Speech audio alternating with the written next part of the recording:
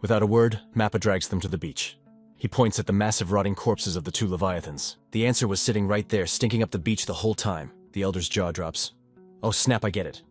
Standing before the giant carcass, Heel is totally mind-blown. Up close, this thing is an absolute unit. The sheer scale of the dead monster is overwhelming. He can't believe it. Did we actually delete this thing? He remembers how tanky it was. Those scales took cannon shots like confetti. Heel powers up his pickaxe, glowing like a lightsaber. Alright fam, let's get this bread cave king style. With a swing that could crack a mountain, he smashes the armor and peeps a game-changing detail. These leviathan scales. They're lighter than a feather, but tough as nails. No wonder that monster moved like a ninja on energy drinks. But snagging the loot is just level 1. The next boss battle is obvious. How do we craft armor that's basically impossible to scratch? The answer pulls up in the form of Mappa's hammer smashing against the scale like a judge's gavel. Before you know it, drills are buzzing like angry hornets carving the material up. The workshop goes from 0 to 100 real quick. The locals melt down my arrowheads, RIP to my gear, to forge tools savage enough to cut that leviathan hide. Kamu and Mappa are glued to the blueprints like it's the final exam redesigning the ship from scratch. Kamu says it's not just about the paint job. The whole skeleton needs a buff. Everyone starts grinding, fueled by one obsession: build a ship so tanky it breaks the game, but keeps its speed stats maxed out. The new boat starts coming together. And let me tell you, it's a straight-up masterpiece. The frame is forged from orichalcum, the wood is carved from the legendary Yggdrasil tree, and the hull. It's plated with those cheat code leviathan scales. Watching the squad work, Camus feels a spark lighting up inside his chest. Later, when the sun dips, he finds Camus chilling by the shore alone. He walks up to a pile of stones, a makeshift grave. Camus, grub time. Camus kneels down and whispers, "Little Heel, yeah, I'll be there in a sec." Heel glances at the memorial for Camus' fallen homies. "My bad if this doesn't vibe with your tribe's traditions." Camus shakes his head. "Nah, fam, it's more than enough. Thanks." Then Camus starts spilling the tea on his people's history from a century ago. He talks about the Dark Ages, back when the orcs got wrecked and scattered after beefing with the humans. But then, one absolute unit brought the squad back together and took to the waves.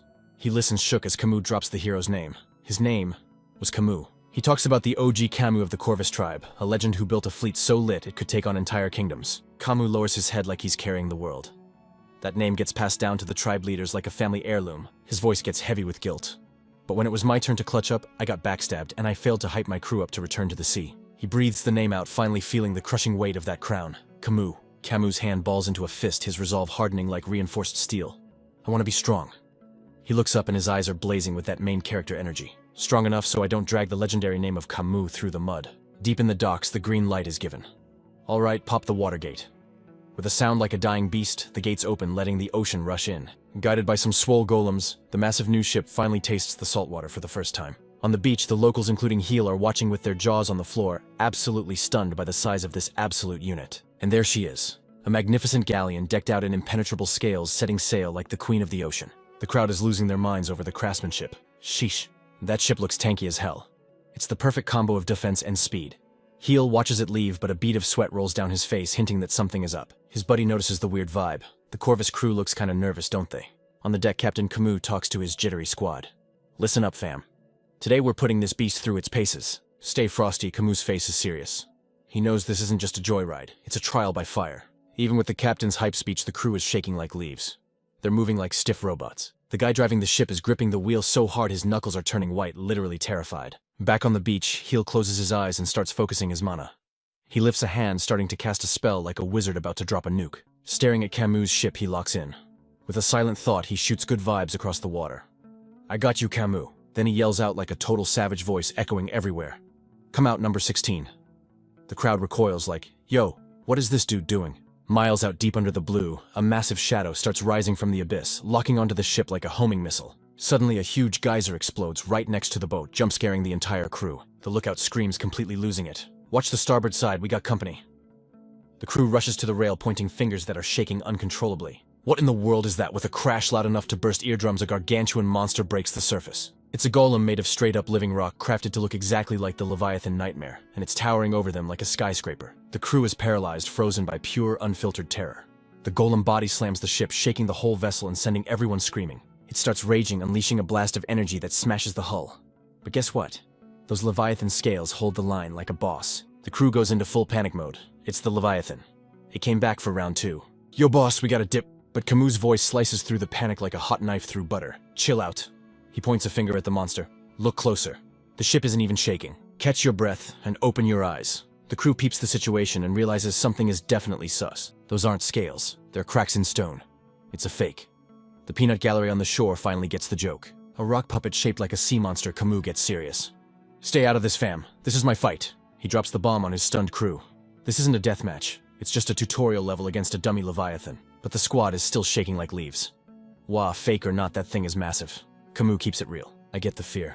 We walked around thinking we were top tier, but we got wrecked without scratching the enemy. He whips out a glowing rock from his coat, the last change stone like a legendary item drop. But I ain't quitting. The crew loses their minds. That stone, with a wild scream, Camus prepares to trade his looks for raw stats.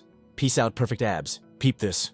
He yeets himself off the railing, diving straight into the churning danger zone below. Welcome to the Camus 2.0 launch party. Heel's squad watches in total shock, eyes popping out of their heads.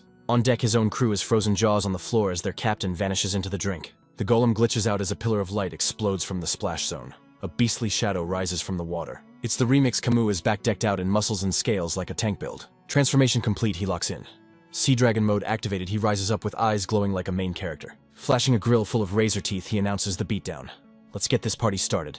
Zoom Camus tears across the water surface, leaving a tsunami behind him as he blitzes toward Golem 16. He's moving faster than a rumor in high school. Just a blur of raw power closing the gap in a heartbeat. The ocean is basically his hype man, now pushing him forward. The crew on the ship can't believe their eyes. He's hydroplaning without a boat. Camus feels the juice flowing through his veins. This is insane. So this is Sea Dragon stats. He realizes he's hacking the water physics to move at god tier speeds. Blade out, target locked. Your turn to catch hands number 16. Camus spams the attack button, steel ringing against stone, but the golem claps back, swinging a massive tail with bone-crushing force. Camus braces for impact. This thing's defense stats are maxed out. Should have known it would be a tank. The hit sends him flying across the map. On the ship, the crew screams like they just saw a ghost. Back on shore, Heel and Rihanna are stress sweating. Even with the upgrade, is Camus cooked? The crew grips the rails, knuckles white, but Camus takes the landing. He plants his feet on the churning water, staring down the giant rock pile. He dunks under for a second, but pops back up, refusing to rage quit. Suddenly, the Corvus ship revs up. The golem figurehead points forward. No way is the boss soloing this raid. Camus glances over, looking surprised, like he just got a surprise birthday cake. The boys man the cannons, hyped up on adrenaline. Corvus tribe represents don't let the boss fight alone. Fire. Boom, a volley of cannonballs smacks Golem 16, drawing a grow. Camus' hand crest starts glowing like a neon sign. He smirks, looking proud. Took you guys long enough to join the server. He raises a hand and the ocean obeys. The water starts spinning like a blender set to destroy, pulling the golem in. Golem 16 is stuck in the spin cycle, totally unable to move. It's over. The crowd gasps as a massive water tornado shoots up from the sea, swallowing the rock monster whole. Inside the storm, the golem looks up. There's Camus chilling in the eye of the hurricane like a god. He buffs his blade with raging hydropower. Final smash loading. Become a raging stream. My bad, bro, Camus tells the dummy. Heel will glue you back together later. Water drill activate. He dives like a missile. The hydroblade connects, blowing the golem into pebbles. The crowd goes wild. Heel and Rihanna are grinning ear to ear. Even the haters have to admit that was sick. On the ship, the Corvus crew is screaming their lungs out. MVP, MVP. Game over. The golem is rubble and Camus links back up with the boys on the dock. Heel runs up, totally fangirling. Camus, that was legendary. Camus just closes his eyes. Nah, it was a team effort. He spins around to face his squad, keeping his poker face locked tight. I didn't just doubt my own grind, but I threw shade at my crew's skills too. The bad vibes were thick in the air. My bad, he says, staring straight into their souls. So I'm gonna ask you goons one more time. You ready to slap the ocean in the face with me? The squad doesn't even blink. Bruh, we were the ones asking you, boss, let us ride with you. We ain't ghosting you this time. Then one guy drops a truth bomb. But you had to ditch your best asset, didn't you? That peak aesthetic physique you were flexing. Camus literally laughs at the idea. He strikes a pose like he's on the cover of a fitness magazine. This glorious shining bod just hit a new level of beauty. It's a total glow up. Turning back to Heel, his ego is absolutely bulletproof. Lil Heel, I got the drippiest ship and the wildest crew. This trip is gonna be a straight up W, no cap. Heel's face lights up like a smartphone screen in the dark. Heck yeah. For the next week, Camus and the boys pimped out the ride while the rest figured out the loot situation for the trip. Before dipping, they threw a rager where the Corvus tribe ate like they had black holes in their stomachs. Later, the ship chilled under the moon like a sleeping beast. Heel and Rihanna are vibing on the deck. Sorry for dragging you into this mess, Rihanna, but she looks hyped. Nah, this ship is fire. Just wanted a peek before launch. Then she asks, you into boats or something? Heel pauses. It's not the boat itself. He stares at the big blue wet thing like a philosopher. I'm just obsessed with the places it can take you. Rihanna looks shook. You planning to backpack across the world someday? Heel replies, nah, haven't thought that far ahead. It was just a cope dream from when he was a loser at the palace, but now he smiles for real. I'm living my best life here with you guys and Shiel. This is where I belong. Rihanna turns tomato red, totally simping for his words. Mr. Heel. Suddenly, Rilo starts yapping at a stranger danger. What's the tea, Riel? Camus steps out of the shadows like a ninja. Can't hide anything from the doggo, huh? Just having a main character moment before we sail. Did I crash the party? Heel starts panicking. Sorry. We just hopped on board without asking. Camus rolls his eyes. Chill out. You basically own a piece of this ride anyway. You're always VIP here. You're the only human who actually passes the vibe check. Then Camus drops the cool guy act. Actually, I need to spill some serious tea with you. Heel is confused. Why the long face? Camus looks grim as a graveyard. He stares at Heel, and Heel's eyes go wide like dinner plates at the topic. It's about your old hood, the kingdom of Sandfills. Cut to a frozen throne room where the grumpy king sits with his goon squad. The king's face is pure shade and judgment hinting at the trauma Heel ran away from. Back on the deck under the night sky, Heel's brain starts spiraling. He hits Camus with the heavy stuff. Camus, stop playing. What do you actually know about Sandfills? The plot is about to thicken. Camus drops a nuke. Claude's faction. The snakes that betrayed him. They were following orders. The royal family of Sandfills paid the bill.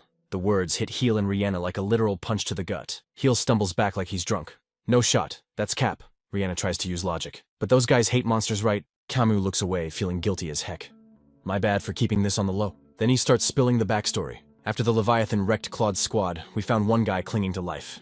He sang like a canary before he croaked. Sandfills paid for a hit job on the monster tribes near the border like the Tyrus and Belden to keep them down. Camus adds, they wanted to hire my crew originally, but Claude was a hater and said no. Guess he was right about that. The horror finally clicks for Heel. No way. My own dad put out the hit, but why? Camus' eyes get hard as diamonds when he talks about the culprit. Little's Heel about your Pop King Rui. He took Sandfills from a dusty town to the biggest empire on the map. Hiring us was just another power move to flex his authority. But Camus flips the script to something even sketchier. I've been wondering, though. You got kicked out, right? Heel nods nervously. Camus leans in close voice deep. But is that the real story? Heel is left speechless. Camus lays out the receipts. The remote island of Sheol and your Cave King title, he connects the dots. A crest that unlocks infinite loot underground. Don't you think the plot armor is a little too convenient? The implication is wild. Heel screams. Are you saying my dad knew about the OP cheats hidden under Sheol? His brain is doing gymnastics trying to figure it out. No. But something smells super fishy. If the big boss wanted to strip this rock for parts, he would have sent a whole squad, not a skeleton crew. Keeping that crest hush-hush is totally sus. It screams one terrifying possibility something massive is snoozing down here. A secret so dark he buried it deep. Camus shrugs it off like, hey, just my gut talking. But Rihanna catches the vibe instantly. The underground ruins snap. Camus points guns at her bingo. We're reading the same book, girl. Then Camus turns to Heel like, real talk, I thought you were shady at first. I figured you were playing the fool. He smirks thinking back on Heel's crazy island antics. But kicking it here proved you're built different. Then bam. He jacks Heel up by the collar eyes, going 0 to 100 real quick. He gets all up in his grill. Listen up, you're Prince of Sandfills and this rock technically your daddy owns it. Dropping truth bombs like anvils. One day you're gonna have to square up against your own kingdom. The royal baggage crashes down on Heel. He balls his fists, eyes blazing like a shonen protagonist. Facts. Being out in the sticks made him forget the throne room drama. Staring at the ink-black sea, he stops lying to himself. Nah, I was just dodging the truth. My beef with Sandfills isn't history, it's live and direct right now. Rihanna watches him stressing over the heavy crown invisible on his head. Next morning, the whole squad hits the docks to wave goodbye to Camus and the Corvus crew. With the patched-up Golem 16 riding shotgun, their trip home is gonna be smoother than butter. Once they dip, Heel gathers the monster bosses to drop the bomb. He bows low, eating the blame. My bad, everyone. The shadowy villain attacking us, it was my own fam, the Sandfills Royals. But the crew isn't having any of that self-pity. An orc almost breaks the table. Don't you dare apologize. Varys the big bad wolf nods. Ain't your fault, boss? Real talk is what's the play. Elvin the OG Dark Elf starts calculating the odds. Dealing with your homeland is inevitable. One orc flexes guns the size of tree trunks, itching for a brawl. If they hate us monsters, we'll yeet them off the island. Elvin sighs like, bro, use your brain, not your fists. That's how you start a whole war. Heel looks horrified, realizing he's a walking target for his friends. Did I drag you guys into my mess? An orc cuts him off cold. Boss, if you talk about leaving, I'm gonna lose it. One by one, every monster on Sheol steps up, voices locking together like a choir of rebels. Sheol is our turf now. That ride or die loyalty wipes away Heel's fear. He straightens up, mojo returning. You're right, no time to be a wimp. I'm gonna need your muscle for the chaos incoming. Rihanna and the squad hype him up. That's the spirit. Then Elvin switches to 4D chess mode. They definitely know about the loot here. They'll come knocking for trade eventually. He keeps it 100. Humans and monsters don't vibe because of love. It's all about cash rules, everything around me. Elvin drops the game plan. If Sheol makes bank for your kingdom, they'll let you stay king of the sandbox. A dark elf warrior side-eyes that. Money won't stop them from meddling, though. Varys cuts through the noise. You mean we gotta be swole enough to force them to the table? Elvin nods. Spot on. Rihanna asks the million-dollar question. So what's the move? Her buddy pumps a fist. We level up this island hard. Varys scratches his chin. To hustle them, we gotta know what they're really after. Heel snaps his fingers. Camus and Rihanna already spilled the tea on that one. He stares at the cave mouth like it's a treasure chest. The cheat codes are hidden in the ruins downstairs. Elvin facepalms. We don't know jack about Sheol. If only we could read those dusty old books. While Elvin stresses heel stares at the Cave King crest on his hand. Time to grind. He snatches his trusty pickaxe. He spins around and boom, the whole crew is already locked and loaded. You guys are wild.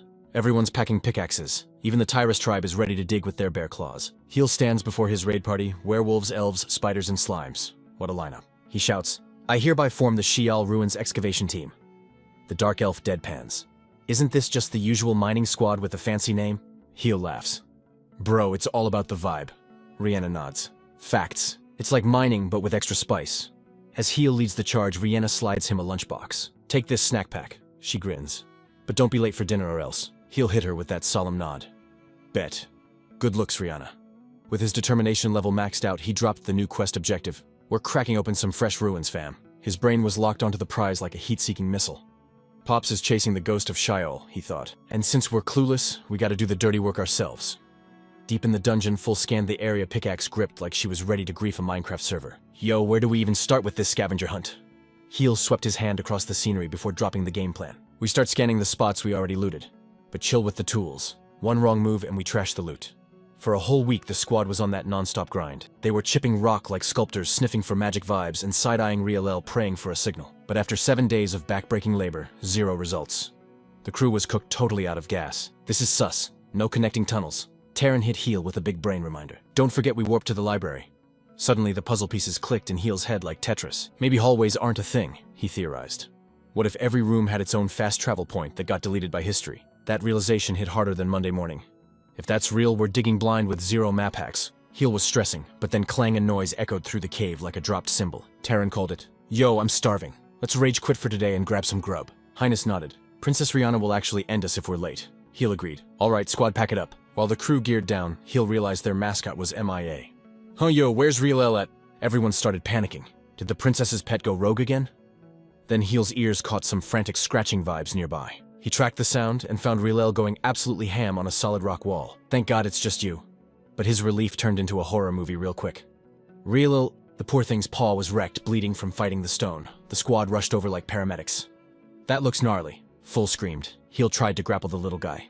Chill out, Riel. I can't heal you if you're spazzing. Heel peeped the claw marks. Riel was dead set on this spot. Full stepped up, flexing her pickaxe like, hold my drink. I got this. Back up, nerds. With one savage swing, Full obliterated the wall, exposing a spooky dark hole. What she saw inside made her gasp so hard she choked. Heel and the gang were frozen totally speechless. Even the stone-faced Tyrus warriors looked like they just saw a ghost. Inside lay the fossilized skeleton of a bird the size of a bus. Bird bones. This deep underground, Heel whispered mind blown. A sad whimper snapped him out of it. Riel was nudging something hidden inside the ribcage. A massive pristine egg. Terran checked the stats. It's fossilized rock solid. This thing's been down here so long it turned to stone. Heel looked from the rock egg to Riel's puppy dog eyes. Riel, look, it's just a rock now. But the little guy wasn't hearing it hugging that stone egg like it was his own kid. Terran sighed. Looks like the princess wants to play savior. Heel scratched his head, totally stumped on the dialogue options here. He decided not to crush her dreams just yet. Might hurt later, but we'll roll with the fantasy until she gets it. Back at base, Rihanna showed off her crafting skills. Boom. Riel, your gear is ready. She made a plush backpack for the rock and Riel barked like he won the lottery. The team stared. A literal egg carrier? Okay, Loki, that's adorable. Full admitted. Riel zoomed around, proving the rock wasn't slowing him down. Heel cracked up. Haha, looks solid. But Riel's obsession with that rock was leveling up daily. She wouldn't leave it curling around it every night. Watching them heal started catching feelings for their bond. Seeing that much love, it almost makes you think the thing might actually hatch. He shook off the crazy thought. Nah, impossible. But while Riel snoozed, 2 tiny lights started pulsing inside the stone like a heartbeat. One day, while unlocking a new map area, Highness hit the brakes hard. Hold up. Is that water? Trusting his OP senses, he pointed at a blank wall. It's coming from right there. He analyzed the audio. Not a hot spring. Temps are normal, smells fine. But the sound, it's glitchy. Heel pressed his ear to the stone. Nothing. You hear water. Full shook her head, confused. I'm hearing 0. But Highness had the best stats in the tribe. Heel turned back. Yo, what do you mean unnatural? Highness struggled to find the words. It's weird. Like the sound effect is on a perfect loop. It's dead silent like a library after hours. While Relel catches some Z's, Heel makes the call. Bet on the years. We dig here. Following Highness's GPS, they start busting rocks. Suddenly, Heel's face lights up like a smartphone in a dark theater. Legit, he can hear the drip now too. With one massive haymaker, they smash through the wall like the Kool-Aid Man. Heel peeps into the void. Sounds definitely coming from there. But suddenly Terran moves like he just saw a spider. He yanks Heel back faster than a refund request. Heel stumbles his toes, hanging over the edge of a drop deep enough to reach hell. They busted through onto a ledge narrower than a supermodel's waist, overlooking a pit with zero bottom. Heel's heart plays a drum solo. Good looking out, Terran. But then his eyes adjust to the gloom and his jaw hits the floor. Rising from the abyss is a thick ancient pillar crying tears of straight-up water from the top. Is that a tower? Nah, just a massive pillar acting like a fountain. Then it clicks in his brain. The rhythm wasn't nature, it was engineered. Another ruin secured. They peep over the edge, but that thing goes down into the shadow realm. How deep is this rabbit hole? Even with his cheat code vision, the bottom is totally MIA. Terran squints, spotting a glitch in the matrix. Yo boss, check the water flow. It ain't coming from a pipe, it's spawning right off the surface. Heel zooms in and catches the vibe. The juice is coming from a glowing blue rock stuck in the wall. Instant lightbulb moment. Terran, snag that shiny rock for me. Without blinking, Terran shoots a web like he's Spidey in Queens. Thwip it sticks, and with a savage yank he yeets the stone off the pillar and reels it in. Heel inspects the loot. It's a spring stone, a legit OP relic that turns mana into H2O. He's gazing at it like it's the newest console. Infinite water glitch unlocked.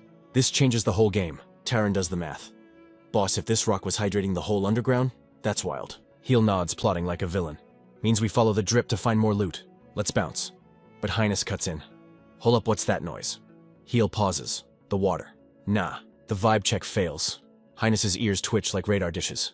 Someone's mining, and they're coming through that wall. Suddenly, Heel feels the atmosphere get heavy. Serious mana pressure incoming. The squad instantly squares up, shielding the VIPs. Whatever's pulling up has got crazy energy levels. The wall starts glowing and cracking like a broken screen protector. The whole ruin starts shaking in its boots. Heel's crew is sweating bullets as he yells, "Heads up, y'all! Big mana signature incoming."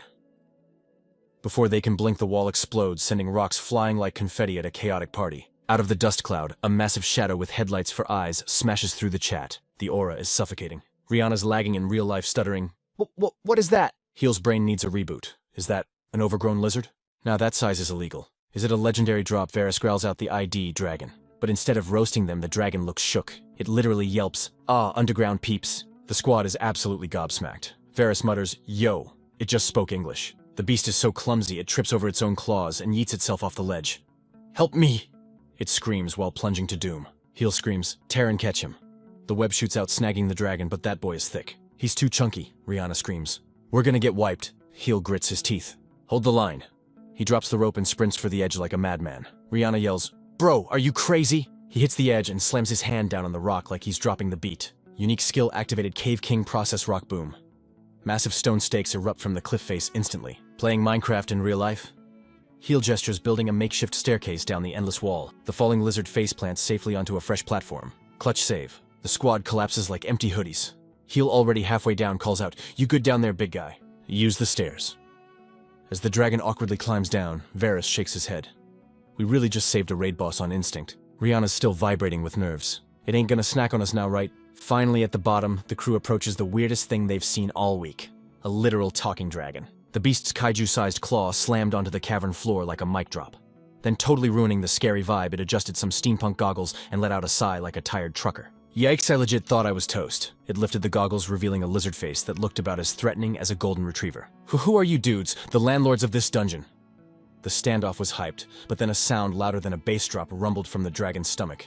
Talk about a mood killer. The camera pans up to the surface where things were getting wild. The locals were peeping from the bushes, sweating bullets, while the dragon inhaled a feast massive enough to feed a small army. The beast was munching like it was at an all-you-can-eat buffet. "Man, this slaps. I've been living on canned trash forever. Real food is the MVP." Rihanna stepped up, keeping it cool. "You good, bro?" The dragon grinned like a used car salesman. "You bet. The name's Royden the Earth Dragon." Heel watched as Royden chugged a whole barrel of ale like it was a juice box. Meanwhile, Mappa was fanboying hard. Holy crap, a literal legend in the flesh. Mappa was losing it. Rihanna smirked, throwing shade. "Kinda underwhelming compared to the stories, huh?" Heel pointed back at the cave entrance. "So, is that underground crib yours?" Royden shook his massive head. "Nah, that weird pillar ain't my style. I ain't a local. I hauled my scaly butt all the way from the Elto continent." Heel and Mappa looked blank, never heard of the place. Royden painted a picture. It's a fiery hellscape where volcanoes pop off daily magma flows like water, and dragons throw hands 24/7. Heel's jaw hit the floor. Wait, is that neighborhood specifically near here? Royden thought for a hot second. Nope. I literally dug a tunnel under the ocean floor heading east for a solid month. Heel's brain short-circuited. The bottom of the ocean, Royden nodded. Yeah, and you guys freaked me out. I've never seen hairless apes like you before. Thanks for the save, though. The sheer insanity of Royden's marathon dig was way too much for Heel to download. Rihanna just smiled. I lagged for a sec, but it's cool, we can chat. Royden let out a laugh that shook the trees. From your angle, it looks like I'm speaking English, right? He dropped the bomb. I'm actually beaming thoughts directly into your brain. It's called telepathy. Heel panicked. Wait, so you're reading our DMs? Roy, shut that down. Close, but nah. When you speak, you're broadcasting thoughts along with your noise. I just pick up the vibes and get the gist. Mappa put the pieces together. So my brain is auto-translating your brainwaves into words I understand. Royden tapped the horn on his helmet. I don't know jack about magic, but us Earth Dragons use this bad boy as a Wi-Fi router for thoughts. Rihanna's eyes lit up. Is telepathy a spell or some OP crest ability? Can I learn that hack? Varys squinted at the horn. I see. Mana gathers in the horn naturally. Classic ancient species tech. They have cheat codes we don't. Discussion over Royden's attention span snapped and he looked away. By the way, quick question. He stared at the skyscraper-sized tree in the background. That absolute unit of a tree over there. Is that Yggdrasil? Heel blinked. You know about the world tree. Royden's eyes went wide. Called it, I heard stories way back in the day.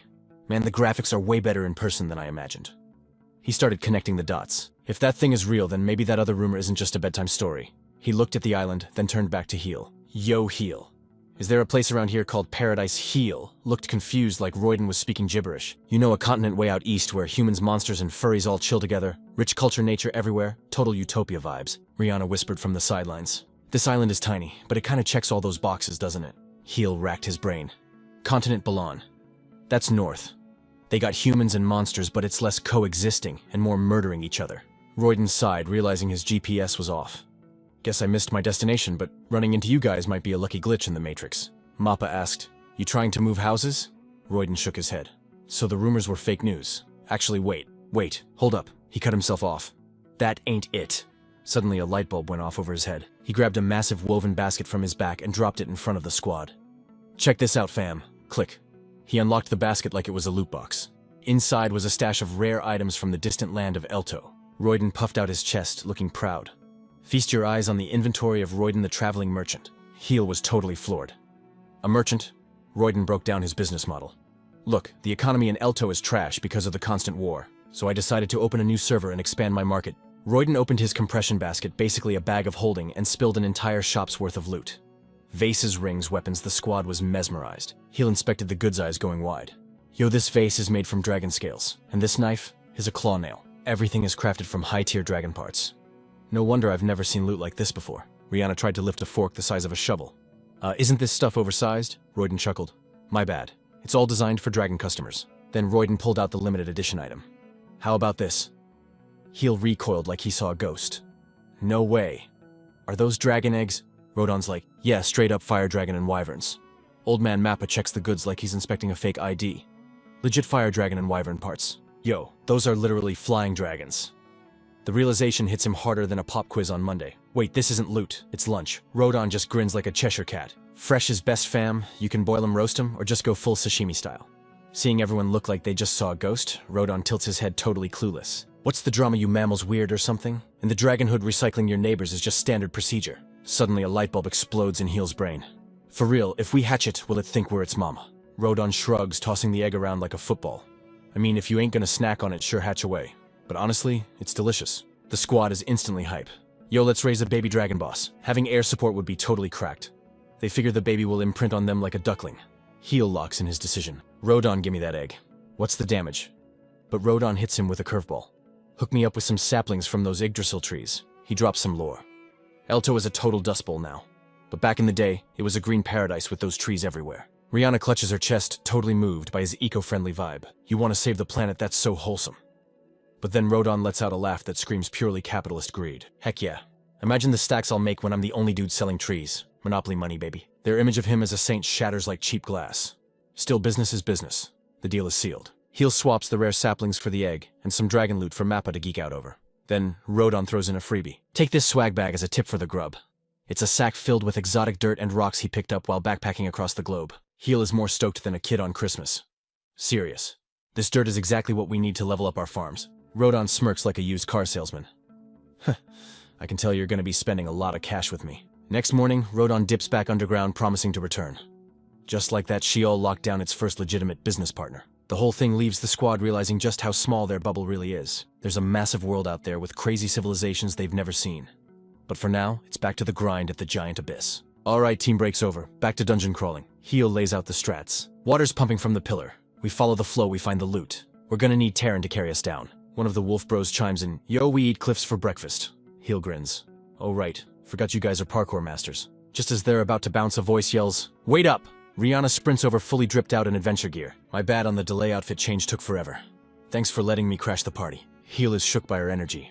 She's apologizing, but she's clearly vibrating with excitement to get going. The wolf boys don't even hesitate, they yeet themselves off the edge, sticking to the wall like Spider-Man. Ashton shouts back, "I'll scout ahead for traps." Heel nods. "Stay frosty, Ashton." The dude vanishes into the dark like a ninja on fast forward. Rihanna is totally impressed. "Alright, let's roll out," Heel tells the rest of the crew. The little dark elf girl hitches a ride with Heinous, who's chill with it. Heel turns to Rihanna. "Guess you're riding shotgun with Taryn and me." Rihanna hops on Taran's back, clinging to Heel like her life depends on it. Heel turns bright red, trying not to lose his cool. Squad assembled, they dive straight into the abyss. Dropping in 3, 2, 1, don't slip or it's game over. That night, insomnia hits Heel hard. He's sharpening a dragonbone knife, staring at the edge until it shines like a diamond. Rihanna catches him lurking. "Boss, you still awake?" Heel sighs, totally busted. "Yeah, brain won't shut off." She senses the bad vibes. "What's wrong? You stressing about the dungeon run tomorrow?" Heel tries to play it cool, flashing the blade. "Nah, just polishing. Mappa taught me the way. Pretty sick, right?" But his mask cracks. The mood drops to 0. "Actually, I think my old man is hunting for these ruins. Real talk, I never knew what went on in his head." He looks down, looking defeated. "I don't think we ever had a real conversation." Rihanna is shook. Heel corrects himself. "I mean, we spoke." Flashback time, tiny Heel kneeling before the king like a servant. But it was just commands. I was a robot to him. He didn't care about anyone else's feelings. The memory is cold as ice. His word was law. Absolute power, absolute control. No questions asked. Back in reality, Heel sighs. "If I'm just doing exactly what he wanted by digging here, that really grinds my gears." He stares at his pickaxe, caught between his own freedom and the ghost of his father's ambition. Suddenly, Rihanna yanks his arm like she's waking him from a coma. She stares him down with eyes blazing like a shonen protagonist. "Let's roll, Mr. Heel. Time to dig up Sheol's dirty laundry and figure out what Daddy really wants." Her words slap the doubt right out of him, hardening his resolve like concrete. Standing on the edge of that cliff, Heel's chaotic thoughts finally snap into 4K clarity. I turned my back on the crown and my old man. But screw it, I'm still gonna dig. A tiny creature yeets itself off the ledge, kicking off the plunge. Riding on Terran's back, they drop. Heel feels that main character energy surging through his veins. I'm ready to throw hands with destiny now. Together, they dive into the pitch-black void, ready to loot the secrets buried in the dark. With the squad on his back, Terran the giant spider starts rappelling down like a SWAT team member descending into hell. They sink deeper into the abyss. The surface world ghosts them, completely leaving them as tiny pixels against a massive wall of rock. As they fall, Rihanna peeps something weird in the shadows below. Yo, Mr. Heel." His eyes snap to where she's looking. A faint glow. The realization hits him like a text notification at 3 a.m. Touchdown, baby. Terran sticks the landing like a pro gymnast, dropping them inside a wrecked ancient building. The spider's sharp legs tap the ancient floor, softer than a ninja in expensive sneakers. Heel and Rihanna hop off, their eyes popping out like cartoons at the insane size of this place. It's a massive, busted reservoir. A waterfall crashes down from the ceiling like a fire hydrant broken by the gods. The sheer size of this architecture makes them feel smaller than ants at a picnic. Rihanna scopes out the rot. "Is this a pool or a swamp? It's trash." Heel spots a glitch in the wall, a potential shortcut through the rubble. It'd be dope if the road wasn't broken, but then his brain buffers. Where's the rest of the crew? "Yo, where's the squad?" he shouts. A voice bounces back. "It's full." She's waving like a maniac from across the water. "Over here, fam." She points at a creepy hole in the wall like she just found a secret level. There's a tunnel that goes deep. Heel sees Ashton already scouting it out because the guy has 0 chill. But wait, where's Highness? Ashton grips his sword handle, sweating bullets and ready to slice anything that moves. He yeets himself into the pitch-black tunnel to check for traps. The rest of the team waits, holding their breath like they're lagging in a game. He stays on high alert, scanning the dark like a security cam. A second later, Ashton and Highness bounce back with the tea. "We're Gucci," Highness reports. "Roof isn't gonna collapse on our heads today." But he hits Heel with a warning. "It's a maze down there, bro. We gotta be careful not to get lost in the sauce." Heel is shook by his perception. "How'd you spot all that?" Rihanna goes big brain mode. "Let's drop glowing rocks like breadcrumbs." Heel nods instantly. Solid plan. Full, meanwhile, is just vibing on the adventure. This is low-key exciting. The squad pushes into the dark, leaving a neon trail to mark their swag. As they walk, something nasty shifts in the muddy water, catching Heel's eye for a split second. Whatever it was, it noped back into the depths. The group freezes on a bridge, stunned by a whole underground city. A ruin this huge was hiding here the whole time. Heel wonders. Who built this fortress and why Rihanna checks her mental wiki. Probably humans. Saw a carving of a human chick back at the library. Highness strokes his chin. Maybe they're secret humans unknown to the surface, just chilling down here. He chuckles. Ha ha, maybe Roy wasn't crazy about the underground people. Maybe they're expanding their basement empire right now. Suddenly, Full glitches out. She senses a creeper behind them and whips her head around, totally shook. Heel catches her panic. What's the tea, Full? She stammers. Something just moved. One of the pets speaks up cool as ice. Chill out, Full. It's just that smell. The noise turns out to be a bunch of harmless slimes. Oh, just jelly blobs. Heel sighs. The slimes scatter like roaches when the lights turn on. We spooked them. Highness laughs. Total scaredy cats, Heel adds. They're harmless, so let them vibe. Rihanna grins. So slimes are living the ruin life too, huh? This sparks a thought in Heel's brain. Wait, I met Shell and Tan down here too. He remembers the ancient golem and Mappa. What era are those dudes even from? A new theory unlocks in his mind. Does that bucket of bolts actually know the history of this place? His train of thought gets derailed as Full points ahead. The canal. Heel locks back in on the mission. Follow the splash noises, people. Rihanna nods. You're the boss. Following the beat, the glowing markers lead them up some stairs. The tunnel opens into a hall so fancy it looks like a boss level. A giant, epic door looms ahead. Full is catching some major bad vibes here. It's giving classic trap setup. You know what I mean? The drip drop of water echoes like a creepy soundtrack further in. Heel says, bet, so they push forward. But boom, Shell face plants into an invisible wall like a mime on a bad day. Heel spins around, totally confused. Yo, Shell. His gut is screaming louder than a siren that they just walked into a nightmare. Then slam, the massive door crashes shut behind them with the subtlety of a wrecking ball. It locks tight, sealing them in the stone box. The whole squad whips around like, bro, are you serious right now? They're trapped. Heel yells out, realizing they just got played. Ashton and Highness rush the door trying to Hulk smash it open, but that thing isn't budging an inch. He slams his fist against the rock. No shot. Is this some kind of hardcore anti-intruder system? Heel gears up to wreck shop. It looks tough, but his mithril ice axe should slice through it like butter. Before he can swing, Rihanna hits the panic button. Mr. Heel. His radar goes off as he feels some weird energy spiking nearby. I'm picking up major magic vibes from the walls. Suddenly, the stones slide back like a sci-fi movie, revealing these sketchy black cubes. Heel and Rihanna just stare, totally shook as the room literally wakes up. More cubes pop out like forbidden Pop-Tarts, filling the space. They detach and start hovering. Whoa, the rocks are floating now. Physics has officially left the chat. The smooth black cubes start glowing up. With a sound like a broken printer, they unfold and transform into some twisted weaponized gizmos. A whole squad of ancient defense drones is floating there, and their glowing eyes are locked onto the intruders like heat-seeking missiles. Rihanna watches face pale. Wait, doesn't this look super so... Full finishes the sentence, voice shaking like a leaf. Feel kinda... lethal. The cores light up, targeting the squad for immediate deletion. The trap is sprung. The ancient ruins go full aggro as a swarm of flying killbots rockets toward the group. Heel reacts instantly, shouting, heads up, as he throws up a magical barrier to block the hate. He clocks them as ruin guards immediately. Time to go on the offensive. Heel gathers his mana and drops a massive thunder spell. But instead of frying the bots, the lightning gets sucked right into their cores like a chaotic smoothie. The whole crew, Highness included, just gapes in shock. Heel can't believe it. You did that thing just eat my magic. The guard instantly fires that supercharged energy right back, blasting Heel and turning the floor into Swiss cheese. Rihanna helps him up, realizing the cheat code these things are using. What the heck, they turn absorbed magic into their own juice. Full watches in horror as her magic shield gets slurped up too.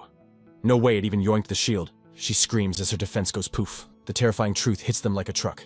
Wait, that means we can't use magic at all. With their magic nerfed into oblivion, the swarm of guards closes in.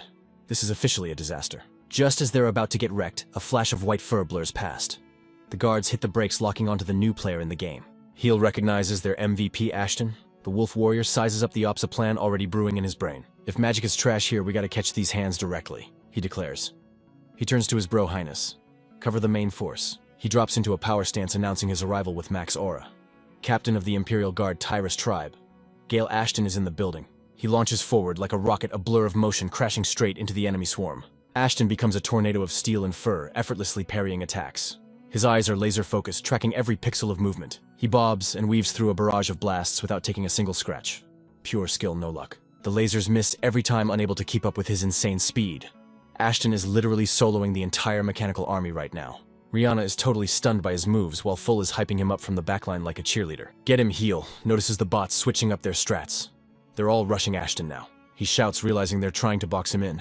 The guards start syncing up, tightening the noose around the wolf, but Highness puts a chill hand on Heel's shoulder. Don't stress, Mr. Heel. Take a breath.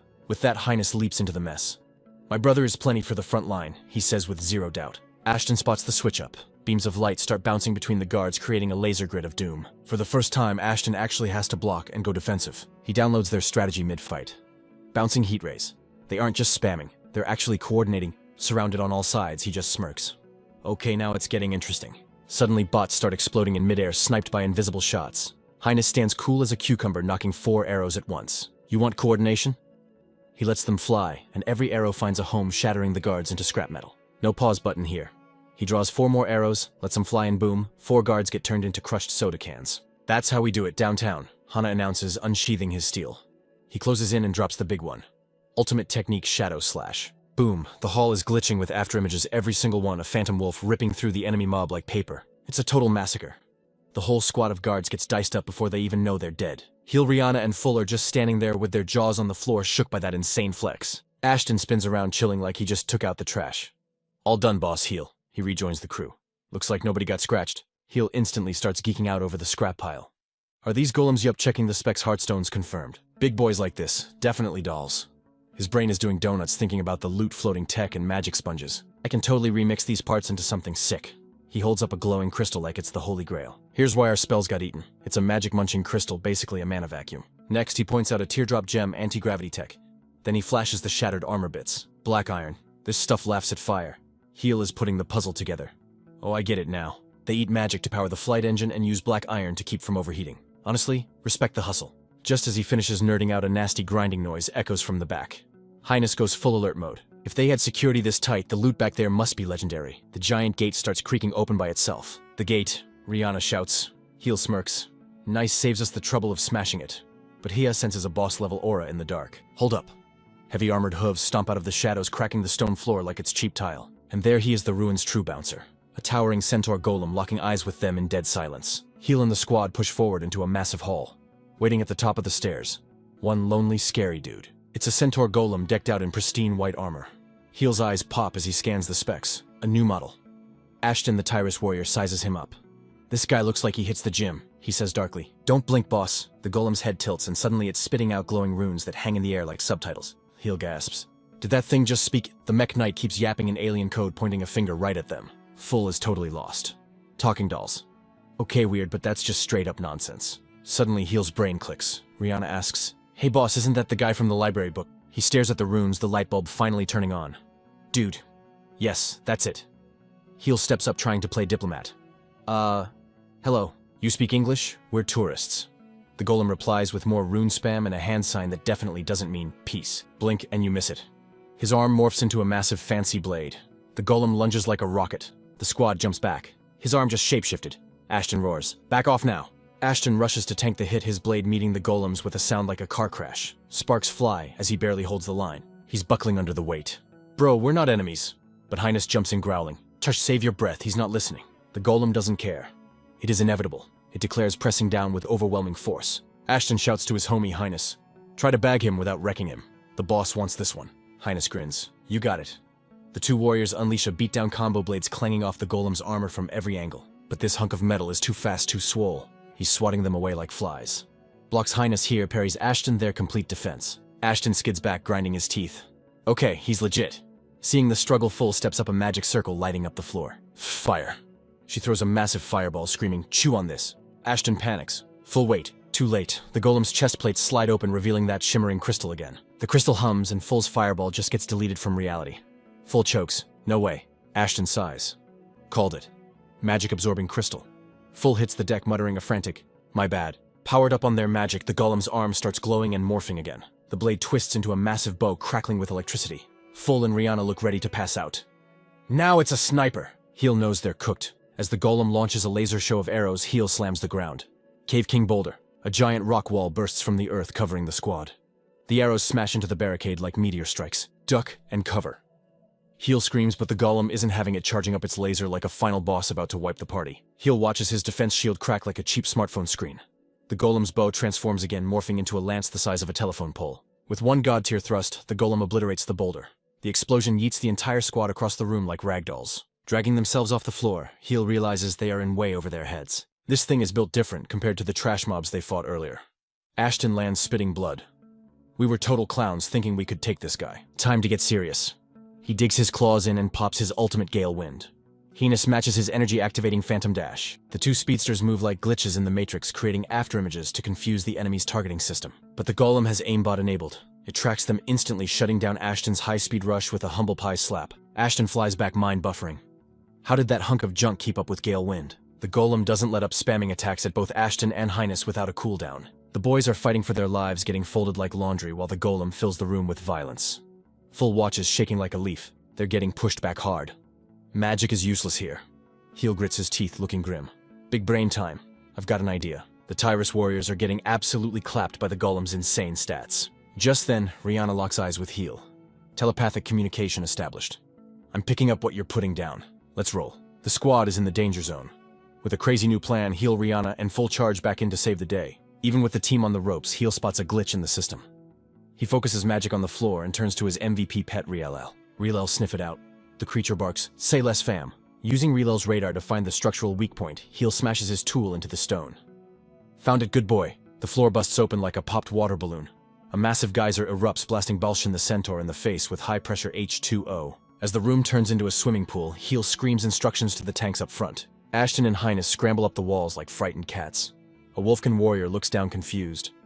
Is this sewer water gross? The battlefield is now a kiddie pool. Heel, Rihanna, and Full take their spots. Rihanna gives the signal, drop the beat, Full. They unleash a wombo combo spell. Freeze. Instantly the water turns into a skating rink. Ashton watches jaw on the floor. Okay, that was actually kinda sick. Heel smirks as the floor becomes a sheet of black ice. Balshin's hooves have zero traction on the slick surface. The massive golem looks like Bambi on ice legs, flailing everywhere. Heel grins. Plan A is a total success. No traction for you, buddy. Before the golem can reboot Terran, the spider shoots a thick web shot. The sticky silk wraps up the golem's legs like a terrifying Christmas present. Seeing the boss is stunned, Highness shouts, "Let's jump him." Ashton responds, "Bet." The brothers dash in blades, thirsty for revenge. They unleash a flurry of strikes, turning the golem's armor into a sparkler show. They press the advantage, spamming their best moves from both sides. Ashton lands a critical hit, yelling, "Gotcha." But the victory music stops. The golem braces itself and starts spinning like a human Beyblade. Ashton's confident smirk gets slapped off his face. Heel watches in horror as the tables turn instantly. They messed up. He's caught in the blender. Say what now? The spin move is a tornado of death. In one brutal hit, Ashton and Highness get home run batted into the stone walls. Ashton groans, health bar flashing red. Whew! How is it moving like that? He missed the details. Balshin's feet are digging into the ice. The AI has adapted. Its hooves morphed into spiked cleats. Dude put on his winter tires. Not fair. With traction restored, Balshin ignores the tanks and charges straight for the squishy healer.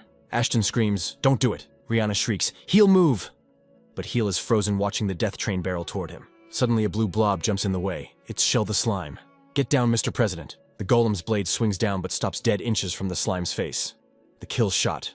Paused. Heel stares, brain unable to compute. Rihanna exhales. It glitched out. They rush over.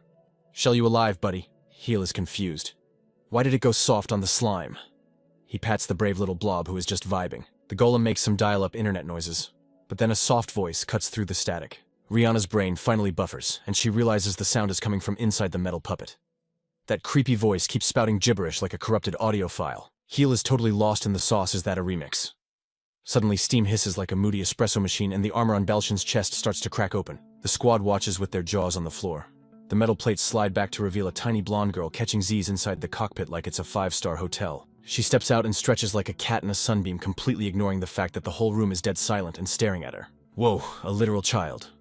She turns to the giant scrap heap Balshin and starts chatting in that alien code like she's ordering drive-thru. Then she pivots to Heel and the crew, and suddenly she drops the alien act and speaks our language with high-definition clarity. "Say what now?" Rihanna stammers, her brain short-circuiting. "You can actually understand us." The mystery girl just gives a chill nod. "You run your mouth, I listen, I download the data."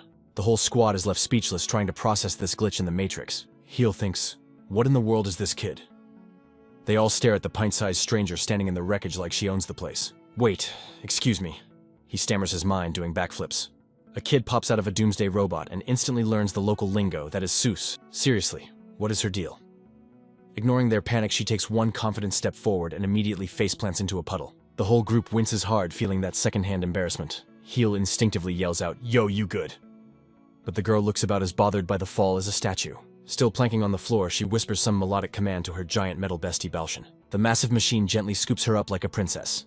Balshan carries her over to the Tyrus warriors who are still licking their wounds from the brawl. She gives them a silent vibe check, scanning their health bars before getting distracted by something else. Her eyes lock onto the massive crater Heel's magic blasted in the canal.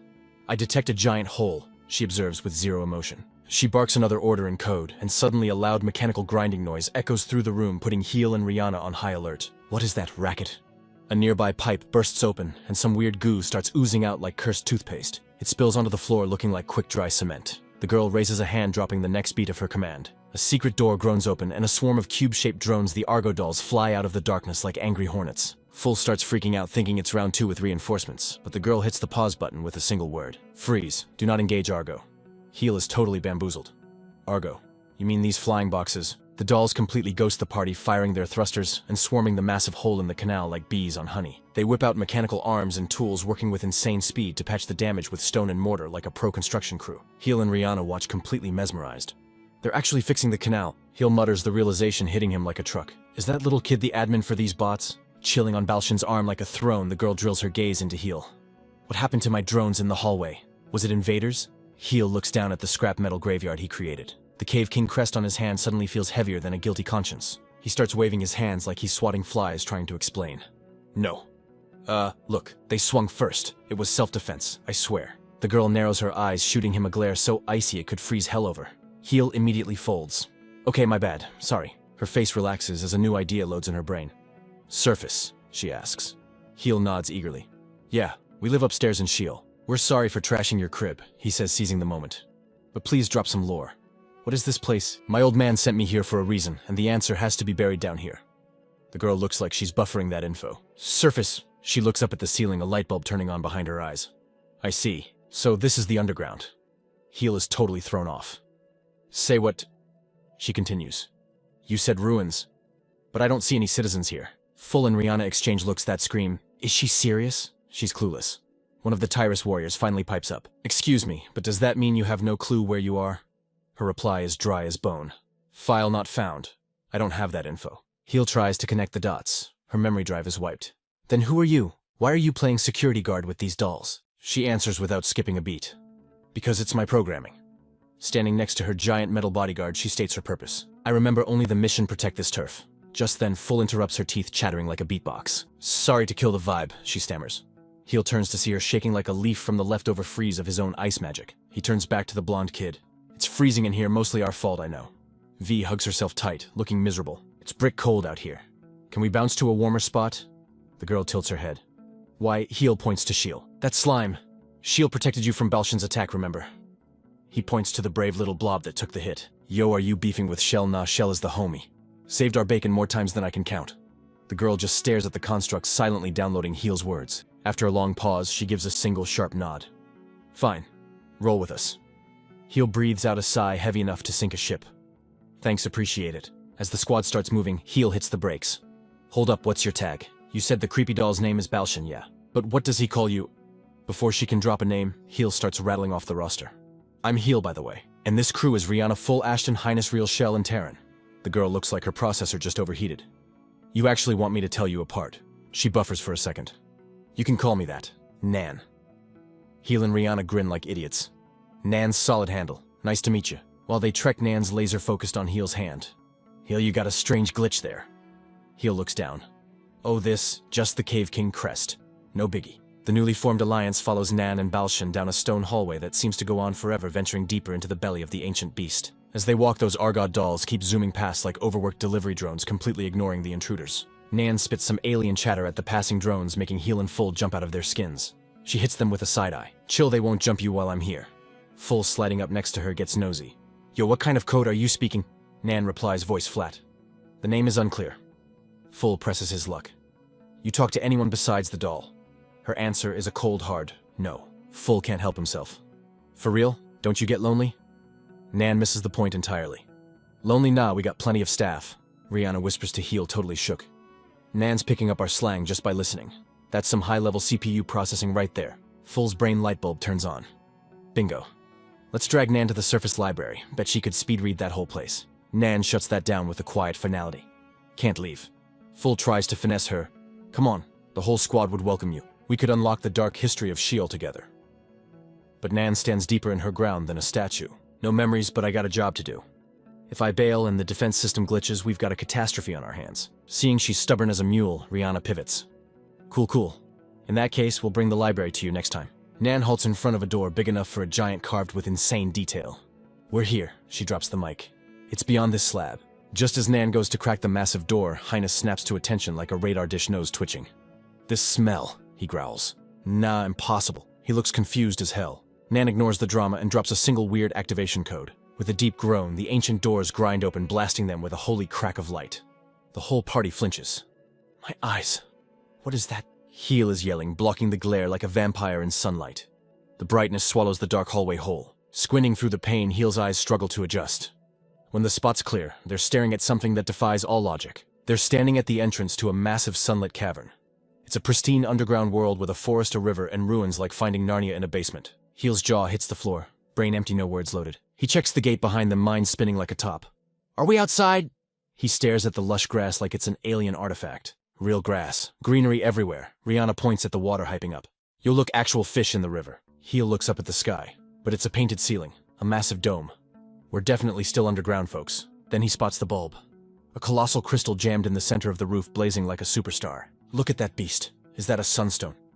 Suddenly, a sharp bark rips through the air, nearly giving Heel a heart attack. It's Reel bouncing through the grass like a caffeinated bunny. Heel notices the local wildlife. Hey Reel, even here, slimes everywhere. While Reel sniffs around a shadow big enough to blot out the sun crashes over the clearing. 3 titanic golems stomp out of the woods. The little creature yelps in terror. Heel's eyes bug out. Golems incoming. He and Rihanna freeze solid, watching the stone giants thunder past them like freight trains. But instead of smashing them, one golem whips out giant shears and starts trimming a hedge.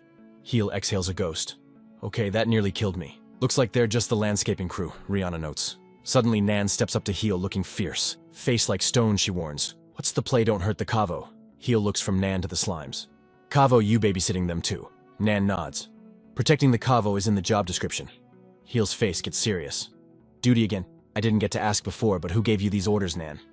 She looks away evasive. Unclear. Heel presses. You remember something, don't you? Silence hangs in the air until Nan decides to spill. She turns back.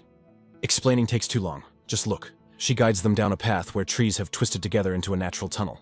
Whoa, it's a literal tree tunnel. Rihanna gasps. Heel asks, where's this go? The path dumps them into a quiet hidden clearing. Nan stops dead and turns to the squad. This, she says, voice heavy, is the place where I first opened my eyes. He finally passes the vibe check and gets where her duty comes from. So Nan starts spilling the tea on her origin story. In the beginning, straight up void. I woke up in a total blackout, couldn't see a thing. Just cramped, dark, and claustrophobic.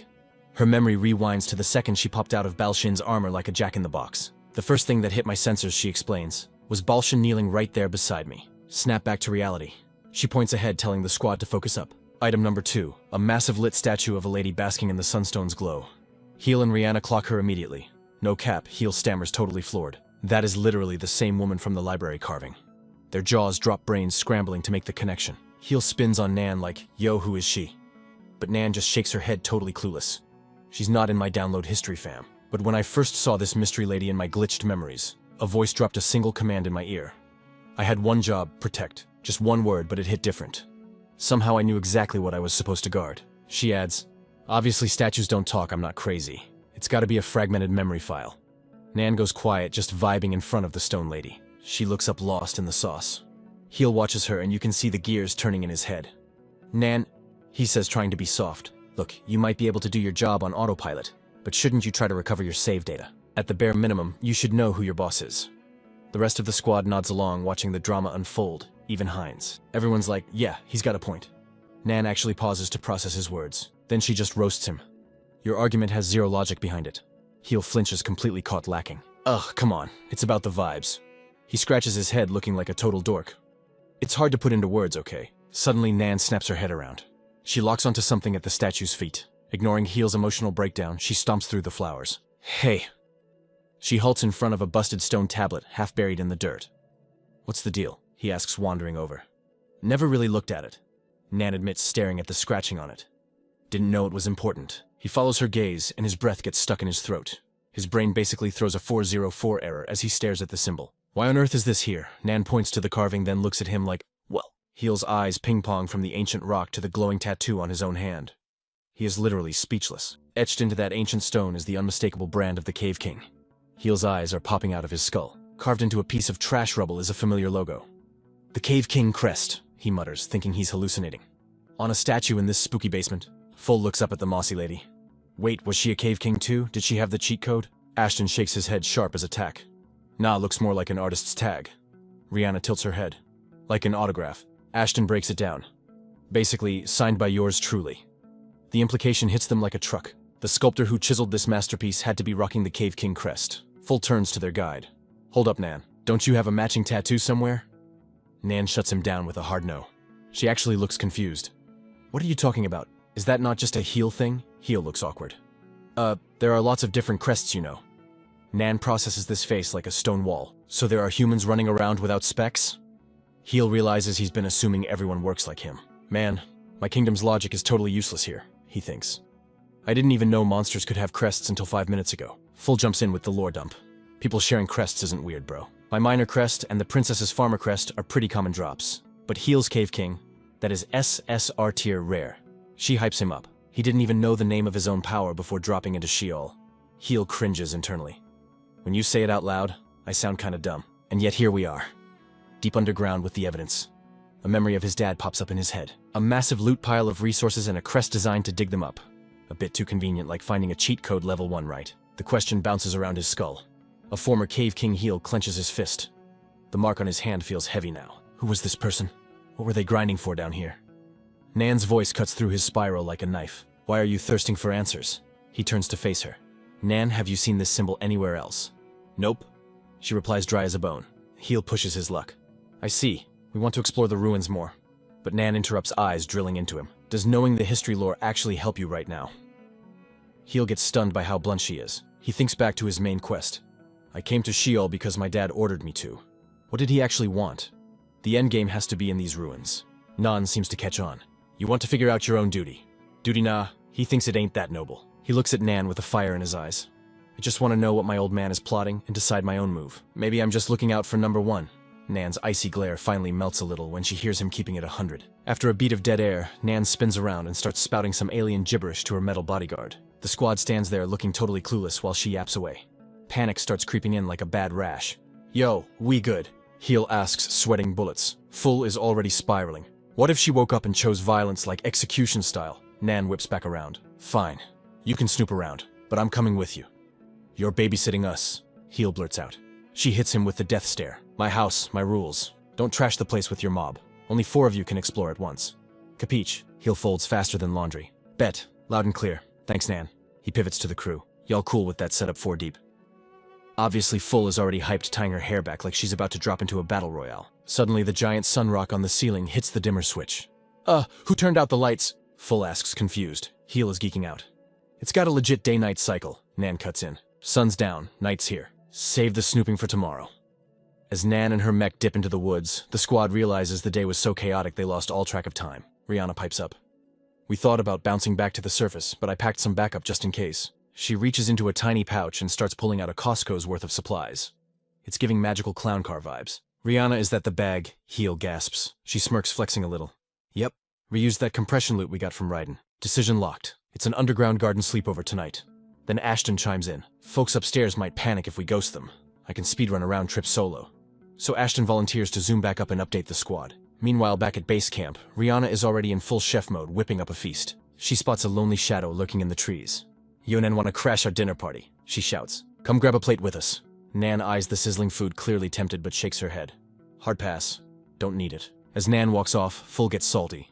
Hey, the princess worked hard on that. Rihanna cuts her off gently. Full chill. She's got stuff on her mind. Rihanna walks over anyway, holding out a to-go bundle. Nan, I packed this doggy bag for you, just in case. Nan stares at the snack pack, then silently swipes it. Before pulling a vanishing act, she drops one last order. Meet at the fountain in the morning. Don't wander off. Back at camp full size. She didn't even say thanks. So rude. Rihanna just smiles like a wise mom. She's a rookie at the whole socializing thing. Heel is still processing. I'm just mind blown that a tiny girl survives down here in this dungeon totally solo. One of the wolf dudes chimes in. Don't you think this whole setup was built for people to actually live in? He points around. Water plants, bugs, fish. It's got the works. Rihanna has a light bulb moment. He's right. It feels like a copy-paste of the surface. Full's face drops. But isn't that kind of tragic? Nan was just dumped here and told to guard the place forever. Rihanna looks at their dinner with a hopeful vibe. Hopefully, while we loot these ruins, we can unlock some of Nan's lost backstory too. Late that night, Full goes AFK from the campsite. Suddenly, she freezes. The vibes just shifted. She spots a faint glow deep in the woods, then another, and another. Lights start popping off in the darkness like neon signs. Her eyes go wide. She spins around and books it back to camp. Mr. Heel. Hey, Mr. Heel. Deep in the forest. Look. The squad looks up startled by her screaming. What is it, a monster? They look over and their jaws drop. The whole forest is lit up with floating orbs. What is this trippy light show? Heel gasps. Suddenly he feels a weird wobble behind him. He turns to look at Shell. Their slime buddy is glowing like a rave stick. Rihanna asks, Shell, you good little guy. Shell pulses gently, not in pain, but like it's syncing up with Wi-Fi. Full squints at it. He's not hurting. But I've never seen a slime do this. Rihanna looks back at the magical forest view. Wait, are those all slimes out there? Heel is mesmerized. Wow, it's like a galaxy crashed into the forest. Rihanna watches Shell glow, sensing a sad vibe. It feels kind of lonely, though. Her mind drifts to the girl guarding this place solo. Deep in the woods at the foot of an old statue, Nan sits by herself. The glowing slimes crowd around her, bathing her in a soft, silent spotlight. Next morning, the squad links up in the garden. Heel rubs his neck. Waking up underground feels like a glitch in the Matrix. Ashton laughs. At least we didn't hit snooze too many times. Boom. A giant metal foot stomps down inches from Heel. It's the Mecha Guardian Balshian. Heel stammers soul leaving his body. Gee, good morning, big guy. The robot's voice booms like a subwoofer. Yo, where's Nan at? Like a sci-fi transformer popping its hood, Balshian's chest cavity hisses open to reveal Nan inside, looking like she got hit by a sleep truck. She lets out a yawn big enough to swallow a galaxy. Morning vibes are trash, honestly. The hatch slams shut, and suddenly she's front and center, ready to cut the small talk. All right, who's riding shotgun on this investigation? Before Heel can drop a name, Highness throws up a hand. Chill. We gotta wait for Ashton to bounce back. Rihanna suddenly shouts, Yo, Mr. Heel! Heel snaps to attention, his ears twitching like he just heard the dinner bell. Wait, I know that sound. Bursting through the grass like a human Ferrari is Ashton with old man Varys clinging to his back, grinning like he won the lottery. Ashton skids to a halt, gasping for air. My bad. Did I go full Sonic mode? But Varys is absolutely vibrating with joy. That was lit, Mr. Ashton. Thanks for the lift. Rihanna rolls up looking amused. So you tagged along too, huh, Varys? Varys is beaming harder than a lighthouse. You think I'd miss checking out these ancient ruins? No chance. The general had major FOMO, but Elvin's stuck on guard duty. Then he spots Nan and his jaw hits the floor. Total fanboy mode activated.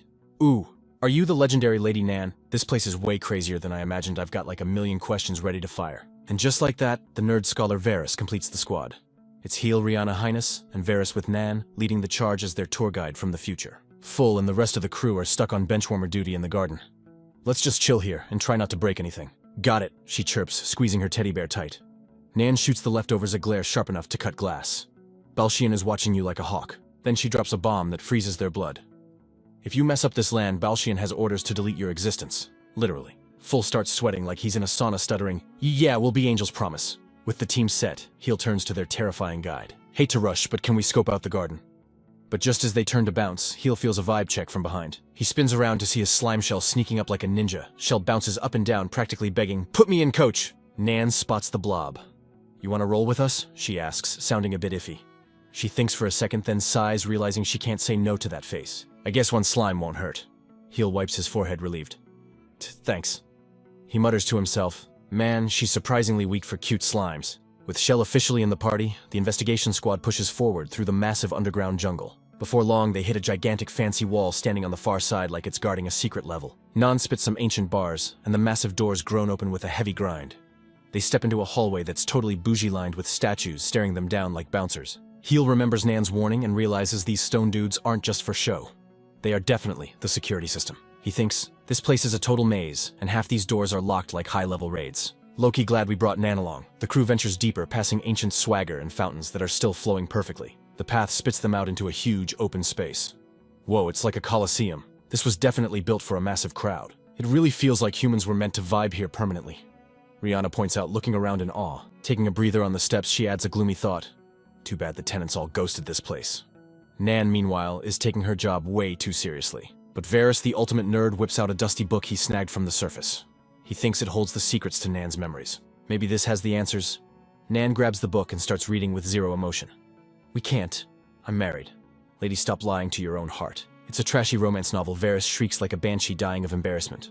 Stop, delete that, I am sorry. After recovering from that cringe fest, Nan guides them to the next spot.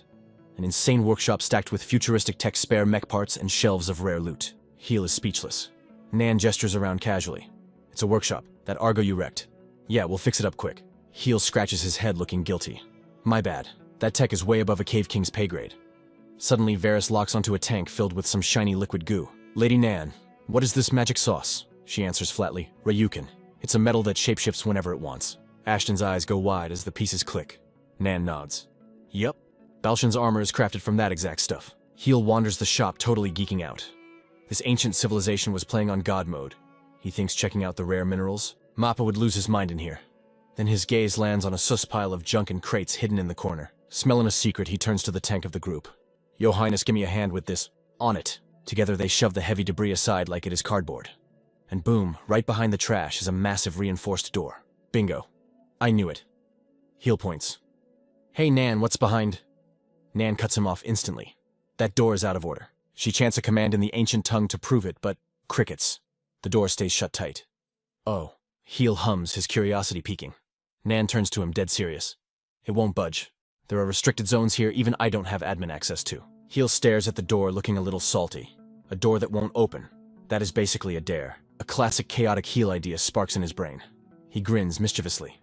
So about this door. What if I just, smashed it a tiny bit? Nan's eyes narrow into a glare so cold it could freeze hell over. Heel immediately throws his hands up.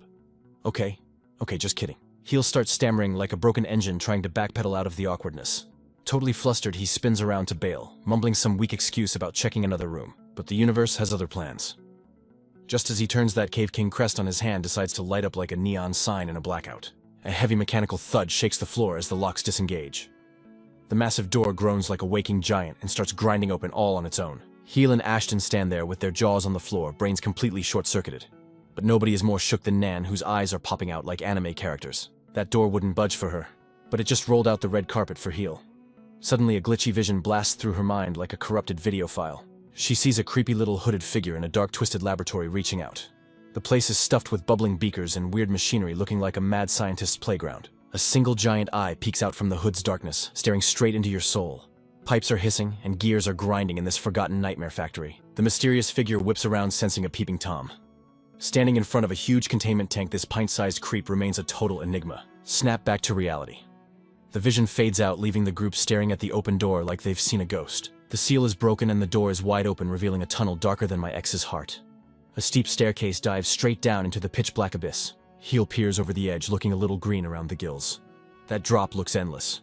Nan just stares into the void, completely zoned out, while the rest of the squad is confused. If the boss lady couldn't open it, why is it unlocked? Now Heel turns to ask her what the deal is, but she's already ghosted him. Yo, Nan. Without saying a word, Nan is already marching down the stairs like she's possessed by destiny itself. Her face is set in stone, looking grim and totally locked in. The rest of the crew starts freaking out. Hold up, don't ditch us. Varys yells, sweating bullets. Even Lady Nan doesn't know this map. We gotta move, but keep your guard up. They scramble after her, diving down a flight of stairs that seems to go on forever. After what feels like 10,000 years, Heel is totally feeling the burn. How deep does this rabbit hole go? My knees are about to file for divorce. One of the homies calls out, Nan, can we chill for a sec? But Nan has zero chill right now. Her eyes are glued to whatever is hiding at the bottom. Good grief. Heel sighs, wiping sweat. His buddy chimes in, she's like a cat chasing a laser pointer. I wonder what loot is down there. Varys wipes a dramatic tear from his eye, trying to stay positive. Maybe Nan has some secret BFFs chilling in the basement. Heel isn't buying it. She said nobody lives in this hood. But his friend tries to connect the dots. Maybe she couldn't see them because the door was locked tight. If Nan lived upstairs, it's not crazy to think she had neighbors. Suddenly, Heel slams on the brakes, causing a human traffic jam. Highness crashes into him. Yo, why the sudden stop? Why, because the road is closed, genius. The path is totally blocked by a massive rockfall that sealed the stairs shut. Did the ceiling cave in? That's a huge boulder in our face. Heel steps up, activating his Cave King cheat codes to scan the mess. The optimizing light flickers on. Looks like weak sauce. I can smash this safely. Grinning like a maniac, he raises his pickaxe high. Let's rock and roll. Nan watches him with a poker face, silent as a statue. As the rocks explode, Heel senses a weird vibe. With one final crash, the debris clears, and the squad peeks into the shadows. They step into a massive wrecked industrial hallway that smells like rust and bad decisions. Busted pipes hang from the ceiling like dead snakes, and shattered glass cylinders line the walls. The whole place is rotting away. Every step sounds like stepping on cornflakes, crunch crunch. Heel looks up at one of the giant broken tanks. Nan, what is this junk? For the first time, Nan looks totally clueless. I've never seen this tech before.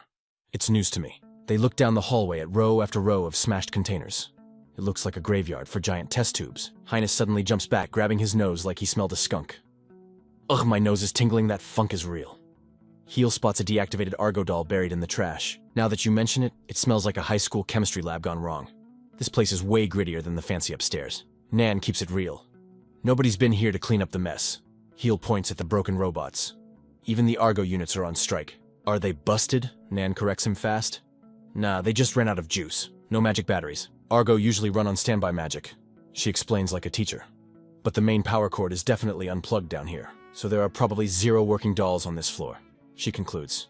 The silence gets loud and heavy. That confirms it, there are no friends of Nan managing this dungeon. It's a ghost town. Suddenly, Highness's voice cuts through the air, sharp and serious. Mr. Heel. What's up? Heel asks, spinning around to see where he's pointing. Someone decided to redecorate the stone walls with massive, terrifying claw marks. The squad huddles up looking like they just walked into a horror movie. Those look like monster claws. And is that blood? Heel inspects the damage, his face getting serious. These scratches, they look fresh. The chilling truth hits them like a bucket of ice water. We aren't alone down here. Instant adrenaline spike, the party goes into full combat mode. Heel complains, walking on this trash is a nightmare. Nan snaps back, suck it up until we know we aren't monster food. Heel asks Highness, how's the sniffer? He shakes his head. The smell is burning my nostrils, but I don't hear any beasts yet. They creep deeper into the pillared hall. More claw marks scar the ancient pillars like warning signs from hell itself. The vibes in this dungeon were getting straight up rancid.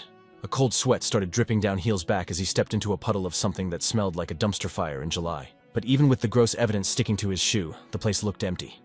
Just their own sneakers slapping against the stone floor, echoing in the creepy silence. The suspense was tighter than skinny jeans on a wrestler. It wasn't the monster that was scary. It was the waiting game. Heel nodded, feeling his nerves fry like cheap bacon. Yo, if you're gonna kill us, just do it already. Suddenly, Highness threw up an arm like a traffic cop, freezing the whole squad in their tracks. Is it here? His voice dropped to a demonic growl that sent shivers down everyone's spine. The whole crew went statue mode, eyes darting around the empty hall like paranoid squirrels. They were caught out in the open, totally exposed. But Highness wasn't looking at the shadows. His predator eyes locked onto a patch of literal thin air. Without hesitation, he let an arrow fly. It zoomed through the void, and then bam. It stopped dead in midair like it hit an invisible force field. Dark blood exploded from the nothingness like a popped water balloon. The squad gasped, their minds completely blown by the impossible sight. Highness glared at the empty spot with 0 chill. You can cloak your body ugly, but you can't hide that thirsty bloodlust when you're stalking us. A screech of agony ripped through the air, and the camouflage glitched out like a broken TV screen revealing a nightmare. The monster slammed onto the concrete with a heavy thud, its invisibility cloak officially offline. Razor-sharp claws screeched against the stone like nails on a chalkboard. The gang stared at the nightmare fuel in front of them. What in the Frankenstein was this thing? A lizard? A wolf? A bad trip? Varys's eyes went wide as dinner plates. A chimera. Heel froze up. He'd only heard about these mythological mashups in bedtime stories. A fusion of multiple beasts. Varys explained, sounding totally shook. I've never actually seen one in real life before. He raised his staff, yelling, "Stay frosty, everyone!" But they were already lagging. Another beast materialized on a pillar right next to Heel's face. Suddenly it was raining monsters.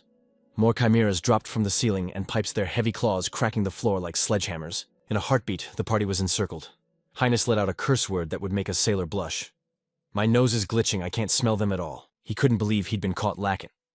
As the chimeras closed in for the kill, Varys screamed, "Incoming!" Heel panicked and spammed a volley of fireballs, but the freaks were fast like glitch movement, fast dodging the flames effortlessly. His jaw dropped. Those things moved way too smooth for something that looked like a science experiment gone wrong. The archer didn't blink, letting loose arrows that turned the beasts into pincushions. He narrowed his eyes, locking in for the next headshot. While Heel was busy buffering, Varys stepped up to the plate, his face turning stone cold, serious. A magic circle lit up like a neon sign, and Varys blasted a wind cannon that absolutely shredded one chimera to confetti. But the others, they just tanked the damage and kept rushing. These guys are built different, Varys grunted, and stubborn as a mule, Heel added.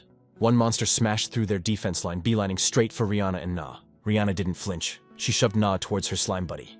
Get your butt behind Shell now. Heel screamed a warning, but Rihanna planted her feet like a boss. She met the monster's lunge with a nasty right hook straight to its jawbone. Heel's eyes popped out of his head. Are those... Rihanna flashed a savage grin, flexing her shiny new toys. Special orichalcum knuckles, custom made by Mappa Baby. A magic circle blazed around her fist as she shouted, "Enchant my hands with that high-voltage juice." She threw a haymaker that could crack a mountain, screaming her ultimate attack, Thunder God Fist. The lightning-infused punch fried the chimera's nervous system, leaving it twitching while electricity danced over its ugly hide. With the beast lagging out, Rihanna shouted, "Tag in Mr. Heel!" He shook off his shock. "You got it." Heel unleashed a tsunami of fire, roasting the monster to a crisp. Varys whistled from the backline. "Dang, our princess is rocking a hybrid build magic and martial arts." The archer nodded. "We better step up our game if we don't want to get carried."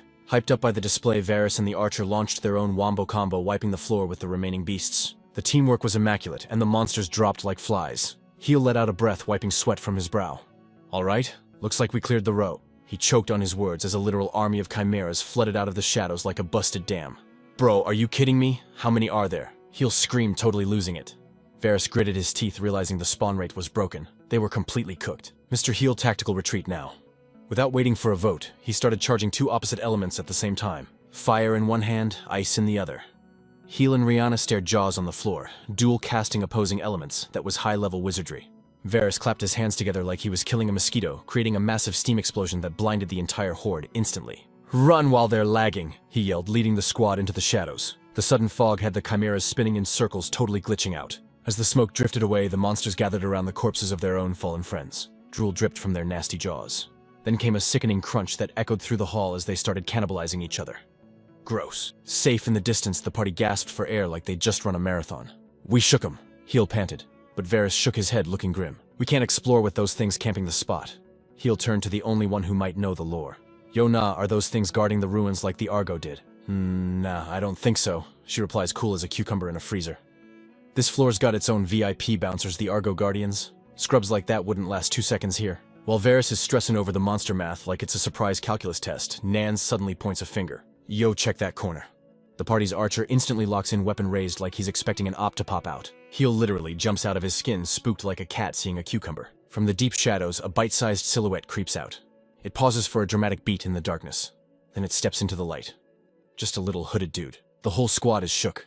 "A person," Heel gasps. He turns to Nan, hype levels rising like he just found a rare item. "Look, Nan, it's a short stack like you." Nan stares at the figure, completely unimpressed. "Like me, please. Don't insult my swag." Heel slides up to the stranger cautiously. "Yo, you good? This place is crawling with creepers." When he gets zero reply, he sighs. "Guess you don't speak my language, huh?" He turns back to the crew. "Nan, work your magic. Translate for the homie, please." But before she can drop a beat, the archer launches himself forward, screaming, "Hell no!" His eyes are popping out, sensing the kind of danger that screams, "Game over." The pipsqueak raises a hand, and suddenly its cloak starts smoking like a broken vape. "Back off, that ain't no kid. It's a chimera." The disguise melts away like cheap makeup, revealing a hideous beast that instantly lunges at Heel to turn him into a snack. The hooded nightmare dives in, revealing its true monstrous colors. As it closes in, Princess Rihanna lets out a blood-curdling scream. "Mr. Heel, watch out!" But before the beast can land the critical hit, Highness cuts in. "Don't even think about it, ugly." He shouts, unleashing a volley of arrows that smack right into the creature's open maw, knocking Heel out of the splash zone. Heel slams into the stone wall hard enough to leave a dent. Varys rushes over to the downed pair, shouting, "Mr. Heel, Princess, y'all good?" Highness stares at the beast arrows sticking out of it like a pincushion, and realizes the messed up truth. A chimera that can mimic a human, that's cheating. Rihanna fusses over Heel, but he waves her off like a tough guy. "I'm Gucci, Rihanna. That was just a little crazy. I'm fine, really." But playtime is over, they all lock eyes back on the chimera. Highness's arrows are still deep in its flesh, but then plot twist, the wounds start steaming and zipping shut like magic zippers. Rihanna watches, gagged. It's healing. Suddenly, the creature's body starts twisting and bloating, glowing with a blinding boss transformation light. Heel is frozen, paralyzed by the freaky light show. The glow fades, dropping the curtain on the monster's true ugly mug. A gigantic chimera. A cursed mashup of a lion, a goat, and a snake for a tail. Talk about an identity crisis. It towers over them, taking up the whole hallway like a school bully. Rihanna gasps. That's its true form. Highness grips his weapon, unbothered by the size difference. Okay, that thing is overwhelmingly massive. But without blinking, Highness goes full beast mode. He explodes into action, charging the colossal monster head-on while the squad screams his name. The chimera swipes with a paw the size of a truck, but Highness is a blur, dodging the attack like he's got Ultra Instinct active. He moves like a ghost, weaving through the beast's defenses and landing devastating combos that draw blood with every hit. Critical. Critical. Critical. His attacks connect with brutal force, sending sparks flying. He leaps into the air and drives his weapon deep into the chimera's skull. Boom. Heel is stunned by the gameplay. Dude is actually cracked. Mr. Highness is moving like a speedster. His movement is perfect for these tight corridors. But just as he hypes him up, the chimera's wounds start steaming and sealing shut again. Highness lands, clocking the cheat code healing factor. Seriously, it's regenerating again. But if it bleeds, we can kill it. He decides to end this now, activating his Alt Crest Hunter. His senses sharpen to 4K resolution, locking onto his prey's vital spots for the kill shot. But his hunter's eye doesn't show a single core. It reveals a nightmare, a legion of souls trapped inside a writhing mosh pit of countless lives. He freezes. This thing is hoarding extra lives. Before he can react, the Chimera unleashes a roar loud enough to shatter eardrums. A psychic shockwave blasts out, instantly lagging out Heal, Rihanna, and Varys. Highness takes the hit point blank at ground zero. He gets yeeted like a ragdoll down the hall, slamming into the wall with a bone-shattering crunch. Oof! Highness. Heal screams, watching his carry get wrecked. He stumbles out of the rubble, bruised but not beaten. Rihanna is panic screaming, but Heal enters leader mode. Rihanna, heal Highness, Varys on me, we're doing the combo attack. Now! Varys is locked in, but together they weave their mana, unleashing a massive combined spell. Double Blizzard! A torrent of ice and snow hurtles towards the Chimera. But the beast ain't phased. It takes a deep breath, charging up. Fire gathers in its throat like a dragon. The Chimera unleashes an absolute inferno, a wave of fire that crashes against their ice in a violent explosion of steam. The power gap is insane. Their blizzard gets completely folded by the roaring flames. Varys is sweating bullets against the heat. Yo, what is this DPS? He yells. Hang on, Varys, while Rihanna watches in pure terror. Yo, keep it real at this rate. They're gonna be extra crispy like forgotten fries in the oven. Even though Highness is wrecked, he tries to stand up, but Rihanna holds him back. Sit down, Highness, you're leaking HP, she warns. Nan steps up to the plate, her logic colder than a slushy brain freeze. Those flames are gonna roast you too, Rihanna. And let's be honest, Highness couldn't cut a sandwich right now, let alone that monster. Her eyes narrow, serious as a heart attack. But check this out, she's got a big brain play. Nan eyes the busted Argo golems scattered on the floor like discarded toys. Seeing Heal and Varys about to fold under the pressure, she whips a vial from her pouch. Time to clutch this round, she thinks, making a split-second call. Meanwhile, the Chimera is throwing a tantrum, unleashing a firestorm that's basically a natural disaster. The heat cranks up to 11, threatening to delete everyone from existence. The beast roars, spamming its ultimate attack, but suddenly the vibe changes. Heal and Varys look up, faces full of confusion. Out of nowhere, a swirling vortex pops up and starts drinking that fire like it's a milkshake. The Inferno gets completely yeeted into the void, leaving the Chimera looking confused, and its attack totally nerfed. Heal stares at the scene, his brain buffering at this sudden plot twist. He whips around and spots Nan standing like a boss amidst the smoking junk of the Argo units she secretly hacked. Nan, mission accomplished. The overcharged Argo golems spark out and crumble like dry cookies. Nan explains with zero chill. I popped an emergency mana potion, but these old heaps of junk are cooked. They were just a distraction, she admits. But her little stunt drew the Chimera's aggro big time. Its massive paw stomps toward her like a falling piano. Heal screams, "No, Nan!" The beast lunges, but suddenly freezes like the server just crashed. An invisible wall stops it dead, sending the whole squad flying back from the shockwave. Pinned to the floor, Heal watches in horror, shouting, "Damn it, run, Nan!" But then things get weird. A hooded figure starts rising out of the Chimera's mane like a bad dream. Heal's eyes go wide, he can't believe what he's seeing. This humanoid creep stands up, surfing on the beast's head. It stopped the rampage and is now staring straight at Nan. From under the hood, a voice drops. It's not speaking English, but some ancient runic tongue that sounds like dial-up internet noises. Highness has a horrifying realization. No way.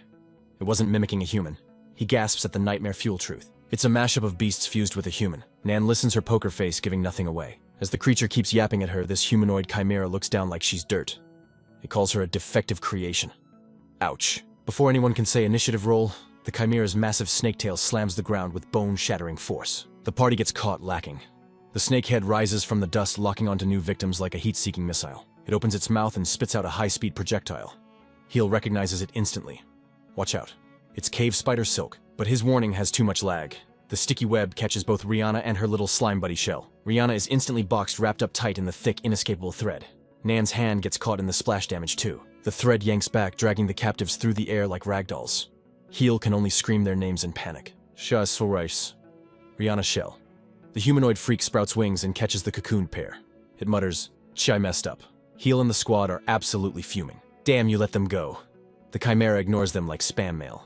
As it turns to bounce, a swarm of ugly mini chimeras floods out to block Heal. The monstrous pack charges, cutting off any chance of chasing the boss. Heal desperately blasts at the horde.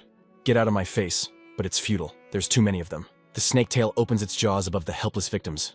Trapped and terrified, Rihanna can only squeak out a weak cry for Heal. In one horrifying move, the snake swallows them whole. The team watches frozen as the tail retreats like a guilty dog. Heal's face twists in pure agony. Rihanna was right there, but now she's behind a wall of monsters. Totally unreachable. In the chaos, Rihanna is trapped in that sticky web, helpless as a fly. The mysterious snake-tailed chimera vanishes into the shadows, taking the girls with it, leaving Heel and the boys staring into the void. Surrounded by trash mobs, Heel can only watch the main villain get away. "How many of these things are there?" he shouts, while his team tries to keep from getting overwhelmed. Curse you, the princess and Shell. Even Nan with her OP Argo units is struggling to hold back the tide of ugliness. With a flick of her wrist, Nan commands her bots, but the enemy numbers are just straight up cheating. Heel tries to push, but a wall of meat blocks him. Watching his friends vanish, his mind screams their names. Rihanna. Shell. His eyes lock onto the glowing Cave King crest on his hand, and dark thoughts take the wheel. You. A raw guttural scream rips from his throat as the crest flares with main character energy. Out of my way. An explosive wave of energy blasts out from Heel, stunning every monster in the zip code. His allies watch jaws on the floor. The very earth vibes with his rage. A jagged spike erupts from the ground, turning one beast into a shish kebab. Another chimera gets instantly deleted, its head popping like a melon against the brand new wall. It's a total mosh pit of destruction. Stone pillars rip through the mob like wet paper, annihilating the entire corridor in one catastrophic heartbeat. The chimera squad completely erased by Heel's raw, untamed flex. The squad is shook jaws on the floor like, bro how? But the power dips as fast as it hit, dropping Heel to his knees, gasping for air as the recoil slaps him silly. Highness rushes to his side, totally bugging out. Mr. Heel, that magic was. But Heel can't even speak through the pain throbbing in his hand. Suddenly, a system notification pings in his brain straight from the crest. Warning, an ability exceeding your rank was activated. Repairing limiter.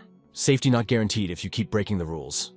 The red warning lights flash in his vision, making him flinch like he just saw a ghost. He stares at his hand, realizing the terrifying truth. The Cave King.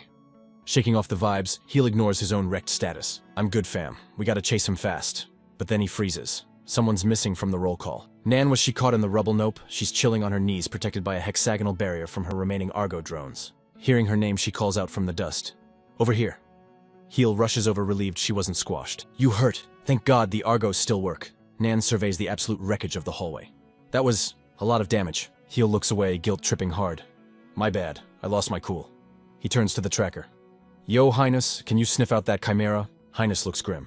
Sorry, boss, but on this floor? Just as the vibes get heavy, Nan speaks up with that quiet, robotic confidence. I know the way. Heel spins around, grabbing her shoulders like a maniac. For real. Where is he? Nan replies, cool as a cucumber. Don't panic. She explains. I don't get why, but it's like my Wi-Fi is connecting to his presence. He wrapped them in tough string like takeout burritos before swallowing them.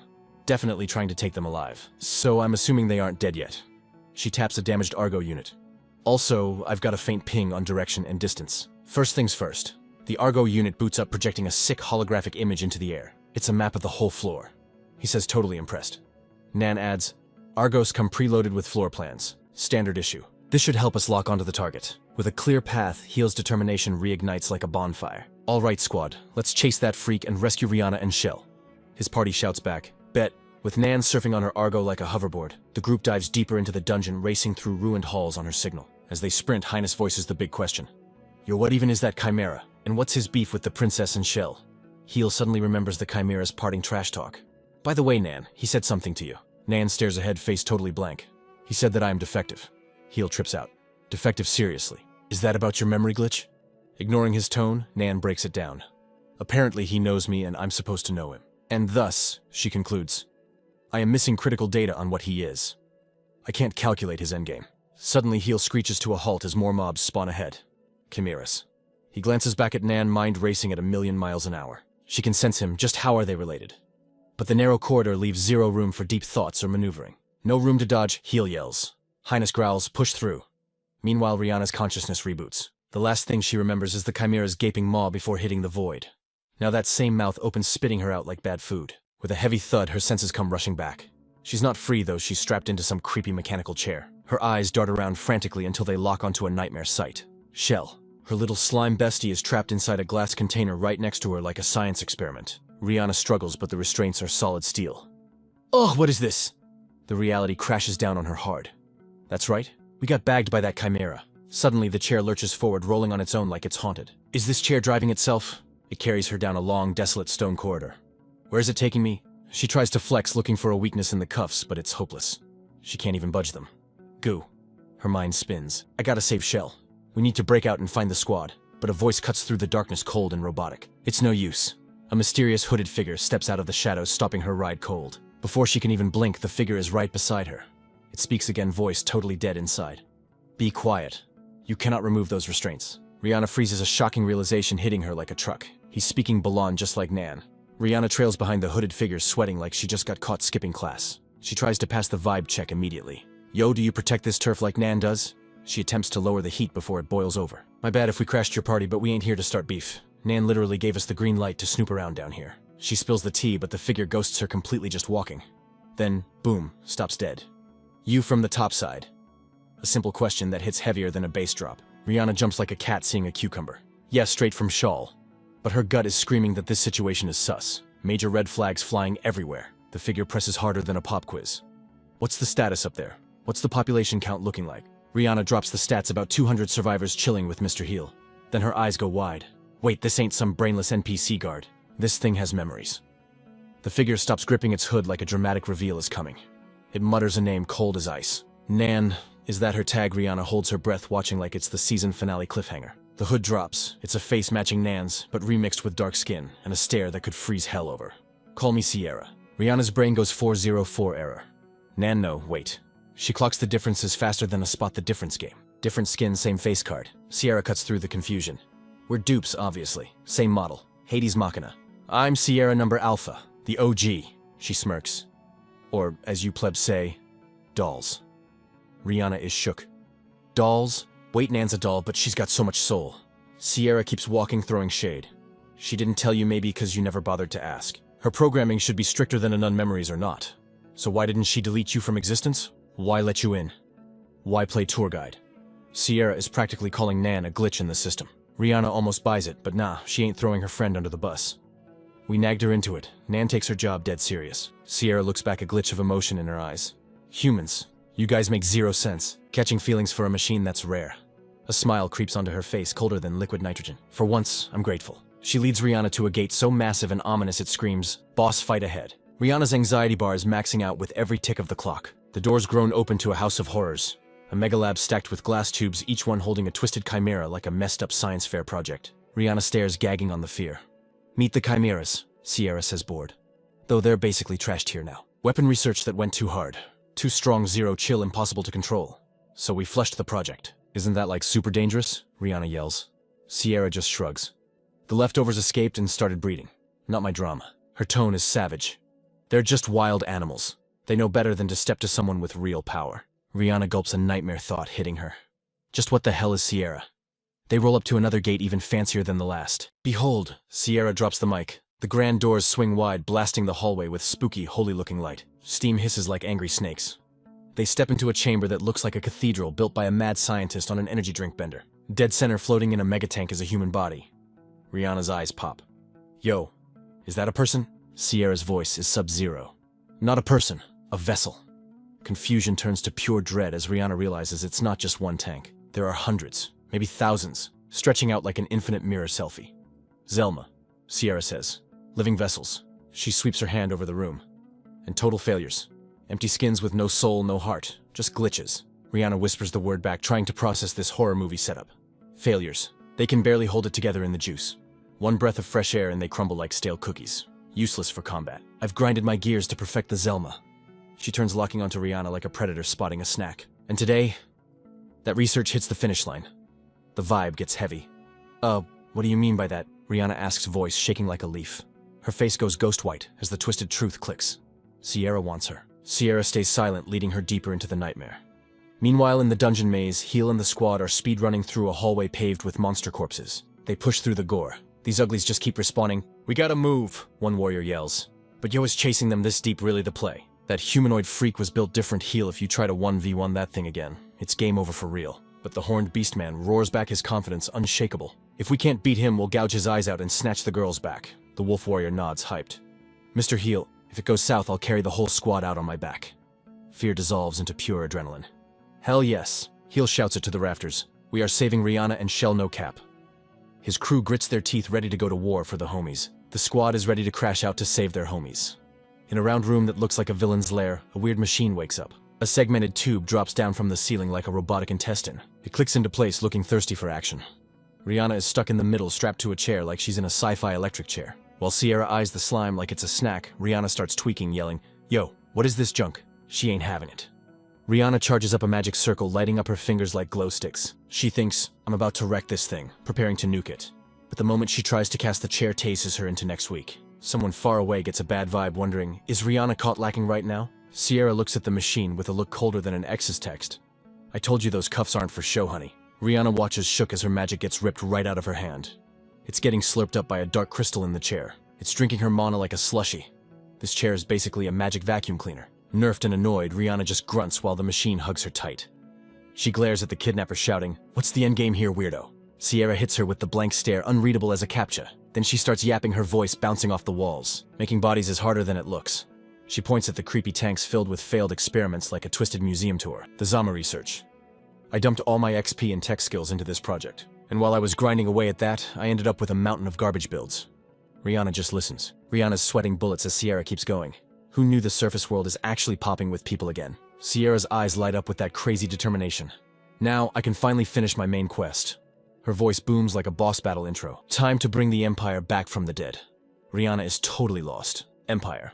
Suddenly the slime in the jar lights up like a rave. Rihanna clocks that light immediately. Shell, that's the same glow. Sierra drops the horror bomb. The soul of a citizen is chilling inside that cavo. Rihanna is trying to process this vocab quiz. Soul vessel, empty jars. The truth slaps her in the face harder than reality. The lights inside the slime are literally people's ghosts. Sierra nods. I don't know who's sleeping in that goo. If Nana was normal, she'd know, but whatever, not my problem. Sierra's face changes as she senses a disturbance in the force. I knew it, she says, looking at the door. Nana is pulling up. She turns back to Rihanna with a smile that screams, serial killer. Your homies aka my new spare parts are here. Far away, Rihanna tries to slide into their DMs mentally. A brainwave shoots out from her. No, Heal, you can't, she screams in her head. Don't come here, it's a trap. Meanwhile, the heavy doors grind open like a tomb. Heal and the squad sprint through the halls. Are we close, Nan? He asks, sweating. Nan, riding her block like a skateboard, says, right ahead. Heal stops, dead eyes popping out of his skull. In front of them is a nightmare fuel lab filled with tanks, each one holding a pale, mannequin-looking human. Are these people? His crew is totally grossed out. Are they humanoid Frankenstein monsters? One nerd recognizes it from the old lore. They look like homunculi from the alchemy textbooks. Either way, the tech down here is insane. Stealing themselves, the squad pushes into the pipe-filled hallway. Suddenly, Highness throws out an arm, clotheslining Heal. Hold up, he growls. Heal looks confused. What's the deal? Highness? From the dark ceiling, nasty lizard things start crawling down the pillars like bugs. Heal's face twists in panic. The creatures drop to the floor, moving faster than a glitch in a video game. In seconds, the party is circled up. An ambush. Heal yells, "Damn, there's still a whole army of them." A chill voice echoes from the rafters. Subsurface dwellers. Welcome to my crib. They look up to see Sierra chilling casually on a giant pipe. Heal gets confused for a sec. Miss Nan. No, wait. The figure looks down at them with zero chill. I am a Deus Machina, number Sierra. Nan explains to the shook Heal. Like me. She is a doll who runs this dungeon. A doll. Heal's brain is buffering. Nan just watches her face, giving away absolutely nothing. Highness tries to talk his way out of the beef. If you're like Nan, we don't gotta fight. We just want the princess and the slime. Sierra waves her hand dismissively. Relax, the surface girl is just ahead, and I'm not gonna kill you guys either. Then she drops a creepy line. Surface dwellers are prime spare parts. Nan steps up, her voice cutting through the awkward silence. More. So Sierra, what is a vessel? She looks up at her twin.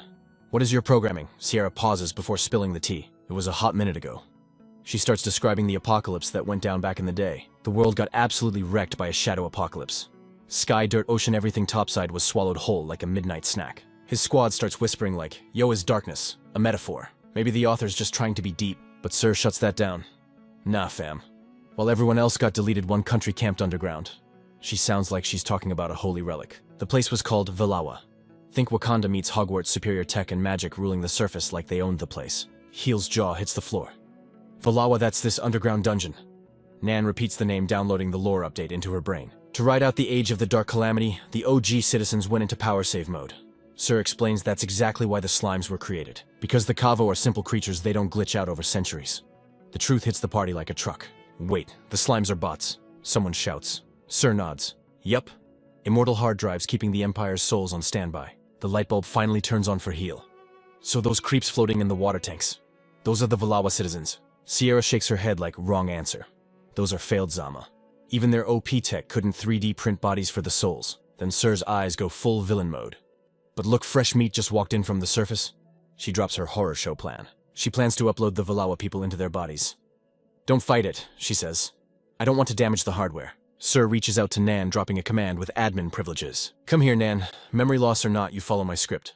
She expects zero pushback, and to Heel's horror, Nan actually steps up. Nan, don't do it. Heel whispers, thinking he's about to lose his teammate to the dark side. He watches totally helpless as Nan walks towards Sierra like a good little soldier. But right as Sir tries to hit execute, Nan blocks her. Boom, energy explodes between them. Heel and Terran are shook. The rebellion just went live.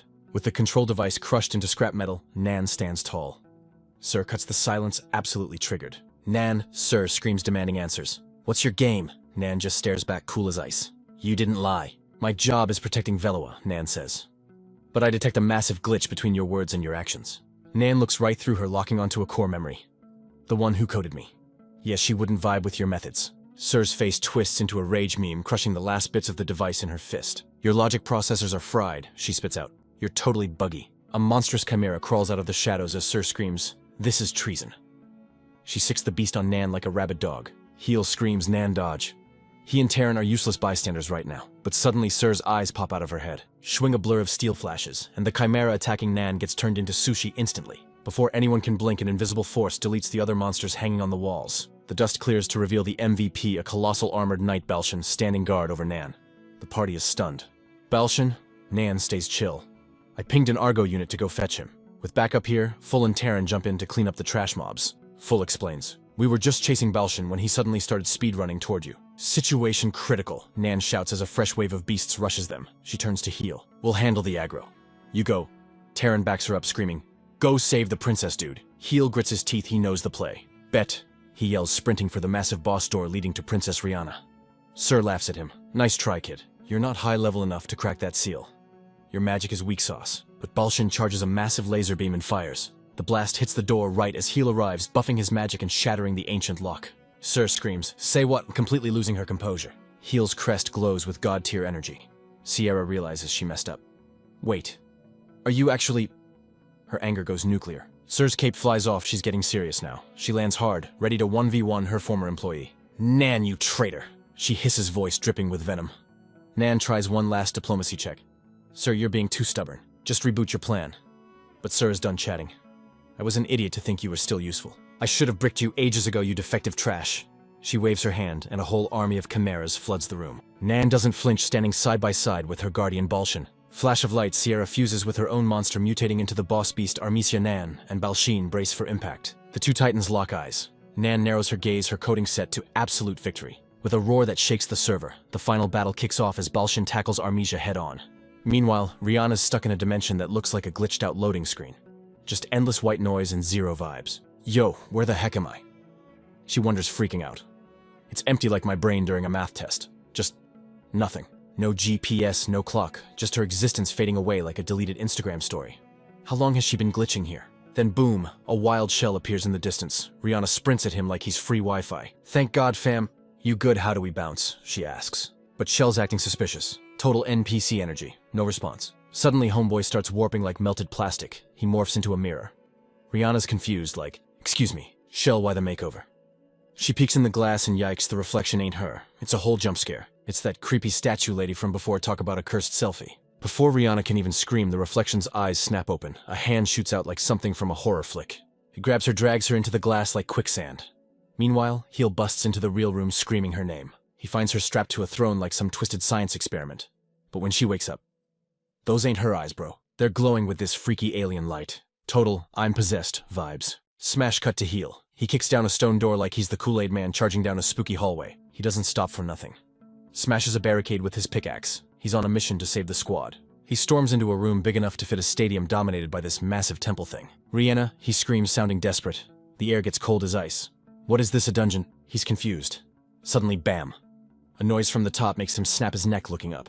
Zero hesitation. He sprints up those massive stairs like it's leg day. He vaults the ledge, terrified of what he'll find. And there it is, the nightmare fuel.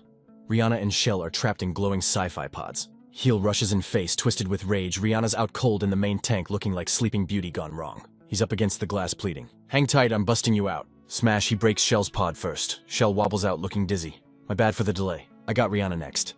But before he can swing, a hiss cuts through the air. He freezes. He looks up, and whoa, Rihanna's tank is cracking from the inside. Spiderwebs everywhere. With a burst of Super Saiyan energy, she snaps her chains. She rises up like a boss battle starting. She stumbles out, collapsing straight into Heel's arms. Rihanna.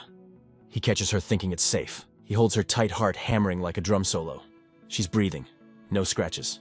Thank the gods. You awake, fam? He asks, but her eyes empty, like the lights are on but nobody's home. She's got that 1,000-yard stare. Slowly she lifts a hand and this glowing tattoo lights up. Her fingers twitch and then PW. She shoves him with god-tier strength, sends him flying across the room. He hits the floor hard. Oof! He looks up gasping. Rihanna, what's got into you? But she ain't speaking English. She's spitting bars in some ancient cursed language. Heel's eyes bug out. I know those words. She pins him down, still chanting that alien gibberish. A dark prophecy hits his brain. The Veil of Peeps will hijack surface dwellers' bodies. The truth hits him like a truck. The ghost that was in Shell just hijacked Rihanna's ride. He stares at the possessed girl. Rihanna, fight it, he screams. Wake up. The shout actually works. The entity flinches like it touched a hot stove. It looks at its hand, then at Heel. Still speaking runic but looking hella confused now. She reaches for him, but Heel's like, nope. He shoves her away and scrambles back. I gotta exorcise this ghost. But she's too fast. She slams him against a pillar. She's right in his grill. He's struggling, thinking, get out of her, you body snatcher. She grabs his face, intense as heck. Finally, she says one word in English, person. Heel is totally lost. What are you? He stammers. She goes back to speaking in ancient tongues. Then plot twist. She leans in and plants a kiss on him. Heel's brain flatlines. He sees a vision of the real Rihanna. The entity pulls back, eyes wide, touching her lips like, what did I just do? Total system error.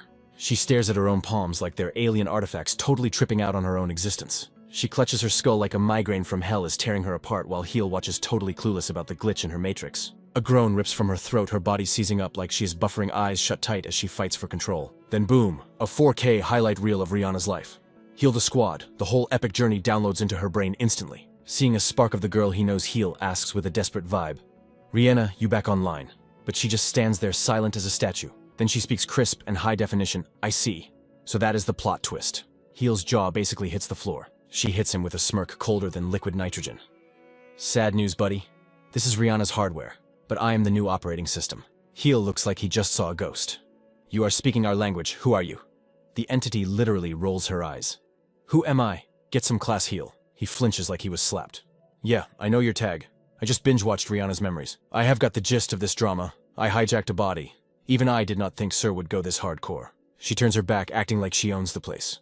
You want this girl back, right, like badly. Glancing back with eyes glowing like pure toxicity and a wicked grin, she drops the bomb. What if I say, nah? Meanwhile, in the control booth, the vibe is suffocating as a teammate squares up to the possessed girl, screaming, what the hell? How could you? Suddenly, the room rocks like an earthquake just hit. What is Sir doing? He yells, trying not to faceplant. Rihanna, or whatever she is, stays chill as ice. Wow, they are really throwing hands out there, she says, totally bored. Weird tech drops from the ceiling, booting up and blasting the room with blinding white light. A massive screen pops up, live streaming the absolute carnage outside. The squad is in deep, deep trouble. On screen, the crew is getting absolutely wrecked, fighting for their lives against an endless wave of freaky chimera monsters. Highness is drowning in enemies.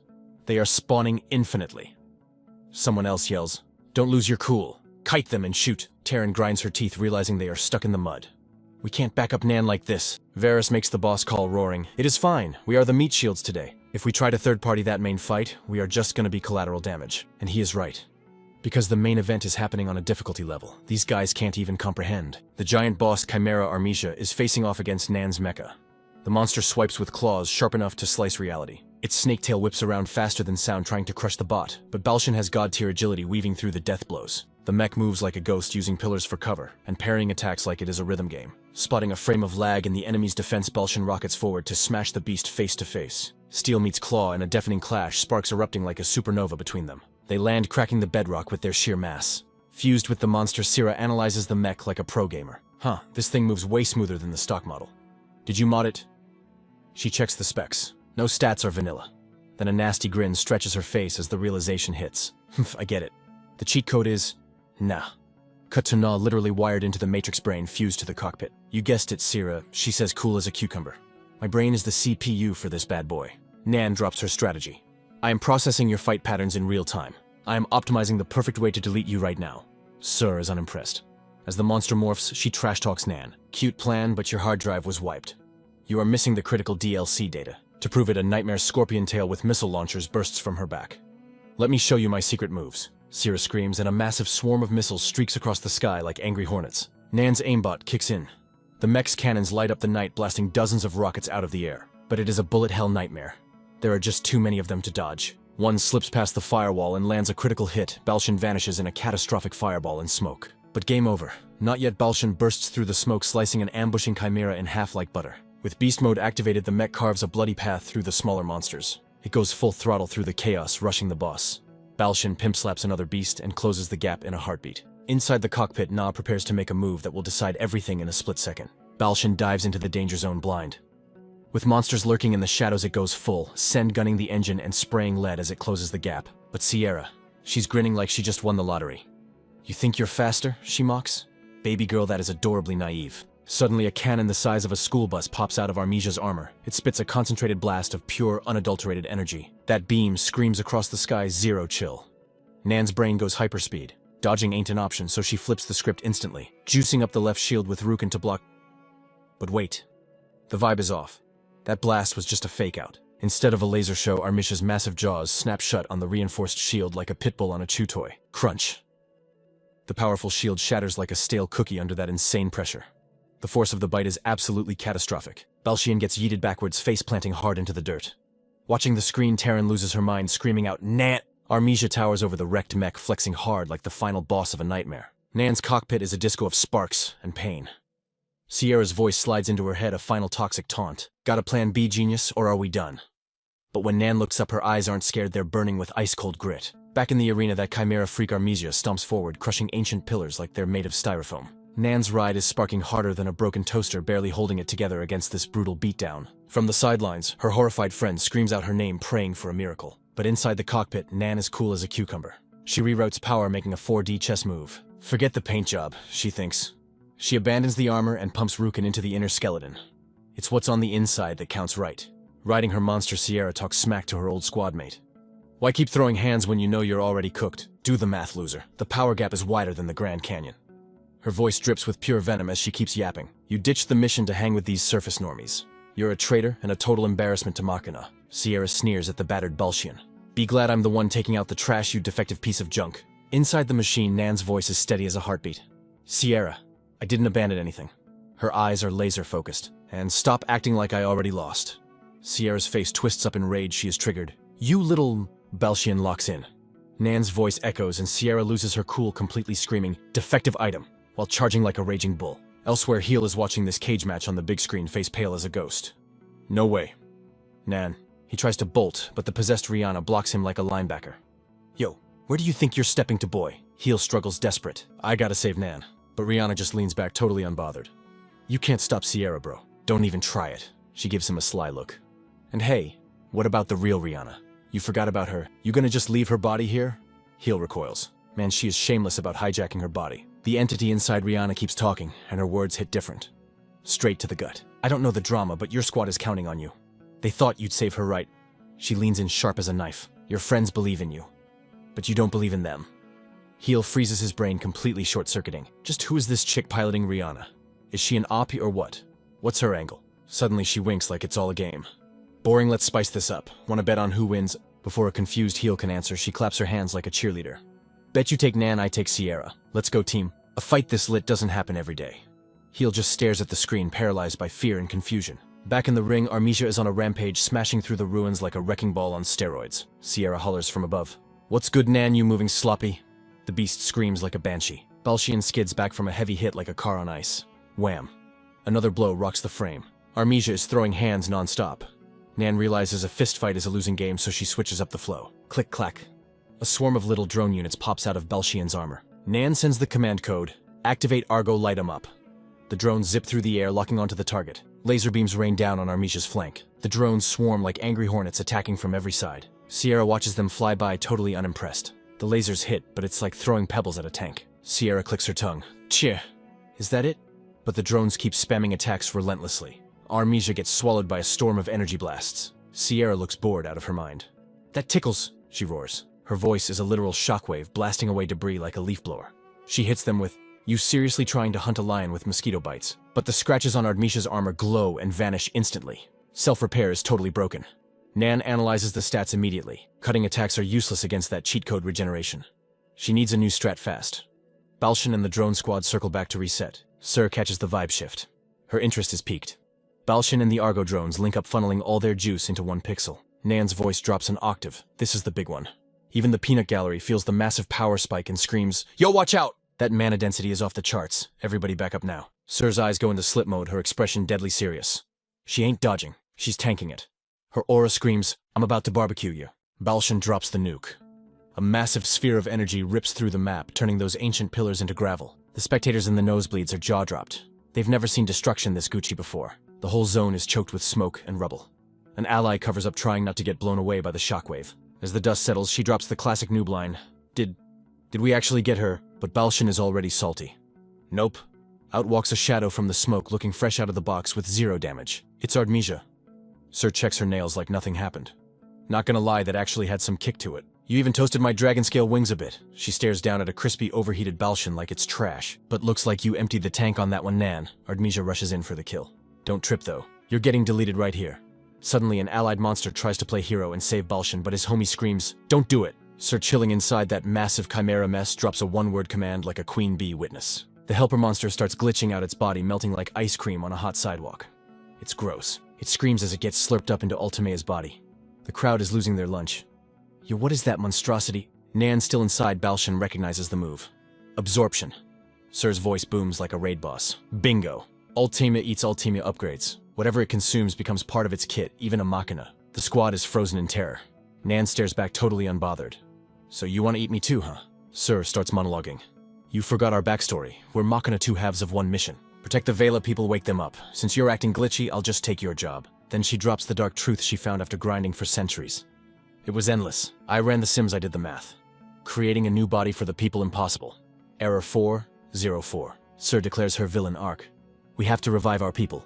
The only workaround, harvesting the surface dwellers. Hand over your stats and your shell. I'll finish the job. Nan looks like she's about to fold. You kept your memories, so logically you should be the main character. Her friends scream, thinking Nan is actually throwing the match. But Nan's fist tightens. She ain't quitting. She's plotting. But you ain't got the right. Why would I hand the controller to you? Balshan burn the reserve tank. Balshan revs up for one last Hail Mary play. It's do or die time. Suddenly, Balshan hits copy-paste. A swarm of mini-Balshans floods the field, a mechanical tide rushing the giant boss. The mini-drones crash land, causing total mayhem. One ally spots the tech. That's the Rukin technique. She skinned the Argo drones to look like Balshan. The swarm mobs Ultimecia like ants on a candy bar. Sir rolls her eyes. That's your ultimate move, a cheap parlor trick, pathetic. But then one drone opens its mic with Nan's voice. Did you forget how this game works? Machina can track each other's Wi-Fi signals. The drone locks onto Sir's ping inside the monster and dives straight for her. Found you. But Sir catches the drone midair. The allies scream, Nan, no. They think it's game over. Sir, holding the drone like a toy, barks the order. Don't let this snack escape Alacia. Devour her and the mecha. But the captured drone cackles over the comms. I knew you'd camp that spot. Sir's eyes go wide as a blade bursts through her chest from the back. The truth hits her harder than the sword. The drone was just bait. The real full-size Balshan is standing right behind her arm, buried in her chassis. Sir gasps, glitching out. No way. An ads machina used her own signal as a lure. Nan's voice rings out from the real mech behind her. Got your heartstone. Don't twitch. Balshan's claws are sharper than your wit. As Balshan grips the heartstone, Sierra's body starts glitching out like a corrupt video file. Nan stands there helpless, screaming her name like it's gonna fix the code. Sierra! Sierra grinds her teeth, absolutely livid at Nan's rookie hesitation. Yo, Nan, you were supposed to smash that thing instantly, you softy. The crew realizes the energy download is flopping hard. Nan decides to hijack the comms, speaking through Balshan straight to the beast's soul. You real about this? Is our whole purpose just deleting people on the surface? The question bounces around the control room like a bad echo. Is that really the vibe the people of Vela wanted? The possessed Rihanna watches like she's binge-watching a drama, spotting a plot hole. Sierra shrieks, totally losing it.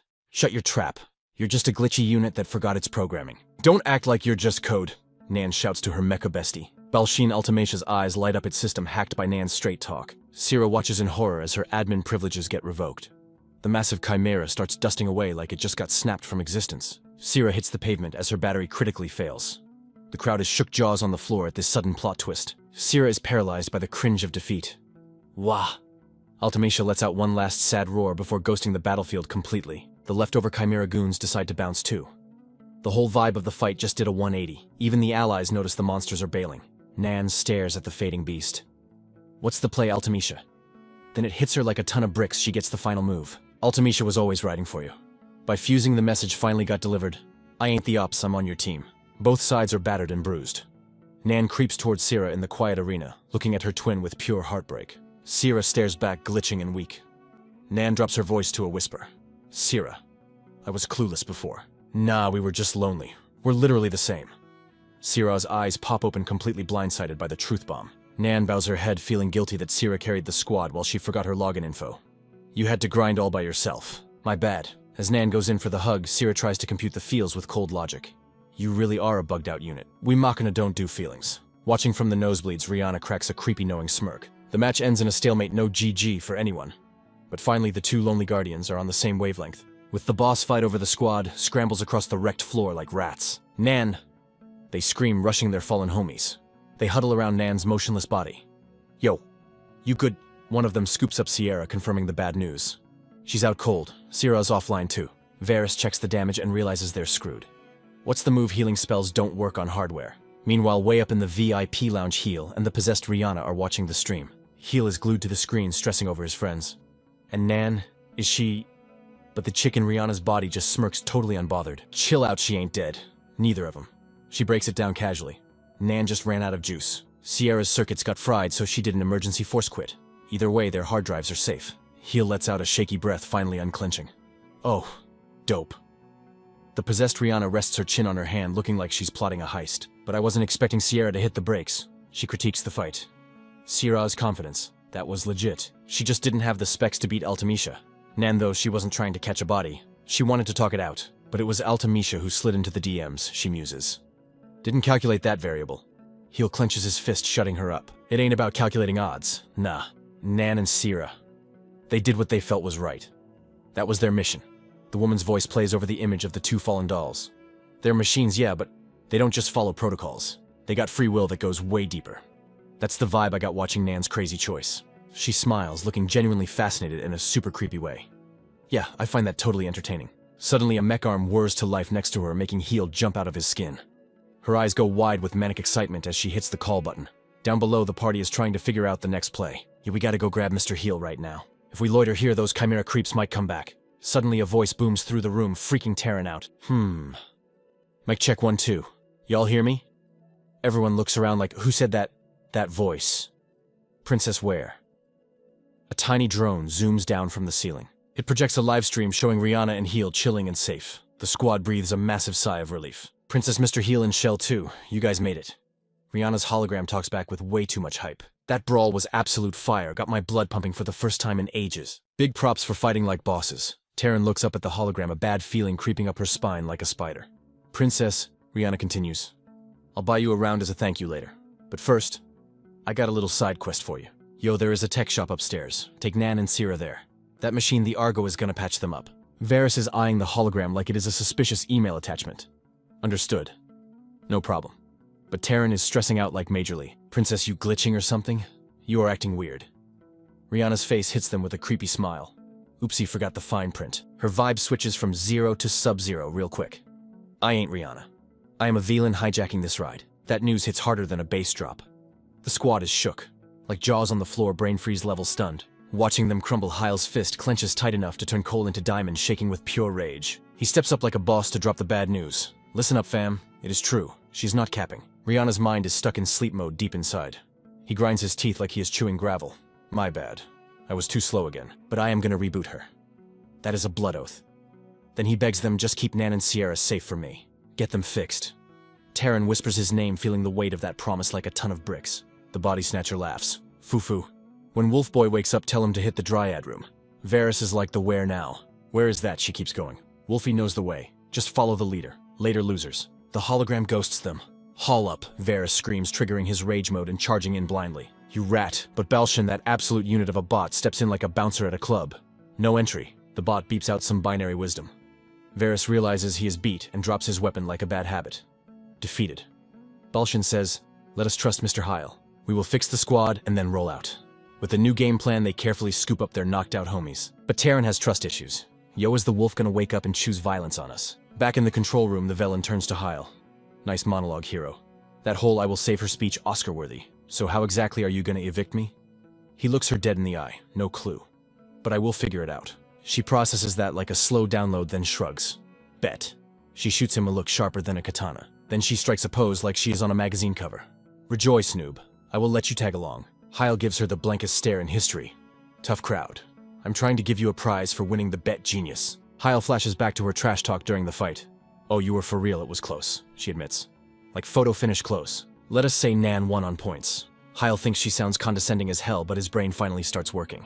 By tag along, you mean to that dryad spot. What is that? Just running a quick side quest, she says, waving it off. And you are gonna carry.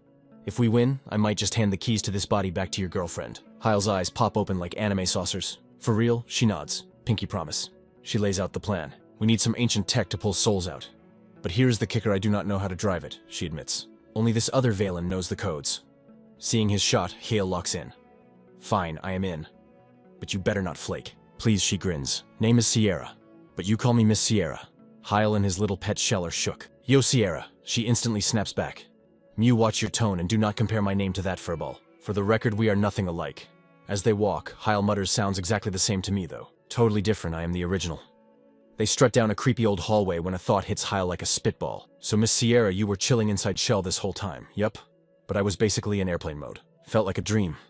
As the name implies, these critters are like storage drives for Velen's souls in sleep mode. She hits him with a smirk. Fufu wondering who was driving. That was all Shell ever since you gave it that goofy name. Hyle breaks into a cold sweat. He treated that thing like a throw pillow in a water bucket. Oh. Cool. Thank God she did not see his browsing history. Suddenly they pull up to a new room. A row of sci-fi tubes stands there. Teleporters, Hyle asks, geeking out. Oh right. Bingo, Sierra says, tapping a console. Walking around this dungeon is a total drag. The issue is how many warp points are left and where they dump people, Hyle asks. Sierra scans the map. Looks like a lot of dead zones. Whatever, we will take the scenic route. She yanks him onto the pad, while Hyle thinks this tech is clutch. If I can hack this, I can fast travel back to the surface. These things are everywhere. He is cut short as the machine starts whirring. Wait, what? Sierra spots a blip on the map right where the squad is headed. Never mind that, she yells and zap the teleporter beams them out of there. Meanwhile, the rest of the squad is stuck on the leg day from hell, staring up at a staircase that looks like it climbs all the way to the pearly gates. Varys is wheezing like a broken air conditioner, leaning on his staff for dear life. I totally blocked these stairs from my memory. Terran steps up. You'll need to lift old timers. But the geezer's got pride. Nah, I'm good. This is light work. Meanwhile, Heel and Sierra are navigating a section of ruins that's falling apart faster than a celebrity marriage. Sierra lets out a sigh heavy enough to crack the pavement. Roadblock ahead. Heel summons his MVP shell. Give me a break, Sierra mutters, looking at the wreckage. This whole place is a disaster zone. Thanks to Shell, they glide up the ruins like they're on a luxury escalator. Mid-ride, Heel drops a question. Yo, Miss Sierra, wasn't the Vela Empire originally like above ground? Sierra nods. Yup, who spilled the tea? Another version of me? She breaks it down. All that's left now is the Shield Reef, but back in the day Vela ran the whole continent like bosses. Pure prosperity. Heel's brain starts connecting the dots. Wait, was this the paradise that Roy and the Earth Dragon was yapping about? Probably, Sierra says, as they stroll along a sketchy ledge. Vela had connections everywhere, even with the Earth Dragons over on the Elto continent. Then she flashes a wicked smirk. Watch your wallet around them, though. They got the goods, but they're greedier than a loot goblin. Heel looks confused. Huh, that doesn't sound right. Sierra's smile drops like a bad beat. But paradise. Heel tries to press her, but she cuts him off, pointing straight ahead. Forget it. Exit's right there. They step through and boom, Heel gets slapped in the face by a light brighter than a supernova. His jaw hits the floor. He can't believe his eyes. Whoa, this place isn't a dump. It's pristine. Sierra posts up on the balcony looking like she owns the place. What you saw before, that was just the appetizer. Welcome to the main event. The heart of the underground. She grins at him. Cat, got your tongue, kid? Heel is glitching out. I knew it was gonna be cool, but this is next level. Laid out before them is a subterranean cyberpunk dream glowing like a neon god. The underground metropolis Carbuncle. Heel stares at the infinite skyline. It goes on forever. I can't even see the edge of the map. As they head down, Sierra drops the knowledge. It was built as a massive bunker for the whole empire, so yeah, they went big. Heel jogs to catch up. I heard rumors, but what's the deal with this Black Calamity thing? Sierra shrugs, throwing Heel off guard. Dunno. We never figured out what the heck it actually was. It just showed up and started swallowing the surface world. That's why we bailed and went underground. Best way to describe it, living darkness. The words send a shiver straight down Heel's spine like an ice cube. Ancient history, though, she says, lightening the mood. Seems like it ghosted the surface ages ago. As they hit the streets, a weird, lanky figure steps out of an archway. It breezes past them without even a side-eye. They watch the silent creeper walk away. Heel stammers, "Oh, was that a dude?" Sierra's chill. "Ah, that's just a doll." Heel looks closer and sees the humanoid machine patching a wall like a pro. It's a Kale, worker bots that keep the city running. Heel spins around and realizes the place is crawling with them. Silent guardians of the ancient city. While he's geeking out over the bots, Sierra waves him toward a fancy building. Over here, the store is still standing. She grins, dragging him into a shop that screams high fashion. I need a wardrobe change stat. Heel looks lost. Change like right now. Look, this fit is okay, but it smells like 2 days of sweat and dungeon dust. Then she turns the tables on him. So kid, what's your type? What do you want to see me in? While Heel stands there acting awkward, Sierra starts raiding the racks. She holds up a piece of fabric barely big enough to be a napkin, grinning like a devil. Heel turns redder than a stop sign. While Heel tries to reboot his brain, Sierra heads to the changing room with a Kalebot assisting. She steps out looking absolutely lethal in her new gear. Well, don't hold back, kid. Tell me I look fabulous. Heel, barely functioning, manages to choke out. It looks good. Dripped out, they head back to the streets. They stroll past epic statues and insane architecture, Sierra vibing like she's on vacation. You sure we aren't lost? Heel asks, feeling small in the concrete jungle. Sierra hollers back. Keep up, slowpoke, or I'm leaving you in the dust. Later they crash by a fountain. Sierra sighs, looking drained. You tired? Heel asks. We have been hiking all day. Nah, she shoots back. Just not used to dragging a physical body around. Suddenly, Heel's stomach roars like a lion, killing the mood instantly. I got leftovers. The squad heals Sierra and Shell chows down. Once the food is gone, Sierra locks eyes with him. Yo, kid. What's the verdict on this subterranean freak show so far? Digging the vibes or nah? Heel pauses, his brain buffering like a glitched console. Honestly, my mind is blown, he admits. The royal capital looks like a dumpster fire compared to this. Straight up, I don't think there's a civilization on the surface that can even touch Vela. This place is legendary. But his voice trails off as he stares down the empty ghost town streets. Sierra pops up looking restless. My belly is full, so let's bounce. Time to hustle. Heel nods, falling in line. They push deeper into the city, magnificent sure, but emptier than a politician's promise. Finally, they hit a massive staircase leading to a door that screams, Final Boss Room.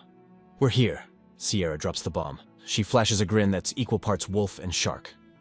Welcome to the Dryad Room. Showtime, Cave King. Heel freezes, totally shook. She knows about his secret cheat skill. Before he can panic, the ancient doors groan open like a beast waking up from a 1,000-year nap. They step into a circular dome dominated by a colossal formation glowing like a neon rave reaching for the heavens. A glowing tree, Heel mutters, then squints harder. Wait, hold up.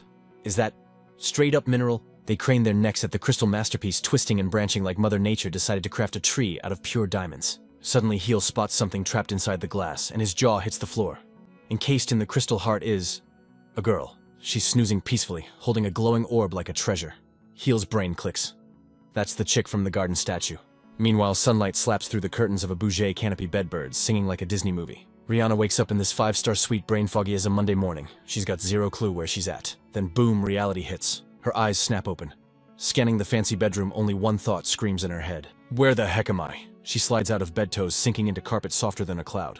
Okay, this room is kind of fire. Still totally lost in the sauce, she drifts toward the glass doors like a moth to a flame. She cracks the door open and peeks out. Instantly, the air gets knocked right out of her lungs. A massive city sprawls out under a blue sky. Her brain starts short-circuiting, trying to match this view with her last save point. Hold up, wasn't I in those creepy underground ruins? The math isn't mathing. A whole town. Insane view. But snap back to reality, cut to the dark, oppressive vibes of the real underground. Deep in the dungeon city of Carbuncle, Heel and Sierra have reached their destination. They're in the Dryad Room, standing before that massive crystal tree with the Sleeping Beauty frozen inside like a prehistoric mosquito. Heel can't believe his eyes. A person coming out of a tree. Nah, wait. It's gotta be a carving. Then it hits him like a truck. This lady, she's the exact twin of all those statues littering the ruins. But staring at her peaceful mug, he thinks, this ain't just stone. This one hits different. I feel a vibe coming from her. Sierra smirks, shattering the moment. Easy, tiger, don't eye hump the naked lady. Heel turns tomato red. Quit roasting me. Just tell me what the deal is with this magic tree. Sierra flips the switch from Joker to serious. Dryad, she states. In your gamer terms, it's a spirit tree. Heel looks back at the crystal. Spirit tree, huh? No wonder the room feels like a church on Sunday. Sierra taps the glass. We call it a tree, but it's really a mineral. And that's why I dragged you here, fam. Your mission smashed the Dryad. Heel freezes, system error. Did you just say, destroy it? He's stuttering. Piece of cake. Sierra smiles, pointing at his gear with zero hesitation. One good swing with your Cave King cheat skill and boom, Rihanna gets her body back. She strikes a pose. Sweet deal, right? Heel backs up, shaking his head. Hold up. You can't just tell me to wreck it without explaining the lore. Isn't this thing sacred? He points at the girl. It's just like the one in the garden. Same person, right? Nan's been protecting these ruins like they're her baby. If she were here, she'd flip out if we destroyed it. Heel locks eyes with Sierra, his spine finally growing straight. I ain't hurting this person. Sierra blinks, genuinely shook by his sudden rebellion. Then she tries to hide a giggle. Yo, what's so funny? Heel asks, catching an attitude. Nothing. She waves him off. But the Dryad is villain business. She says cold as ice. Stay in your lane, kid. This is my lane. Heel shouts, fist clenched tight. If I break it, that's on my soul. I'm already in too deep to bail now. He stares her down, voice blazing with passion. I want the truth about Vela, Miss Sierra. No more games. Seeing his grit, Sierra sighs and cracks a small, genuine smile. All right, kid. You win. Fine, twist my arm. I'll spill the tea on the ancient history, but don't blame me if your brain melts. She pivots to the crystal first. That mystery lady? Yeah, the one haunting the library and the garden like a bad breakout. Her name's Dominus Vela, the final Empress of Heal. Heal looks like he just swallowed a bug. Empress. No wonder she's got statues everywhere. Sierra's gaze goes dark mode. Yup, the absolute last. When the Black Calamity decided to delete the world and shove the Empire underground, she had front row seats to the apocalypse. Cut back to Rihanna chilling on a sun-drenched balcony trying to piece her brain back together like a shattered phone screen. Okay, so I was floating in a white void like a glitch. I saw Shell. Now what? Ugh, this is useless. I can't just stand here spiraling. I gotta make moves. Let's scope out the area first. She spins around, but the doors slide open and she jumps out of her skin. 3 creepy robot dolls glide in like they own the place. Dolls. Rihanna whispers, eyeing them like suspect number 1. Good morning, one chirps up. Rihanna freezes, totally shook by the voice. Standing in the breeze with that flimsy outfit is a one-way ticket to a cold. Another doll nags. Suddenly a light bulb explodes in her head. Wait, I can understand these walking toasters? One doll bows. Let us get you changed. Your Majesty? That word majesty hits her brain like a sledgehammer, triggering a glitchy vision. Boom, suddenly she's in VR mode, seeing through someone else's eyes. It's an elegant lady, with silver hair flowing in the wind like a shampoo commercial. If only you knew how Gucci this wind feels. Rihanna's consciousness feels like it's being ripped in half like a wishbone. She watches the Empress strolling with an attendant, but it's trippy because she's actually part of the scene. The dolls start playing dress-up with the Empress while Rihanna's mind screams. She looks in the mirror, but the face staring back isn't hers. It's the Empress fully dripped out in royal gear. What is even happening? Her brain finally connects the dots. This chick, she looks like she literally is that statue. Standing on the balcony with her doll squad, the truth hits her. Is this a flashback? A guard rolls up and bows, calling her Your Majesty. That seals the deal. She isn't just watching a movie of the past. She's living it in 4K through the eyes of the last Empress. Rihanna's trip to the past gets intense. A soldier hits his knees before Empress Dominus Vela, sounding frantic. We've got a code red emergency. Dominus looks grim as death. Is it here the soldier confirms her nightmare scenario? Yeah, it's bad. Real bad. The Black Calamity just spawned at the Green Crystal Mountain of Virl, the magic ore town. The vision pans over the lit villain capital, totally clueless about the doom incoming. Inside the command center, it's pure chaos. What's up with the remote viewer? An operator screams his lungs out. Another guy explains the Black Calamity is messing up the magic elements like a magnet on a hard drive. Someone yells to crank the power to max and get more Relay Argo online. Empress Dominus stomps into the room demanding answers like a boss. Status report, now. An advisor rushes up, head bowed low. Your Majesty, the Akina Corps says 60% of civilians are out, but the rest are toasted. Suddenly a glitchy image flickers on the main screen. We've got a visual from a scout drone. The picture clears up, revealing something straight out of a horror movie. A massive, shapeless black blob is swallowing the entire town hall. Buildings crumble and get slurped into the writhing darkness like soup.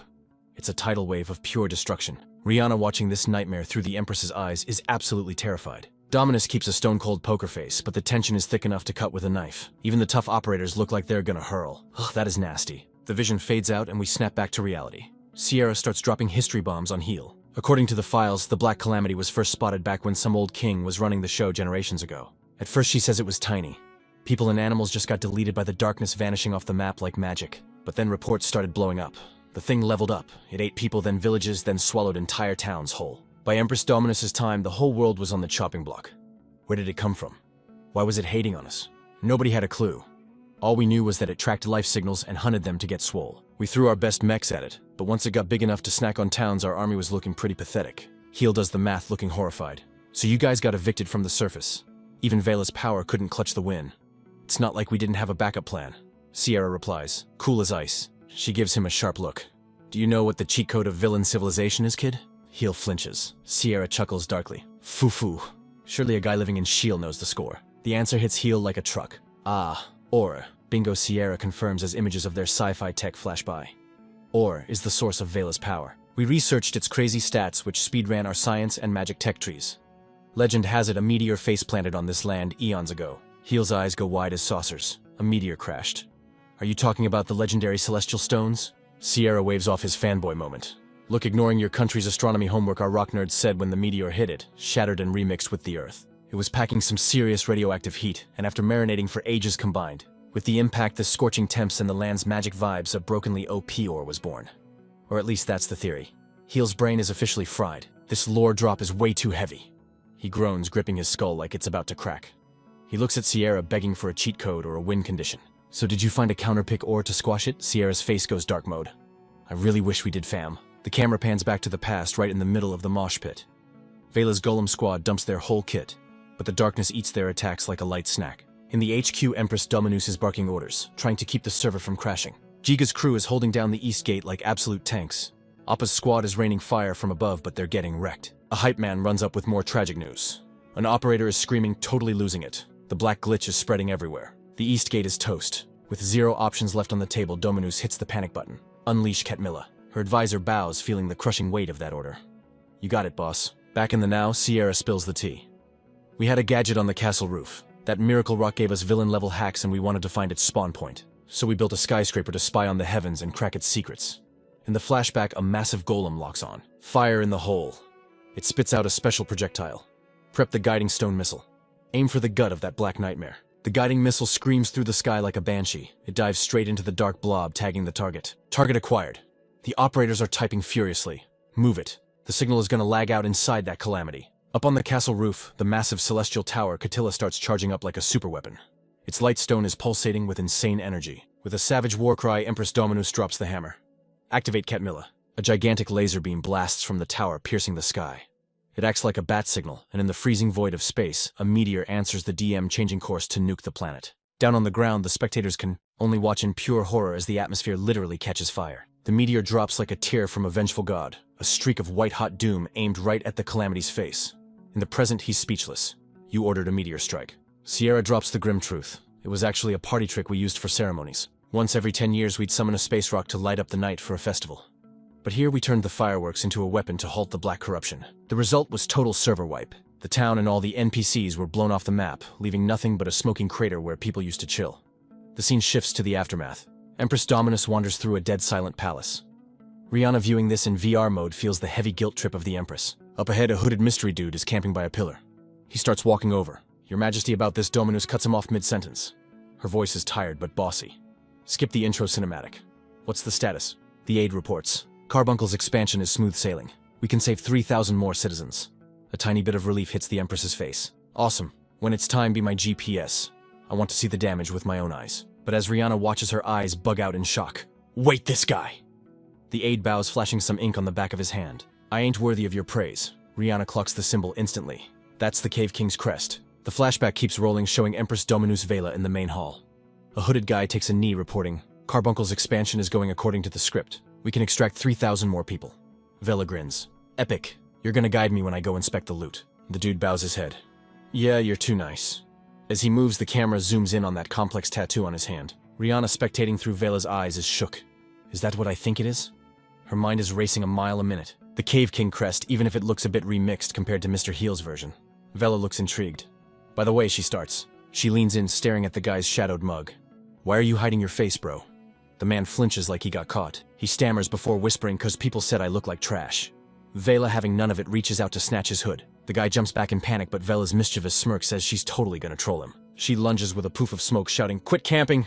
The man scrambles away, begging, "Yo, your majesty, please don't mess with me." With a savage look, Vela grabs the fabric. She yanks it back, revealing a dude with wild, messy hair, a scruffy beard, and a face that's seen some wars. He looks absolutely terrified. Vela and her sidekick stare, stunned silent by his rugged hobo vibe. Vela tries to hold back a giggle, but fails miserably. She bursts out laughing. You really do look like a mess. Is that a bird's nest growing on your head? Yo, has anyone ever told you that facial hair is a total disaster on you? The guy starts stuttering like a broken record. That is why I said... After she finishes cackling, Vela chills out. I get it though. Just proves you've been grinding so hard on your work you forgot to look in a mirror. Snap. Just like that, her squad teleports in and yanks the dude off the ground like he weighs nothing. As they haul him away, Vela crosses her arms like a boss. Drag him to the dressing room. You gotta level up your drip mining chief, Rock. Rock is flailing like a fish out of water, screaming, "Put me down. I got legs, you know." Meanwhile, inside the Empress's head, Rihanna's freaking out. She's totally reefed from the past, but why is my brain stuck inside the Empress? Then bam, a memory hits her like a truck. It's that sketch of the crest she found earlier. I saw that exact Cave King mark back in the underground garden. Putting the puzzle pieces together, she gasps. Wait, Rock. That's him? The dude from the statue. Suddenly, the vision starts glitching hard. Rihanna's mind screams as the scenery gets nuked. What the heck? The feedback is way too intense. Back in reality, Sierra, riding shotgun in Rihanna's body, clutches her head in pain. Heel jumps out of his skin as she stumbles. She totally wipes out, landing right on top of a slime, squishy, jello-like body. Heel sprints to her side in the dry room like a worried puppy. Miss Sierra, you okay? What's wrong? Sierra waves him off, acting cool.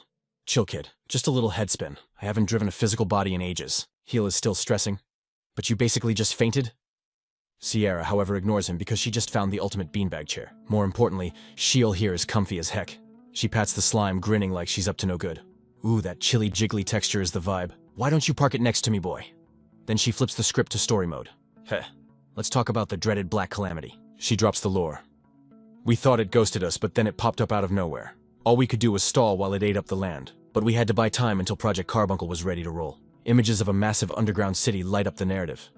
There was already a huge cave system since Vela loved digging holes since day one. So we turned it into a legit city where people could hide out, Sierra explains. Took 30 years, but we saved like 70% of the survivors. That's 600,000 people. Heel's jaw hits the floor. 600 grand.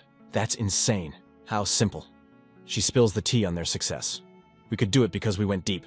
And the secret sauce was the Cave King crest. Heel stares at his own hand like it's alien tech just as the vision glitch swaps back to Rihanna. Rihanna wakes up in a dark, echoey cave. Huh. Suddenly the whole world quakes like a bass drop. She looks around panicking. In front of her it's a massive construction zone with golems smashing rocks. She's totally lost. Is this underground? Then she spots Rock in a hood raising a glowing pickaxe like he's Thor. Ice axe, he roars. With one overpowered swing, he carves a skyscraper right out of the cave wall instantly. His crew goes wild. That's our chief. He turned a rock wall into a condo in 2 seconds. The sound of his power booms through the cave. Rock turns to his squad. All right, boys, wrap it up. They shout back. You got it, boss. Leave it to us. He struts over to Empress Vela. Sorry to keep you waiting, he says. Had some unfinished business to take care of. Rihanna gasps. The guy standing there is the same mining chief, but he's cleaned up nice. Confident, handsome, total glow up. Allow me to give you the VIP tour of Carbuncle, Your Majesty. Rihanna is completely confused. That's our Rock, but what's going on? Did I time travel? Meanwhile, Vela snaps at him. Quit being so formal. I want to stay low-key while I look around. Walking together, Rock puffs his chest out. This power exists to carry the mining sieve of Vela. I might not be worthy, but I'm gonna use these skills till the wheels fall off. Vela watches him close. It's been a minute since I saw you flex like that. She eyes his hand. That Cave King crest? Good thing you inherited it, Rock. Her words ripple into the present stunning heel. Wait, the Cave King was created. Sierra nods. Yup. The crests were engineered by Vela herself. I'm no scientist, so here's the TLDR version. It's a remix of magic and genetic engineering. Crests take data like skills combos and XP, then turn it into a physical shape carved right into your body. And here's the kicker, they get passed down. Heel blinks. Passed down. Sierra breaks it down. Even if the user croaks, someone else is born with the same crest, and they inherit all the previous owner's high scores and achievements. Cave King is like the OG crest, she continues. Through Vela's history, generations picked it up, kept digging, kept grinding, and the power leveled up massively. Sierra points at Heel's hand. You could say it's the bedrock that holds Vela together. Ain't you proud, kid? He looks away, totally flustered. It's complicated. I didn't earn those stats myself. Sierra smirks like a cool ant. Modesty is cute, but let's be real. You haven't even unlocked the crest's full potential yet, have you? Then her face gets serious. But it's weird. How did so much time pass that people forgot about the Cave King and how crests work? That's a huge plot hole. Heel peeped Sierra, his curiosity itching like a mosquito bite he just couldn't scratch. Yo, Miss Sierra, he presses. What was the Cave King's deal for real? Sierra freezes, looking like she just bit into a sour lemon. Dude had mad skills, but the flashback hits. We see a younger, thirstier version of Rock showing off his masterpiece to Impressa. Peep this, Miss Vela. My power level is over 9,000. He brags, flexing next to a giant stone simp shrine of the Empress herself. He's yapping with massive ego about how he micromanaged every single pixel with his own 2 hands. From blueprints to bricks making a symbol for their underground crib. Back in reality, Sierra keeps it 100, total creep. The memory zooms out over Carbuncle, a sprawling underground city glowing like a diamond in the dirt. For a minute, this place was poppin'. Streets were packed with folks spending cash and living their best lives. It was engineering wizardry, fam. A literal copy-paste of the capital they left upstairs on the surface. Life kept rolling with funky subterranean rides cruising down the grand boulevards. But decades without a drop of vitamin D started messing with their heads. A heavy gloom dropped like a bass beat nobody wanted. The streets went from hype to ghost town, haunted by faces looking drained and sun-starved. Hopelessness spread like mold in the dark corners. On a fancy balcony, Rock hits up the hooded Empress Vela. How's the view? He asks. She keeps her voice low. It's lit. Vela gazes out over the neon ocean below. You cloned the capital perfectly. The crib's the tech, zero complaints, except for one extra thing. She side-eyes that massive statue of herself in the distance. Her sidekick is totally geeking out over it, though. It's insane. If I couldn't see the roof, I'd swear we were back on the surface. She hesitates, catching a case of the blues. Suddenly, voices drift up from the streets. Yo, is that the Empress? Someone whispers. Another guy chimes in. Last time I saw her, I was topside. That was 20 years ago, homie. She was just a kid like you back then. Vila hears it all, shutting her eyes as the guilt hits like a truck while her friend tries to comfort her. Then a kid's voice cuts through the noise, thirsty for freedom. Cool. I want to see the real sky one day. Vela's face goes stone cold. The vision starts glitching out, the memory lagging like a bad server connection. While the citizen's hopeful words echo like a broken record, Rock's face twists into grim determination. Vela's sidekick watches, eyes full of panic, then snap. The vision fades, dumping them back in the present. Heel connects the dots. So Carbuncle was a flop. Sierra nods. Humans aren't mole rats, kid. We need that solar power. Living in the basement too long turned everyone into zombies. You could see the burnout stamped on their mugs. Her voice drops an octave. But with the black calamity raging upstairs, going back meant game over. That's why they pulled the trigger, Sierra says, eyeing the statue. The dry plan. The vision glitch switches. Her head splits as another memory wave crashes in. Boom. We're in a high-tech lab. Empress Vela rolls up with her squad, looking confused. Where exactly are we? She asks. A young white-haired nerd drops the bad news. Freezing folks failed because we were total noobs about Aram. An Aram, the soul needs a living ride. If the body stalls out, the soul shatters. The researcher, young Sierra, points to a containment pod. So we gotta store the software separate from the hardware. Her mind reels, is that really Sierra? The researcher breaks down her invention, Kavo, artificial husks to host the Aram. Add some water and boom, theoretical immortality. An advisor leans in to inspect the goods. He spots the energy swirling inside like a storm. Sir, the Kavo. The Aram is trying to bail. Sierra confirms the nightmare. That's the glitch. The body lasts forever, but the soul refuses to sit still. She drops the stats. It takes about 1 year and 3 months before the soul rage quits its new home. Sierra turns to the boss. Your Majesty? Vela doesn't blink. Do it. Vela places a hand on the glass. Zap, a jolt of energy hits her like a taser, eyes popping wide. A glowing crest blazes on her arm. The dry crest symbol flashes in her mind like a strobe light. The psychic backlash rips through time, making real-world Sierra scream in agony. Heel scrambles over, freaking out. Miss Sierra, yo, you look wrecked. You okay? Sierra grips her head, sweating bullets, but grits her teeth. I'm good. Just shut up and listen. She points a shaky finger at the giant statue. You see that orb she's holding? The vision zooms in tight, revealing the intricate symbol locked inside. Yo, check out the surface. It's rocking a totally dry crest. Heel's eyes bug out like he just saw a ghost. Did you say crest? Sierra sounds like she's about to panic quit the game. You gotta smash that thing. If you don't, the Dryad's power is gonna wreck the people's Aram. Her voice trails off because the pain hits her like a truck full of bricks. Heel can only scream her name like a fanboy in the front row. Miss Sierra.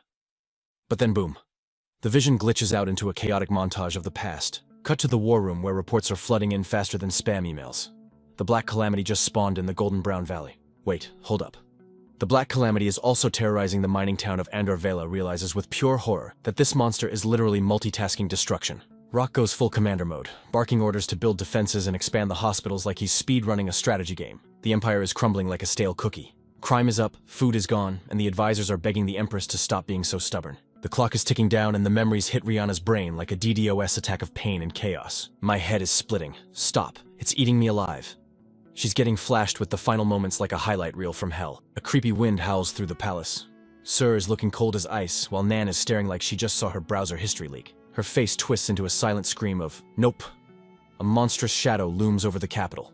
The Black Calamity's true form is ready to drop the beat. And by beat, I mean death. The memory shatters like a cheap screen protector. The psychic feedback fries Heel's brain and he drops to the floor, screaming in agony. He gasps for air, wondering, was that Rai? He spots Sierra clutching her head, fighting to stay online. Rihanna, he yells. Smash cut to a massive castle chilling under a starry sky. It's the royal castle Illumina in the Kingdom of Sand. Deep underground, a king and a dude named Leslie are staring at a glowing pedestal. The king gives him the dad look. Don't touch that carelessly, Leslie. It's not a toy. If that seal breaks, we're cooked. Leslie eyes the floating object and asks, the surface is still chill though, right, Pops? The king glares and says, nothing.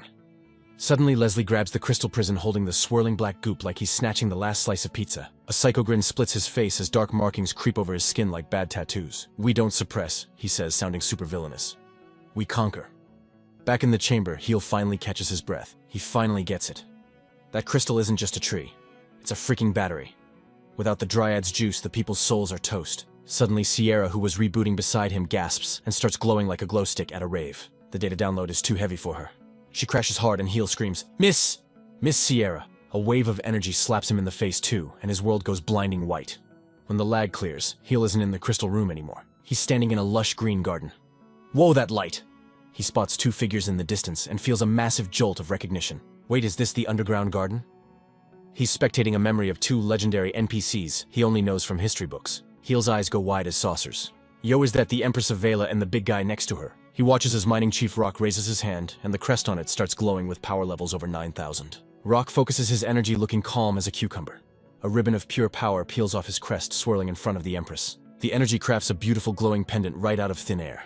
Heel, stuck in spectator mode, can only watch in awe. The crest, just 3D printed, that Rock hands the finished bling to his Empress. It is done. Empress Vela nods. Nice work, but Rock gets serious. You really won't change your mind. This plan is risky, fam. The Empress smiles, holding the pendant. You gave me a piece of the Cave King. You know what that means, right, Rock? She continues. We're built different, but the same. If we fought, you'd be nerfed hard. Rock sighs, knowing he can't win this argument. The truth hits Heel like a disconnect screen. Whoa, so that really was a piece of the Cave King. Empress Vela's mood flips, and she gets a playful glint in her eye. How about a bet for old time's sake? She points at Rock with absolute confidence. I'm betting on my dub and you take yours. Rock looks at his Empress with a mix of respect and big sad energy. Your Majesty. Then a brilliant, determined grin spreads across his face. Challenge accepted, and I'm gonna win. Bet locked in. Rock gives a final respectful bow to his queen. He turns and starts walking straight toward invisible Heel. For a second it looks like Rock actually spots him, his expression glitching out for a moment. But he's just a hologram from the past. Rock phases right through Heel's body like a ghost. Heel stumbles back, shook. Yo, he clipped right through me. As he watches Rock walk away, a chilling realization hits him. That was the last time I ever saw his back.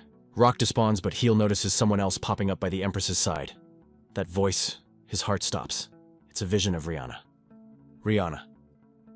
The moment he sees her, the memory shatters like glass, dropping on concrete. The garden deletes itself, and Heel finds himself falling into a massive, bizarre space filled with glowing honeycomb structures like some alien server room. He's tumbling through the void like a glitch in a video game, gravity totally ghosting him.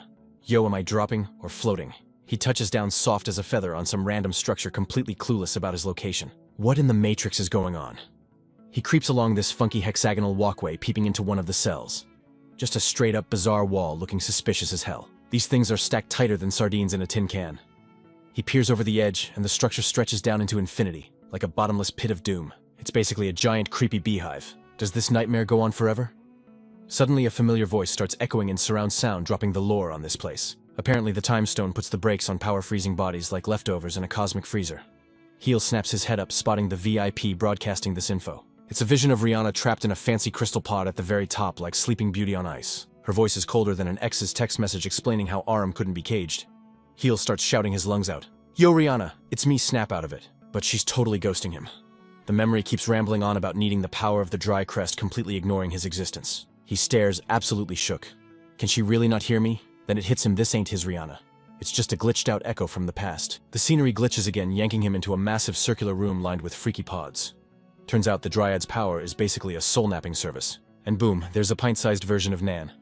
Her voice is young but sharp as a tack, breaking down their crazy science fair project. We built a gadget to copy that power, a dry replica.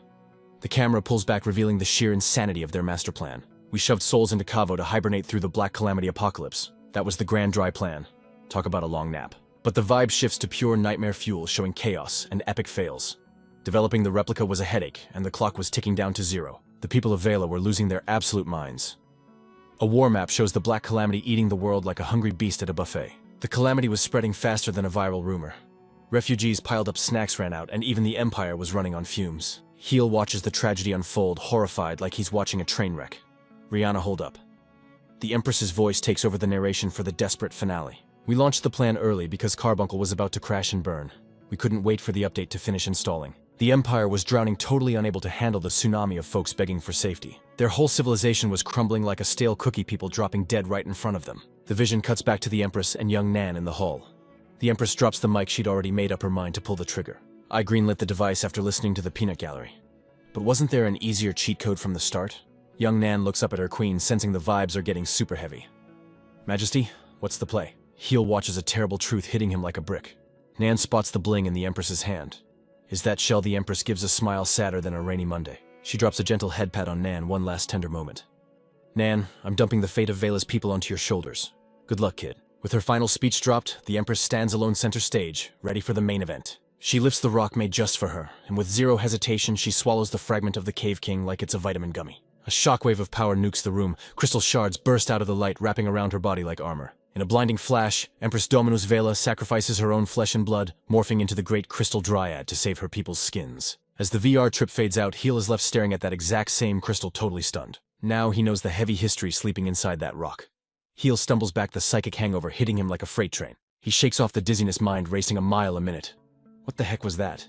Then he spots Rihanna collapsed on the floor. That was the past Miss Sierra's memories, but Rihanna was in the mix. He snaps back to reality and sprints to her side. Rihanna.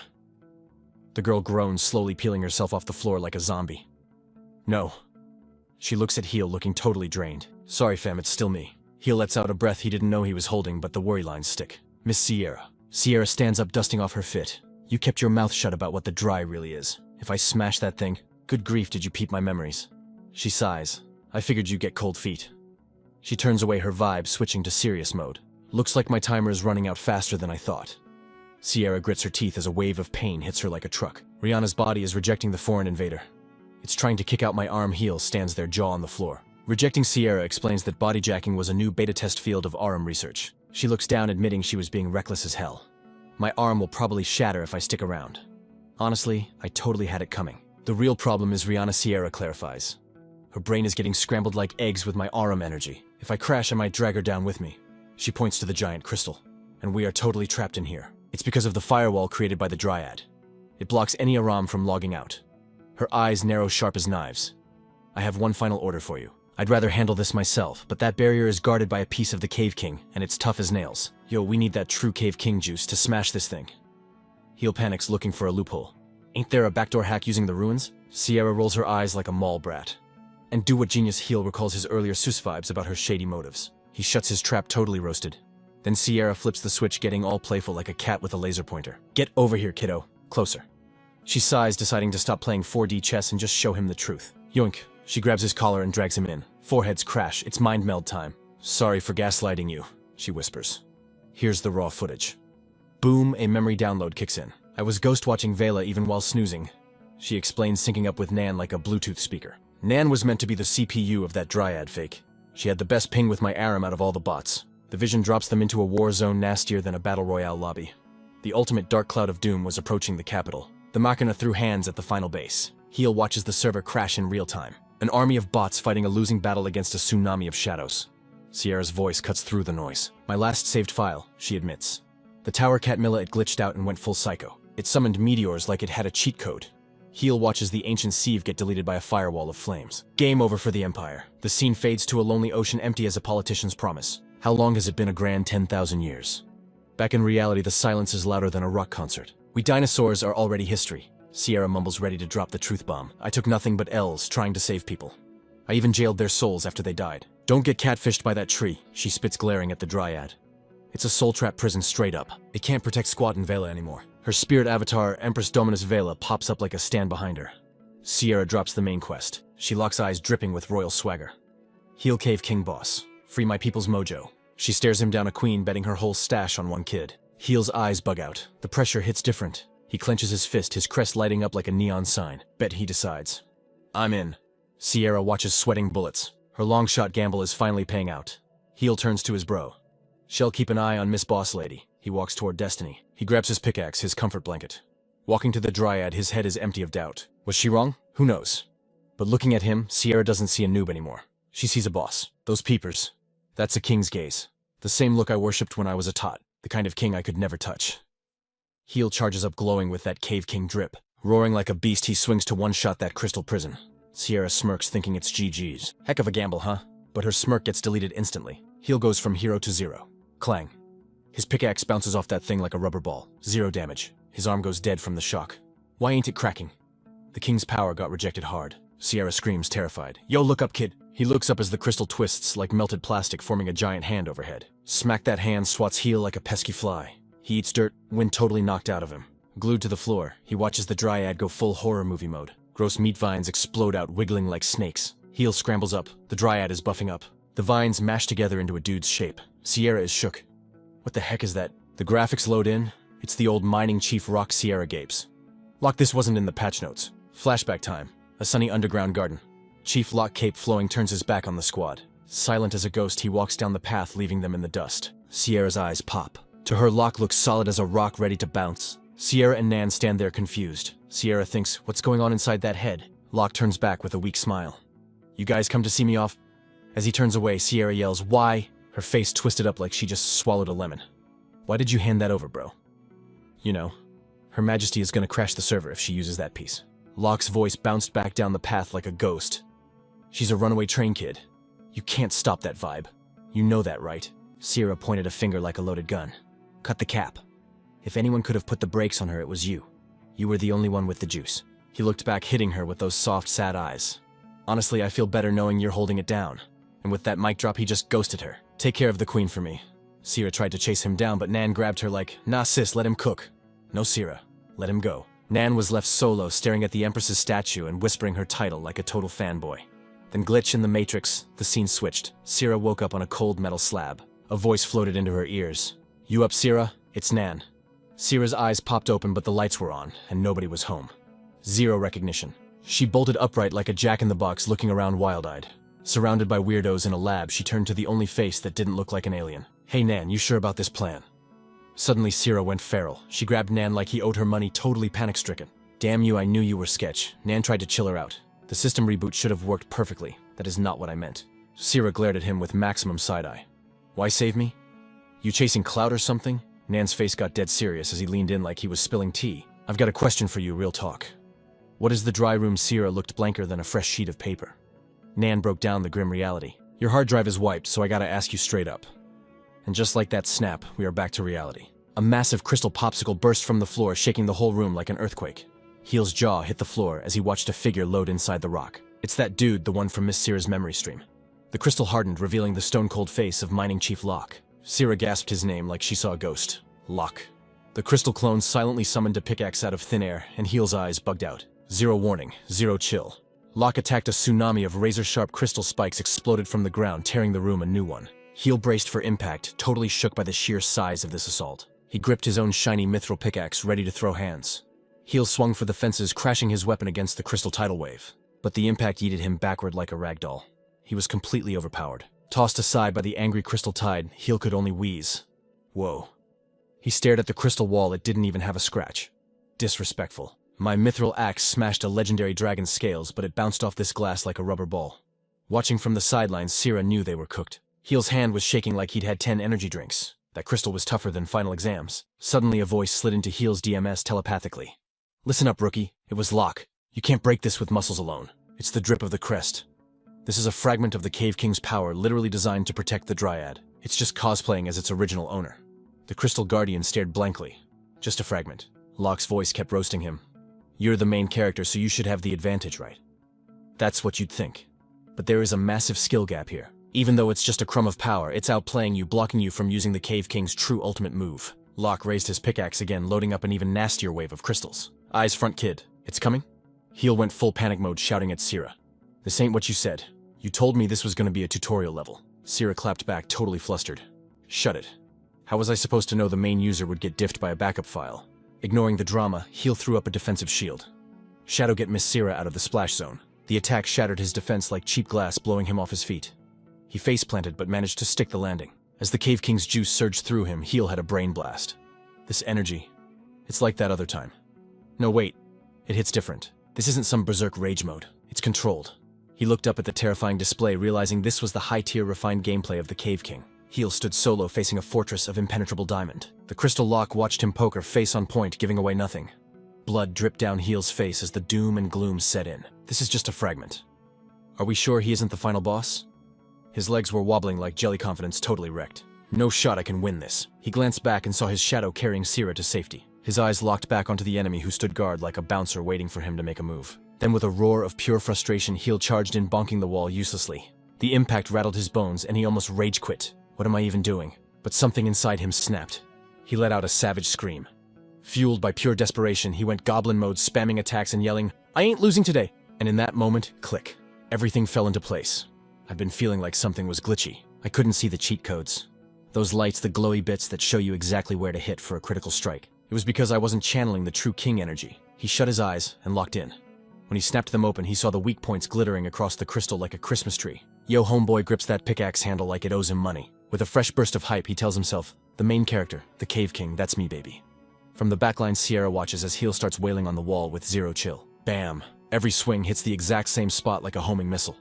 She's clenching her fists thinking, is this game over or what? She's trying to figure out Locke's deal. Why go this hard? She peeps the strategy that fragment is basically a bodyguard for the Dryad. It's playing pure defense right now. But then the scary thought hits her like a brick. If that thing decides to throw hands for even a second, our boy is toast. She's caught in 4K, totally torn. Do I step in? Do we bail? Nah, can't do that. Her eyes are popping out of her head watching this suicide mission. Heel isn't quitting though. He's chipping away at that impossible wall like a man possessed. Sierra stares at his stubborn hustle. He ain't stopping. His face is locked in, looking like he's about to ace a final exam he didn't study for. A bittersweet smile creeps onto her face as it finally clicks. Oh snap. I get the picture now. No wonder he's the one who snagged the Cave King's powers. But suddenly, ouch pain shoots through her like she just touched a live wire, making her scream. She grabs her chest body, glitching out. I can't put off the system reboot any longer. A vision flashes in her brain. It's the trapped spirit of Rihanna. Wait, nah. Rihanna's consciousness is locked inside my arm like a file in a zip folder. Then the horror hits. If the Aram gets wrecked, it's gonna drag Rihanna's soul down to the Shadow Realm with it. Watching Heel fight like a feral cat for their lives, Sierra makes up her mind. I gotta pull the plug on this madness stat. Rewind time.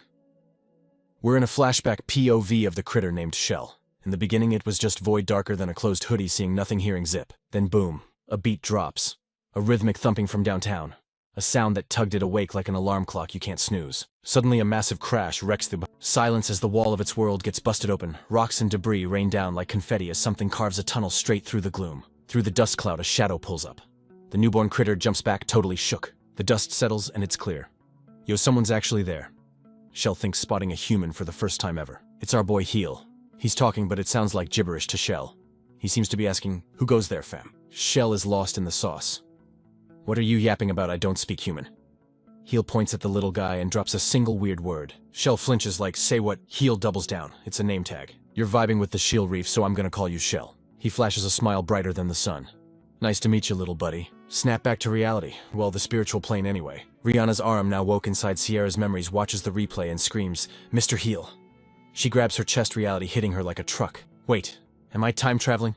She thinks. Nah, that ain't it. Looking at Shell, she realizes, this is your core memory, isn't it? Suddenly, her ears twitch. A familiar beat echoes through the memory simulation. It's the sound of Heel's pickaxe going ham in the real world. I've been hearing this beat drop the entire time. Realizing Heel is in deep trouble, Rihanna lights up like a firework. I gotta get to Mr. Heel ASAP. Back in the now, Heel is desperately hacking at Locke's massive crystal fortress. Locke just watches with dead eyes, while Heel sweats buckets trying to break through. Suddenly, Heel feels a vibe check, a vibration buzzing right up the pickaxe handle. This is it. He locks in, sinking his breath with the rhythmic banging of the pickaxe deep in his bones. An old tutorial pops up in his head. Chill out. Mining ain't about swole muscles. It's about that Cave King drip. He lifts the axe, not swinging like a maniac anymore, but scanning. Boom, he spots it. A single glowing weak spot. The voice echoes. Just tap it in. With surgical precision, he smacks that weak point, sending cracks spiderwebbing through the crystal like a shattered phone screen. Even Locke raises an eyebrow like, for real. But he ain't done. He charges up his weapon with an insane amount of crystal juice. Heel watches jaw on the floor. He realizes the corundum is swarming around Locke's axe like bees on honey. Locke unleashes a tsunami of razor-sharp crystal heel braces for impact, screaming, let's go Cave King powers. The two forces crash, but Locke's attack is playing on God mode. Heel's knees start to buckle under the weight. He grunts, grinding his teeth as the raw power threatens to flatten him like a pancake. The crystal wave slams into him, sending him drifting backward across the floor. The pressure is crushing, pushing his stats to the absolute limit. He digs his heels in, tearing up the stone, but it's not enough. Damn it! His arms are shaking like jello. It's no use. The power gap is Grand Canyon size.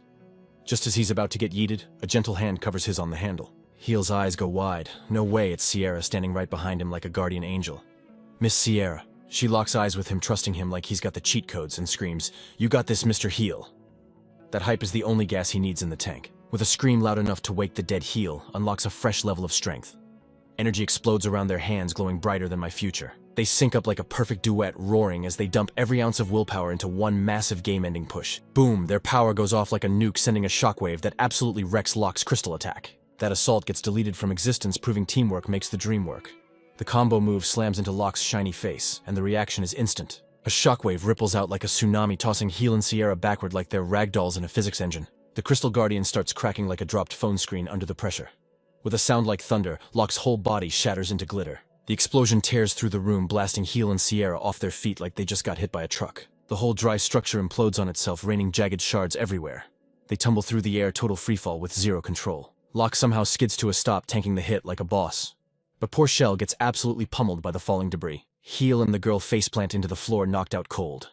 Slowly the girl's eyelids flutter like she's waking up from a nap. "Mr. Heel," she whispers, voice sounding super weak. She scrambles over and shakes him. "Yo, Mr. Heel, you alive?" He groans, pain hitting him like a hangover. His vision unblurs and he stares at her like he's seen a ghost. Rihanna. His voice cracks, sounding totally desperate. "Rihanna? No cap? Is it really you?" She gives him a chill smile. "Yeah, it's me. I'm Rihanna." That confirmation hits Heel like a tidal wave. He can't hold back the feels anymore, his face scrunching up as the waterworks start. Zero hesitation, he grabs her into a hug tight enough to crack ribs. "Thank God, fam." Rihanna is totally shook by the sudden glomp. "Mr. Heel." He buries his face in her shoulder, voice muffled like a sad puppy. "I was terrified. I legit thought it was game over for you." Hearing his raw confession, Rihanna closes her eyes, blushing like a ripe tomato. Then reality slaps him in the face. Heel's eyes snap open as he realizes he's invading her personal space big time. His face goes nuclear red, flustered by his own lack of chill. He practically yeets himself backward. "My bad. I totally just hugged you out of nowhere." His heart is doing techno beats in his chest, but Rihanna gently pulls him back, pressing his ear against her heart. Heel stammers like a glitching NPC. Rihanna, your chest is..." She smiles softly. "Hear that beat?" Heel is confused as heck. He just manages a dumb, "I'm right here," Rihanna says, cool as a cucumber. "And I ain't leaving." Her words vibe check his panic instantly. A second later, Heel chuckles, finally noticing their third wheel. "Ha ha ha, looks like Shell is chilling here too." But the reunion gets cut short when a heavy footstep shakes the floor like an earthquake. The glowing ghost form of Locke steps out of the dust. Rihanna recognizes the OG instantly. Locke, he's a piece of the Cave King, the bouncer of the Dryad. Heel braces for round 2, but his battery is at 0%. "This is bad news. That last move drained my entire mana bar." Locke raises a hand, not to smack them, but like he's handing out loot. Heel flinches, expecting a beatdown. Instead, a band of light shoots from Locke's wrist and wraps around Heel's hand like a slap bracelet. The energy burns into his skin, etching a sick-looking tribal tattoo. "What the?" Heel stares at the new ink, feeling a power uploading. Locke's voice booms through the room like a loudspeaker. "The fragment chooses you as the new Cave King kid." Heel whips his head around at the voice, looking up at the crumbling ruins. Locke's spirit body is already fading out like a bad signal. As he vanishes, the crystal fortress starts disintegrating into dust. The giant mountain of Corundum, the heart of the Dryad, is officially cancelled. The fragment's power is offline, Heel realizes with a jump. But wait, what about the Empress? As the last crystals drop, they reveal Empress Dominus Vela, perfectly preserved and holding the arm of Vela. Rihanna gasps, "The Empress." He clenches his fist, no clue what the next quest step is. Rihanna puts a hand on his shoulder to calm him down. They watch intensely, but right when she's revealed, her physical body turns to dust and light, ghosting them completely. Silence hits the ruined room hard. The Dryad is gone. Heel breaks the quiet, sounding a little emo. "This is a good ending, right, Miss Sierra?" Just then, the big doors rumble open like the entrance to a boss fight. They swing wide, and there stands Sierra, looking like she's about to murder someone. Pure, unfiltered rage on her face. Heel's eyes go wide. Oh. Sir Nan and the Zama crew rush in behind her, trying to keep up. "Sierra, hold up." The squad arrives, looking around confused. "Mr. Heel, Princess, is this the Dryad room?" But Nan is only looking at his partner Sierra. Ignoring everyone, Sierra goes full berserk mode, launching herself straight at Heel. "How dare you trash the Dryad?" Heel shoves Rihanna out of the splash zone, bracing for impact. "Sierra, wait a sec." Suddenly, a blinding light explodes between them like a tactical flashbang. Sierra freezes, total lag spike. It's Nani throwing up a barrier to block the hit like a boss. Sierra's rage glitch switches to pure shock as she gets held back. But Nan didn't pull this off solo. Stepping out of the light like a goddess, the spirit of Empress Dominus Vela drops in. Sierra freezes, absolutely shook. The Zelma are staring like their brains just short-circuited. Heel and Rihanna are just as flabbergasted. Rihanna whispers, "Miss Sierra." Nan just chills, looking like, "My job here is done, fam." The Empress hits her loyal knight with a smile warmer than fresh pizza. "Been a minute, Sierra." Sierra's knees give out and she hits the dirt, wrecked by the feels. "Your Majesty?" Dominus chuckles softly. "Yo, I can't see your pretty face if you're hugging the floor." "Come here, Nan, you too." Sierra's voice is heavy like she's swallowing rocks. "My bad. I couldn't protect Vela's people."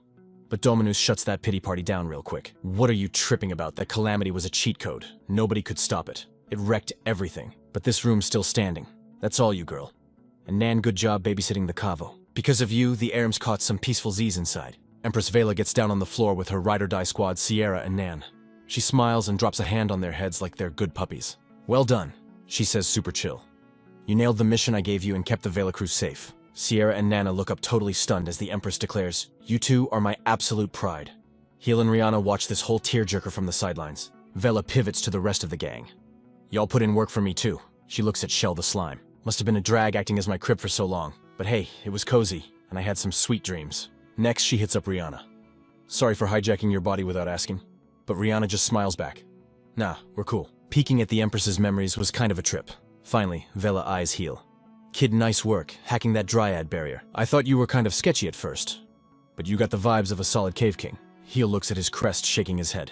I didn't solo this dungeon. Rihanna carried me. You all did. Vela thinks about it, looking all philosophical.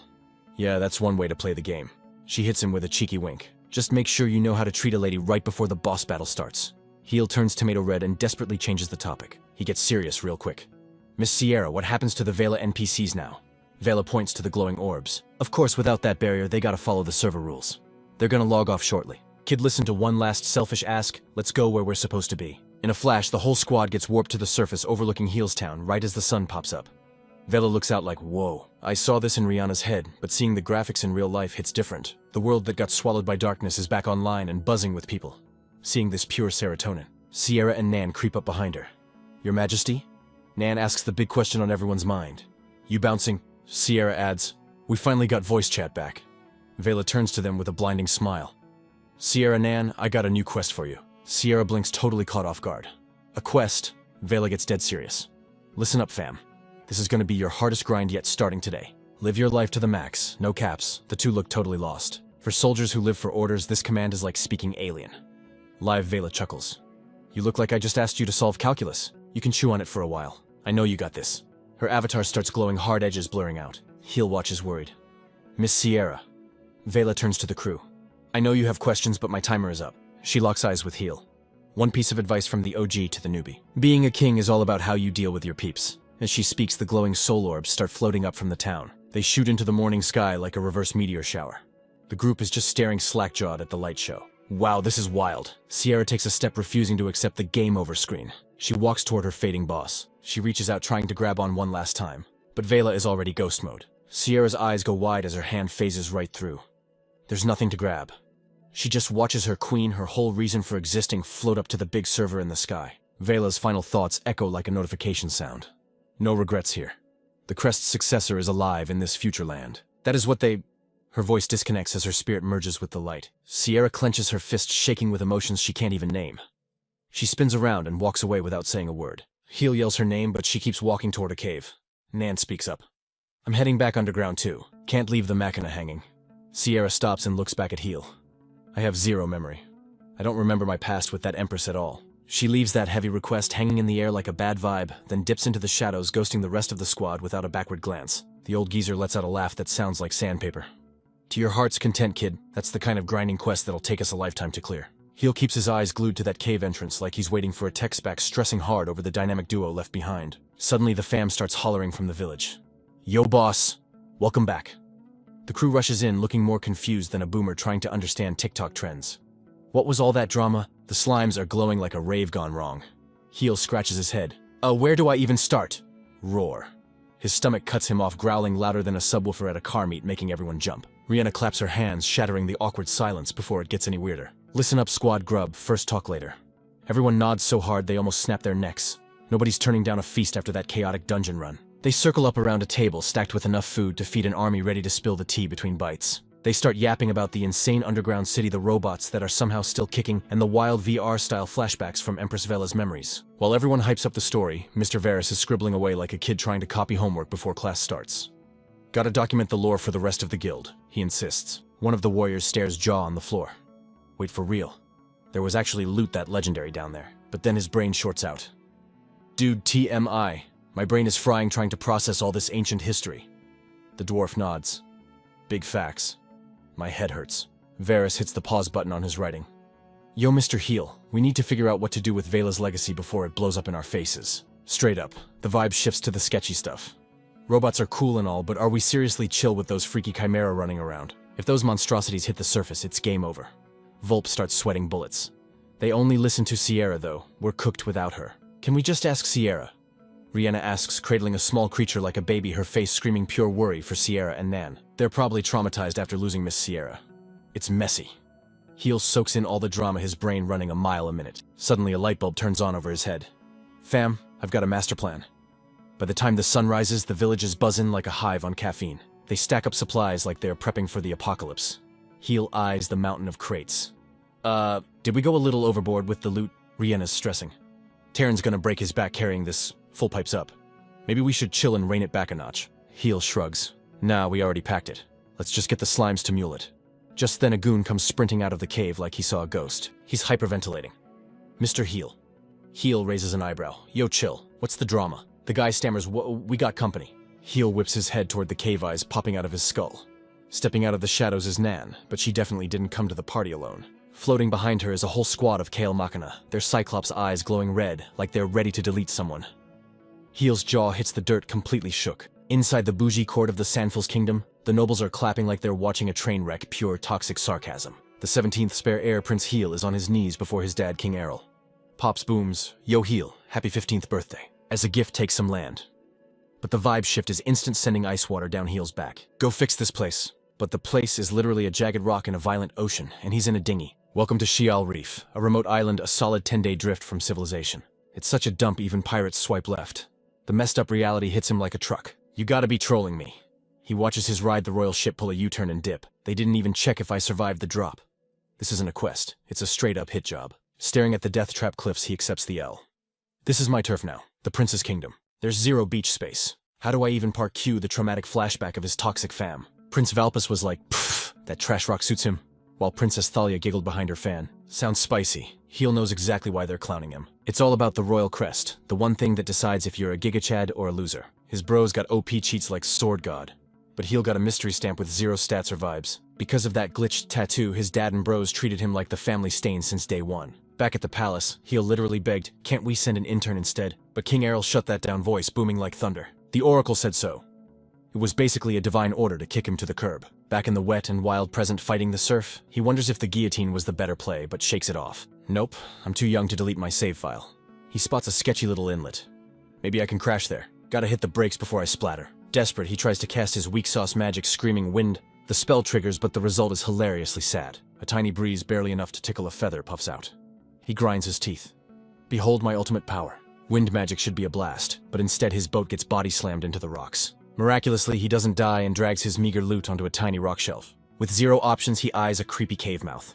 He steps in and instantly regrets everything. The place is a literal bone zone stacked floor to ceiling with skeletons. Panic mode engaged. It's skulls on skulls, a monument to everyone who took the L here before him. But a storm is brewing outside, so he's stuck between a rock and a bony place. Guess I'm moving in.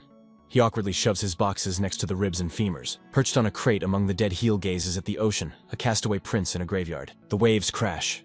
For a hot second, the vibe is actually chill. Birds are soaring, water is sparkling. He thinks it's gorgeous, and miles away from the drama back home, if only I wasn't doomed. But the grim reality slaps him awake, and he clutches his head.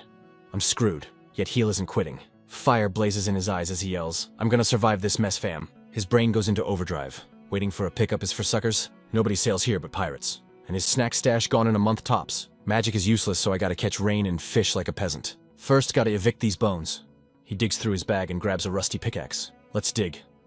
The second he grabs the handle, a glitchy text floats in his vision. Mining tool acquired. He looks around the bone pit. A voice echoes not in the room but straight into his brain. Huh, say that again. The voice runs it back. Mining tool acquired. Do you want to mine? Heel screams at the shadows. Who's there? Suddenly his hand lights up like a glow stick. The voice replies, I am the Cave King system advisor. I'm just code, bro. Heel stares at his hand.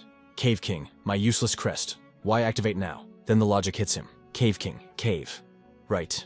I lived in a palace my whole life. I never touched a cave until today. The system starts yapping about features, but Heel's brain is already fried, so he cuts it off. Yo, pause timeout. Screw it, let's just wing it. He asks, I don't get the nerd talk, but what happens if I say I'm gonna start smashing rocks? The AI responds instantly, say no more fam, mining mode engaged. Heel's like, say what now? Boom. The cave walls light up like a disco ball at a rave. Whoa, it's glowing. The advisor breaks it down, the shiny white bits are the loot drops. It's the ultimate cheat code calculated to break easy and keep the roof from collapsing on his head with divine precision. Heel raises the pickaxe. Let's rock and roll. He swings and the stone crumbles like dry cake. He frees his eyes, popping out. One tap was all it took. The system wasn't lying. A wicked idea starts brewing in his brain. All right, step 1, make a crib to crash in. Then he notices it's dark as a dungeon, but he can see everything in 4K resolution. Is this a passive buff? The AI chirps back, confirmed, night vision unlocked. Armed with these sick hacks, Heel goes to town. Swing after swing, the rock melts away like butter. Clang, clang, the cave echoes with his grind. A grin stretches across his face. Against all odds, this banished prince is actually vibing. Yo, this is actually lit. He clears out a massive space in record time, the rubble piling up like laundry in a teen's room. He notices the rock chunks are getting huge with every hit. Am I buffing up? The AI confirms. The better your skills, the bigger your haul. Welcome to the grind. He steps back and nearly faceplants into the mountain of debris. Ping. The system asks, retrieve 168 rocks. The advisor drops the bomb. The Cave King crest gives you an infinite inventory. Loot as much as you want, bro. Trash problem solved. Say less. Heel gets back to work with the energy of a kid on energy drinks. Do your thing. Flash. The entire pile of 168 rocks deletes itself from existence. A menu pops up showing his stash. Then the golden question, auto-loot everything. His face lights up like a Christmas tree. Heck yes. No inventory limits means he can go beast mode. At this rate, I'll dig straight through the planet. Time to go deep. He starts carving a tunnel straight down into the bowels of the island. The AI keeps shouting out depth numbers while Heel zones out in the mining trance. He checks his inventory and gasps. It's not just rocks. He's pulled iron, copper, bronze, and gold, but 2 items look sus. What are these? The AI responds, magic stone detected. Opening the wiki, he scrolls through the info. Wait, even with my trash magic stat. Then he sees the turtle stone specs and his jaw hits the floor. Magic stones buff your mana pool. And the turtle stone consuming it adds 1 whole day to your lifespan. Lifespan. The realization hits him like a freight train. I thought this Cave King crest was garbage, but it's actually S tier. And this Sheol Reef isn't a prison. It's a gold mine. He clenches his fist, grinning like he just won the lottery. The crest that got him roasted by his family turned out to be the ultimate cheat code. Forget getting rescued. He's got a new addiction. Let's go. Time to strip mine this whole place. Before he knows it, he's 30 meters deep with an inventory bursting at the seams, including a whopping 90 magic stones. He eyes his loot. The shiny stuff is cool, but I really want to know what these magic crystals do. Maybe I can finally cast a real spell. The AI prompts, consume 90 magic stones. Heel narrows his eyes. Duh. Do it. The system pings, consuming 90 magic stones. Brace yourself. Heel stands there in the dark waiting for the Super Saiyan transformation. Nothing. No lightning, no aura, nada. He checks his biceps. Yo, did it work? Shouldn't I be glowing or something? The advisor's like, done. Heel smirks. Alright then, let's test this juice by cleaning up the tunnel. He raises his hand like a wizard and shouts his scrub tier spell, wind. But this ain't a gentle fan breeze anymore. Boom! A cataclysmic vortex erupts from his palm, a pocket-sized hurricane ripping through the tunnel. The blast pressure washes the cave, launching the pile of skeletons at the entrance out to sea like human cannonballs. Heel gets knocked on his butt, totally shook. Holy crap, did I just do that? 90 crystals made me a god. Sorry about the disrespect, dead guys. Suddenly he hears a squishy plop. Something small, blue, and jiggly is bouncing his way. It lands in his lap. A slime. Yo, what is this blob? It's been 3 days since Heel the 17th Prince got kicked out to this rock in the middle of nowhere. But for Heel, this is an exile. It's level 1 of his epic saga. He checks his gear, ready to grind. Gear check done. Snacks secured. He grins like a kid with a stolen credit card. Time to get back on that grind. He shouts to his ride or die, a little unassuming slime named Shell. With a hype shout of, let's roll, he hops on top of that bouncing jelly taxi. Meet Shell, his day 1 homie in this weird new life. Flashback to 3 days ago, our boy Heel was creeping through the cave when this little blob bounced up like a pop-up ad. Yo, what the heck? He jumped back hard, doing a kickflip. Then his brain clicked. Wait, I've read the wiki on this. It's a slime. Did it jump out because his wind magic gave it a spook? Suddenly, the system slid into his vision with a notification. Tameable monster found. Heel was shook. The tame skill was infamous for being as useless as a screen door on a submarine. Teachers always said it flopped on aggro mobs, and the kingdom's official policy was basically kill on sight. But out here, no laws, no cops, no judgment. It's the Wild West, baby. As he triggered the skill, another text popped up. To seal the deal, drop a name. Heel tapped his chin brain, buffering for a second. Since they were near the Sheol Reef, he went with something iconic.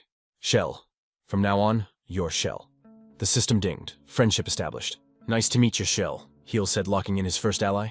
Back then, he assumed Shell was just a mindless blob of jello. But hey, having a pulse nearby keeps the lonely vibes away. He thought grateful for the squad, but boy was he wrong. That's what I thought, Heel narrates. But Shell's built different. Boom, Shell stretched out like living rubber, hoisting Heel into the rafters. Whoa. Turns out this slime's IQ is actually existent. Up there, Heel could smack mineral veins he couldn't reach before. Jackpot, good looking out, Shell. They synced up faster than a Bluetooth speaker. With just a few hand signs, Heel directed traffic, turning their mining hustle into a finely tuned factory. The gains were massive. In just 3 days, his ore stash tripled straight up profit from their bromance. With magic stones fueling his mana bar, survival mode just got switched to easy. He was spamming fresh water and cooking fish like a pro chef. Bonus perk, Shell, transformed into the world's most comfortable memory foam mattress. A little to the right. Heel had seen other slimes, but they were total NPCs compared to Shell. It was clear his new friend was an SSR tier pull. As night fell, Heel's brain was stuck on one track. What loot am I grinding tomorrow? He passed out dreaming of diamonds. Morning came with Shell bouncing like he had too much caffeine. Yo, chill out, Shell. What's the panic? The slime nudged him hard, pointing toward the beach. Heel followed his friend's gaze and saw it a ship wrecked against the rocks like a bad parking job. Oh snap. He hopped on Shell drifting corners to the crash site. Hiya! But when they pulled up, his jaw hit the floor. Passed out in the trash were two figures, a hulking roided-out goblin and a tiny fragile one. Green-skinned goblins, Heel realized. Their boat got wrecked. He crept up checking for a heartbeat. A weak groan confirmed it. Still breathing.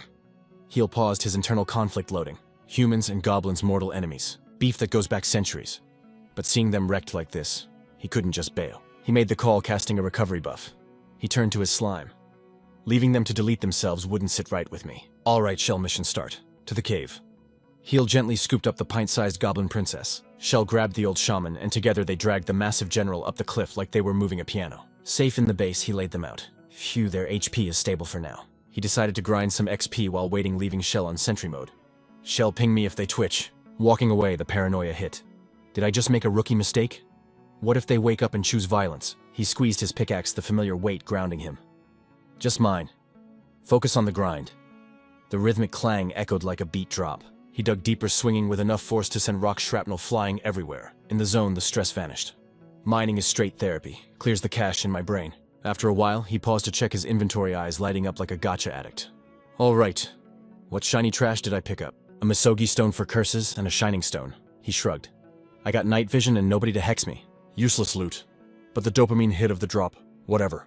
Finding stuff feels like winning. Let's keep digging. Just as he raised his pickaxe, Shell bounced over in a panic. Heel knew the vibe instantly. Shell, did the guests wake up? Approaching the main room, he heard the drama. Let go of me, princess! A voice growled like a chainsaw.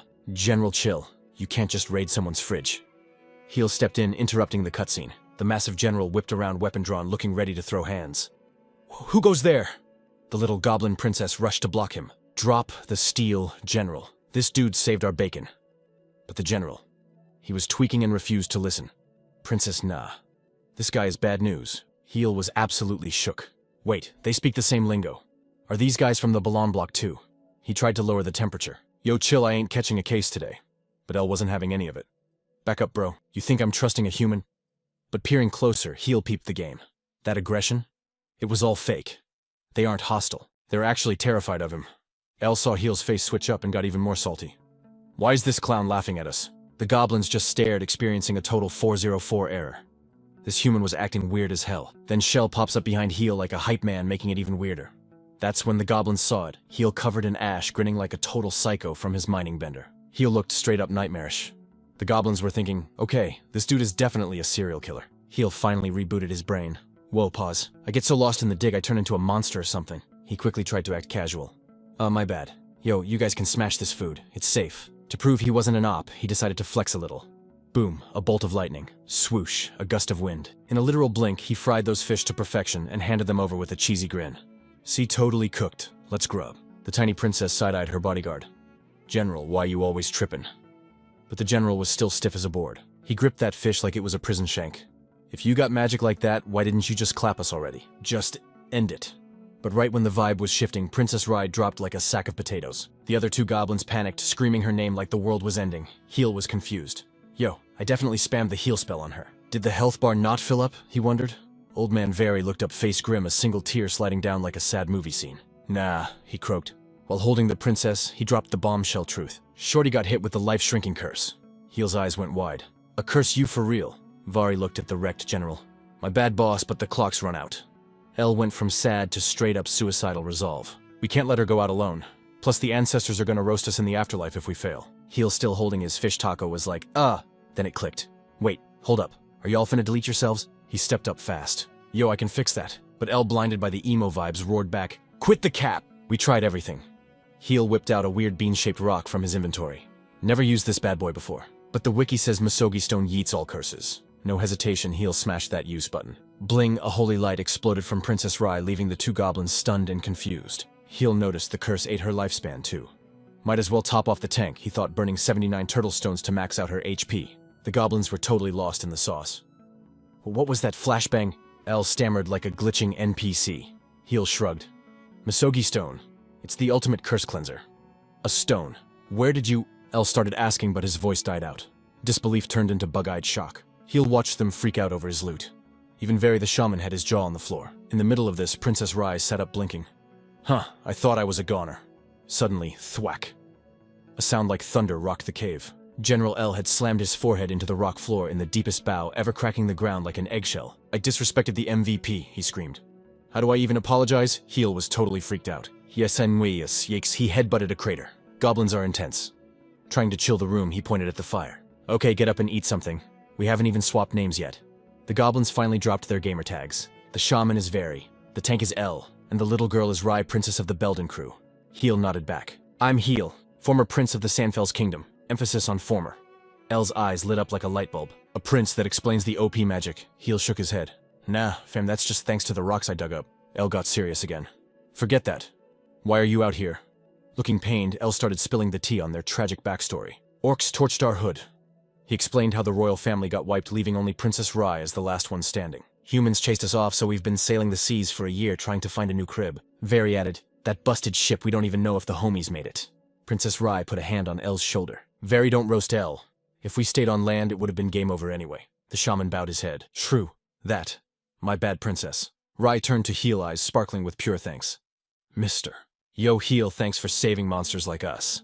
That word monsters hit him like a slap in the face. He didn't see beasts, he saw people. Rai smiled like a saint, clutching her chest. I know my timer is running out anyway, but that chest pain gone. Dying peaceful is a total vibe. Heel cut that depressing talk off real quick. Yeah, but it's way too early to rage quit. He dropped the island's top-tier secret. Turtle stones are still sleeping downstairs. We can glitch your HP to infinity with these. The goblins looked at him like he was speaking alien. No cap, if I grind for a week, I can buy you a whole year of life. The weight of that promise hit L and Very like a truck. Tears flowed, but Heel just flashed $1 million grin. It's cool, fam, but L was begging desperate. Big ask, but can we join the grind? Princess Rai looked at Heel, shaking like a leaf. Why? Why drop loot this legendary on us? Heel's answer was brutally honest. I dig because it's fun, and honestly, solo play gets lonely. That simple truth shattered her composure. Tears of pure thanks washed over her face as she bowed down. Thank you. Heel realized to share buffs there was only one move. He had to use the tame skill. He scratched his head looking like a deer in headlights. How do you even say this? He just spat it out. It's for the party buff. You can say nah. I'll still farm the stones for you. The goblins froze. Tamus, L, and Very were instantly down. Bet, we serve you now. But keep the princess out of it. Rai stepped up like a boss though. Mr. Heel let me join the squad too. She looked at her crew. I can't just sit here leeching XP while you guys work. I gotta repay this debt. Heel, totally flustered, gave the thumbs up. Rai asked for a nickname to seal the deal. L went first. Heel dubbed him Elvin. The goblin general grinned like a shark. Mr. Heel? Nah, boss. Elvin's got your back forever. Very became Varys, bowing like a classy butler. Huge honor. Varys will serve till his back gives out. Finally, the princess. Rai, how about Rihanna? You vibe with that? Her eyes lit up like LEDs. Rihanna, that's me. Boom, taming complete. I promise Rihanna is all yours. After chowing down, Heel was itching to grind again. Honestly, I just want to hit rocks. He led the new squad into the deep, dark cave. It's dark, they said. He pulled a glowing torch from the void. Inventory hacks. They didn't have night vision. Crafted a sun torch. I'll run the tutorial while we walk. Rihanna stared at the glittery walls like a kid in a candy shop. Heel pointed at the glow. Hit there. Only the safe spots. Watch this. Heel wound up and punched the wall barehanded. Boom. The shockwave rattled the whole dungeon. The rock face shattered like glass. Dust cleared to reveal a massive tunnel. The goblin's jaws hit the floor. He shrugged casually. I was a noob once too. You'll get OP eventually. He turned to his first pet. Shall give the slime squad the strats. He turned to the goblins. Auto loot is off, by the way. He clapped, hype levels rising. All right, give it a shot. Grinding makes perfect. The goblins nodded nervously. From that day on, the dead cave turned into a party. The sound of mining echoed as the new fam worked together. Later, he planted a seed. A tiny sprout pushed up like a zombie from a grave. Bam, it exploded into a massive apple tree instantly. Everyone was shook. Varys dropped the lore. Those orange rocks are sunstones, speed hacks for plants. Heel clicked. That's why Terran is a unit. He checked his stash. Only 678 stones left. Can't farm these anywhere else. Gotta save them. Heel decided to give the farm keys to Rihanna. She panicked. Me guarding this legendary loot, then her face got serious. Bet. I won't flop, Mr. Heel. Food was sorted, so Heel switched back to main quest mode. He zoomed through the mines on his slime. I was worried, but Rihanna's got that main character energy. Everyone had a job class now. Heel could go full try-hard on mining. They do their thing, I dig holes. His focus was laser sharp. Goal, get more turtle stones. Rihanna's only 15, same as me. She deserves a long game run. I'm the carry here, so I gotta grind. Then clank. His pickaxe hits something weird. He yanks the rock away and boom, a weird white stone is glowing like a rave light in the wall. What the heck is this? No time to think, he starts mining that unique loot like a maniac. He checks his inventory, and his eyes practically pop out of his skull. It's a dragon orb, a legendary drop that can literally hit the undo button on death. His brain is crashing trying to process this. Hyped up by this game-changing discovery, he immediately shouts for the squad. Yo, Taran, everyone get over here and dig. But even with the whole crew grinding, Jesus denies them. No more orbs appear. Heel figures it's probably for the best, cause an army of unkillable zombies sounds terrifying. But then a chilling vibe hits him. Wait, if I get wasted, this loot stays stuck in my menu forever. He decides he's gotta stash it in the real world for safekeeping. Suddenly a frantic scream cuts the air. Boss! Heel spins around to see Elvin sprinting toward him like he's late for class. Elvin, what's the drama? Moving fast. Heel spots a skull-shaped rock very emo and hides the orb on top of it before running to meet him. Parking this right here for now. He thinks dropping a mental pin on the map so he doesn't forget. He hits the cliff's edge shouting, "Spit it out, Elvin. What happened?" Elvin points at the churning ocean looking totally stoked. Boss, the homies are on that ship right there. Heel can't believe it. For real, Varys nods confirming the intel. Zero doubt about it. And there it is. A massive boat carrying the rest of the tribe fighting the waves like a boss battle. The goblins are catching major feels. Thought they were goners, Varys whispers.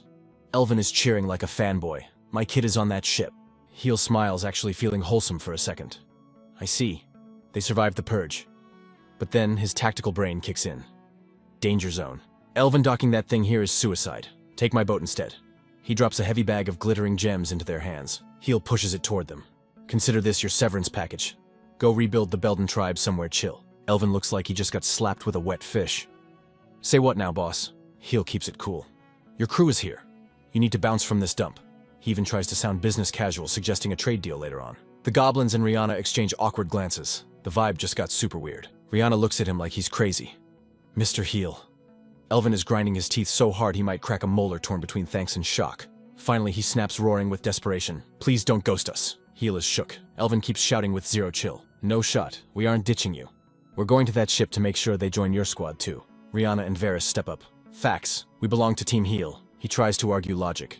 Look, I appreciate the hustle, but this is your only exit ticket. Rihanna gives him the death stare. Then why don't you come with us?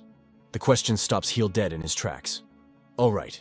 Escaping was actually his main quest. He's speechless. He clenches his fist and the mark on his hand burns like a reminder of his dirty little secret. He's trapped here.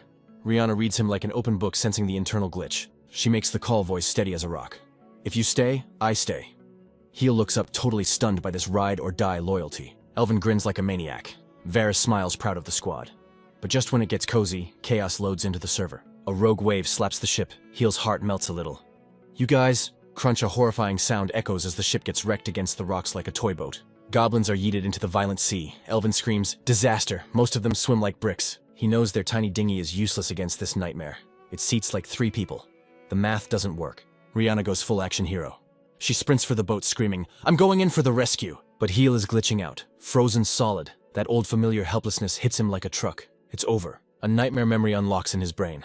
A time when he was a total noob, powerless to stop anything. As the chaos unfolds, a vision of a monster from his past locks his body down with fear. But he fights the lag. He physically shakes off the trauma and the despair. In a split second, he hits the sprint button. Heel launches himself off the cliff. A swan dive straight into the hellish ocean, shocking everyone. He falls like a meteor, eyes locked on target. Rihanna screams his name, flashback time. We see a young, scrappy Heel cornered in a sketchy alley. He's desperately trying to shield a tiny, chained-up demon from a mob of jerks. Not just any jerks, snobby nobles looking at him like he's trash for saving garbage. The boss bully smirks, lighting up a magic circle. He's about to wreck Heel just for having a heart. But even shaking in his boots, Heel didn't fold. He used his own body as a human shield. Snap back to reality. The memory fades. Heel is staring at a small potion vial when Rihanna's voice cuts through the noise. Yo, Mr. Heel, you good? You've been digging like a maniac. Heel waves it off like it's nothing. Nah, just lost in the sauce of my own thoughts. With my Cave King cheat code, my stamina is basically infinite.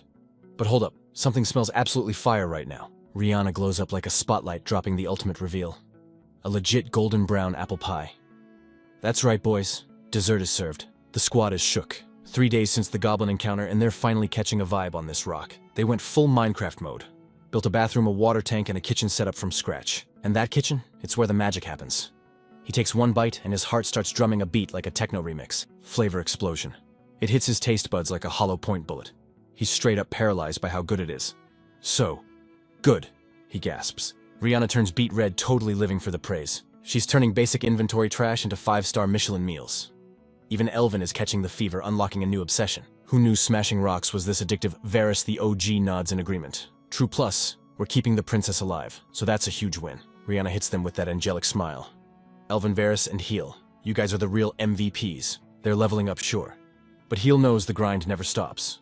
The to-do list is still taller than Mount Everest. The inventory is looking scary low. Their drip is turning into rags, and the menu is nothing but fish and more fish. He's praying for a merchant ship to cruise by. Maybe swap some of these shiny rocks for actual supplies. But let's be real, the odds are trash.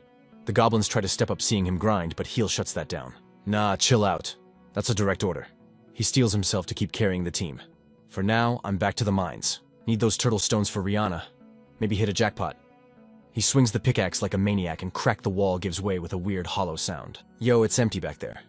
He peeks into the void like a horror movie protagonist. He steps through the breach. Boom. Massive hidden dungeon discovered. Whoa, what are these glowing rocks? They're vibing with a soft orange glow like a sunset filter. He pushes deeper, but then squish. His foot sinks into something nasty. He crouches down, totally lost. Is this dirt in a rock cave? Suddenly a sound from the shadows sends shivers down his spine. Looming over him is absolute nightmare fuel. A cave spider the size of a truck. His brain completely short-circuits. Spider. It's massive. I'm definitely lunch. Pure adrenaline kicks in and he throws up a shield spell. But plot twist. The spider screeches like a banshee and bolts in the other direction. Heel is left standing there looking like a confused meme. It dipped. He creeps after it following the trail to its lair. Turns out the beast isn't trying to throw hands. It's a mama spider huddled up with her army of babies. The truth hits him like a brick. Oh, I see you. Just protecting the fam. My bad for crashing the crib. Just then the system slides into his DMs. Tameable monster detected.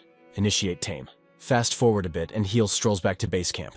The goblins pause their grind sensing the boss is back. Elvin's hyped thinking he gets to mine again. But then Heel steps into the light and the squad screams like little girls. Boss behind you. Heel turns around with zero chill. Oh, sorry for the jump scare. Meet Taryn and the kids. They're part of the crew now. Varys is sweating buckets looking like he's seen a ghost. A cave spider. How was that monster hiding here? Heel tilts his head. Why are the mainland spiders fun-sized or something? Varys is losing it.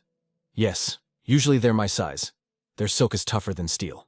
Their poison melts you and they eat humans for breakfast. Suddenly Rihanna connects the dots like a detective. Wait, I heard legends. Watch out for dirt deep in the caves. That dirt. It's actually spider waste. Varys pauses and a grin creeps onto his face like the Grinch. Hold up. That is actually huge news. It's not just dirt. It's premium S-tier soil. Loaded with nutrients, and the silk holds water like a sponge. It is the holy grail for farming. But then Varys deflates like a popped balloon. But we're on a rock. Where do we plant Heel? Flashes a cocky grin. Funny you should ask. Follow me. Check out this tunnel. The squad gasps in unison. The janky narrow path is now a wide luxury staircase fit for a king. When did this happen? Heel shrugs. Taryn was too thick for the hall, so I flexed my Cave King skills to widen it. All that grinding wasn't for nothing. His Cave King crest officially hit rank 2. New rank means new cheat codes. Design lets him sculpt the cave like digital clay while he mines. Workshop lets him craft and synth items straight from the menu. Plus his tamed beasts just unlocked night vision. With these god-tier powers, it's time for Extreme Home Makeover Island Edition. That night, they throw a rager to welcome Taryn and the Spiderlings. 'Cause tomorrow the real grind begins. Varys and Elvin hit the lab forging some fresh ice axes that look straight up lethal. Varys admits they ain't Gucci quality yet, but Heel. He is absolutely vibing with it. Are you kidding, crafting iron tools in a dump like this? That is a massive level up, no cap. Meanwhile, Rihanna's weaving that spider silk like a pro designer. Heel can't believe the texture is softer than a cloud's butt cheek, and she even offers to knit him a custom futon. Heel puts Tehran and the spider fam on farm duty, letting them bless the crops with that nutrient-rich spider fertilizer. But hold up, he's about to discover these 8-legged freaks have a hidden talent that hits different. Armed with pickaxes, the spiders turn into mining machines, digging with a speed that makes Heel's own Cave King skills look totally basic. With the whole Belden squad facing a wipeout, Heel takes a leap of faith off the cliff like an action hero. It ain't over, he screams. I got this. He locks in, ignoring the doubt. Tapping into his god-tier mana, Heel prepares to drop a nuke of a spell burning through over 8,000 magic stones in one go. He screams one word, freeze, and slams his palm toward the raging sea like he's dropping the base. Boom. An explosion of Arctic energy blasts from the circle, tearing across the water faster than a rumor in high school. Blink, and you'll miss it. The entire ocean turns into a solid ice rink, leaving the audience completely shook. Yo, what is happening? They scream. Even Heel is low-key terrified by his own overpowered stats. Yeah, so this is the flex of 8,000 magic stones. He snaps out of it and turns to his general. Elvin ditched the boat plan. Use this ice bridge and save the homies. You feel me, Elvin roars. Got it, boss, and charges onto the new ice path like a linebacker. But their epic charge turns into a fail compilation instantly, as they slip and slide all over the place, like Bambi on ice. Heel watches them struggle and facepalm. Damn it, he thinks. I made a highway, but I forgot to add traction control. Thinking fast, Heel summons his giant spider. Terran, we need those sticky legs to give us some grip stat. Elvin, who usually hates bugs, forces a grin. Bet I've suddenly decided spiders are my best friends. With Heel riding Terran like a warhorse, the slimes bounce along behind them. He yells out, "Shell squad up!" You and the slime crew do the thing. The plan clicks together smoother than a fresh haircut. Taran anchors down like a rock while the slimes link up to form a squishy living chain, creating a lifeline for the goblins to escape the sinking ship. Elvin and the boys grind hard, carrying the weak and injured across the ice like true MVPs. It's a massive team effort with everyone clutching up to save the tribe. Heel plays quarterback, making sure nobody gets left behind. Once all 205 goblins touch grass, Well-Ice Heel starts spamming healing magic on the wounded by the cozy bonfire. Looking over the crowd of survivors, a massive wave of relief hits him right in the feels. I'm just glad the squad is safe. The elder of the Belden tribe rolls up with Rihanna. Mr. Heel, thanks to you we didn't get deleted. How can we ever pay you back for this carry? Suddenly, Elvin spots his daughter Fu and tackles her with a hug, crying like a baby. Fu, you made it! She squirms, dying of cringe. Dad, let go, you're ruining my rep.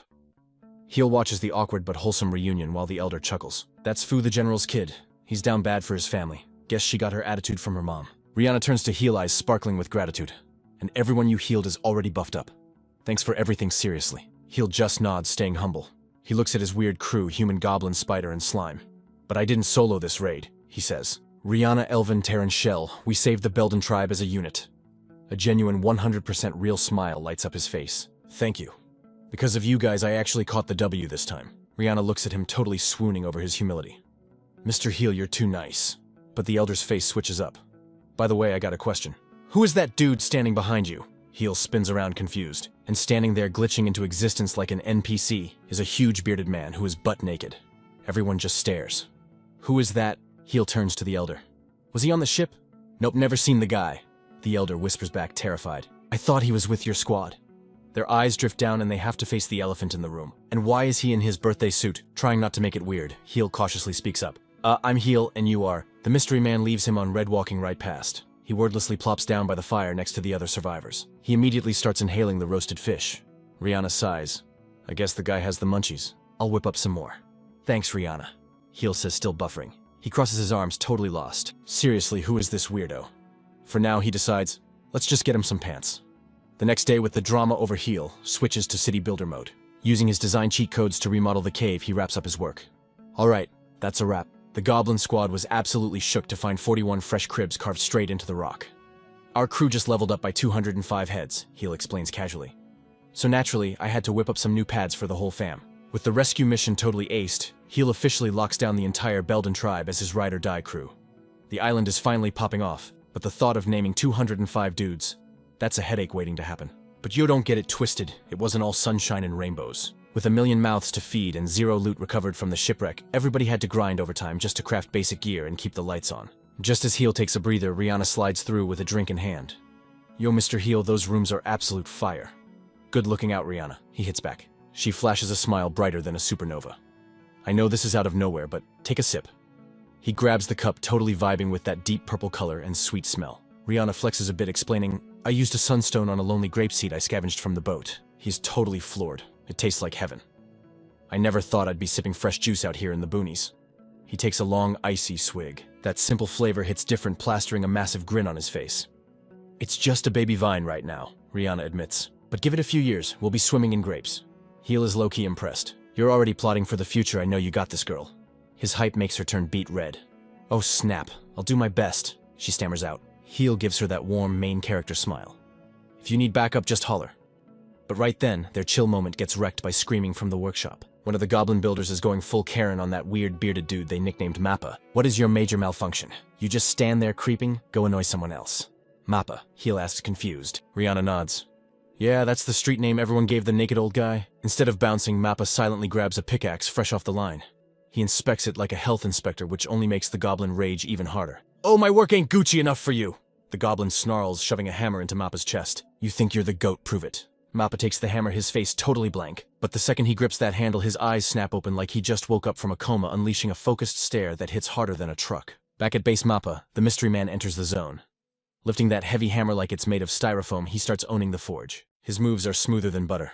With tongs and hammer, he starts bullying that glowing hot iron into submission. Heel watches from the sidelines, thinking, okay, this dude definitely isn't a rookie. Suddenly, Mappa goes full anime mode. He becomes a blur of speed, smashing metal with god-tier force while sparks rain down like fireworks. The squad is completely shook. Bro is moving at light speed, Heel yells, eyes popping out. In a literal blink, it's done. The finished pickaxe is such a masterpiece, it belongs in a museum, not a mine. Heel grips the new gear, stunned, while Rihanna points out the obvious. But aren't pickaxes just for smashing rocks? The peanut gallery gathers round looking sus.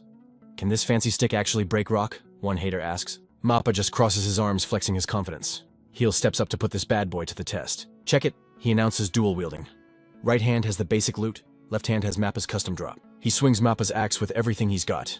The impact sounds like a bomb going off. The whole rock face gets deleted, blasting a crater in the wall and leaving the crowd tongue-tied. Their doubt literally vaporized. Heel stares at the axe like it's an alien artifact.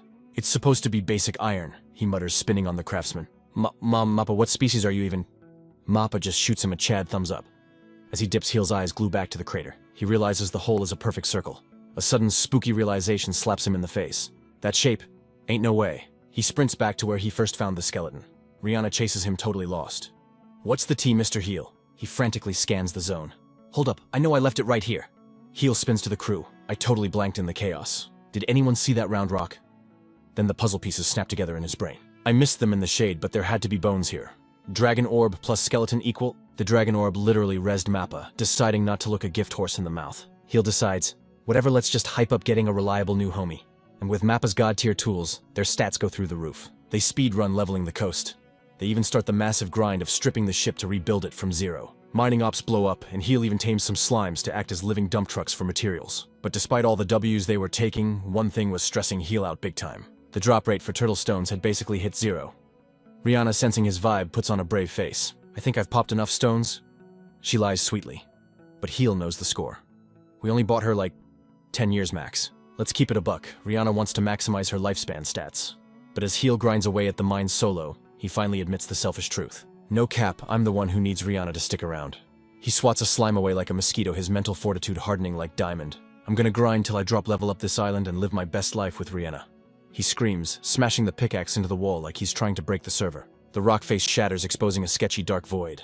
A cave, Heel wonders, squinting into the dusty abyss like a horror movie protagonist. But when the dust clears, his eyes bug out.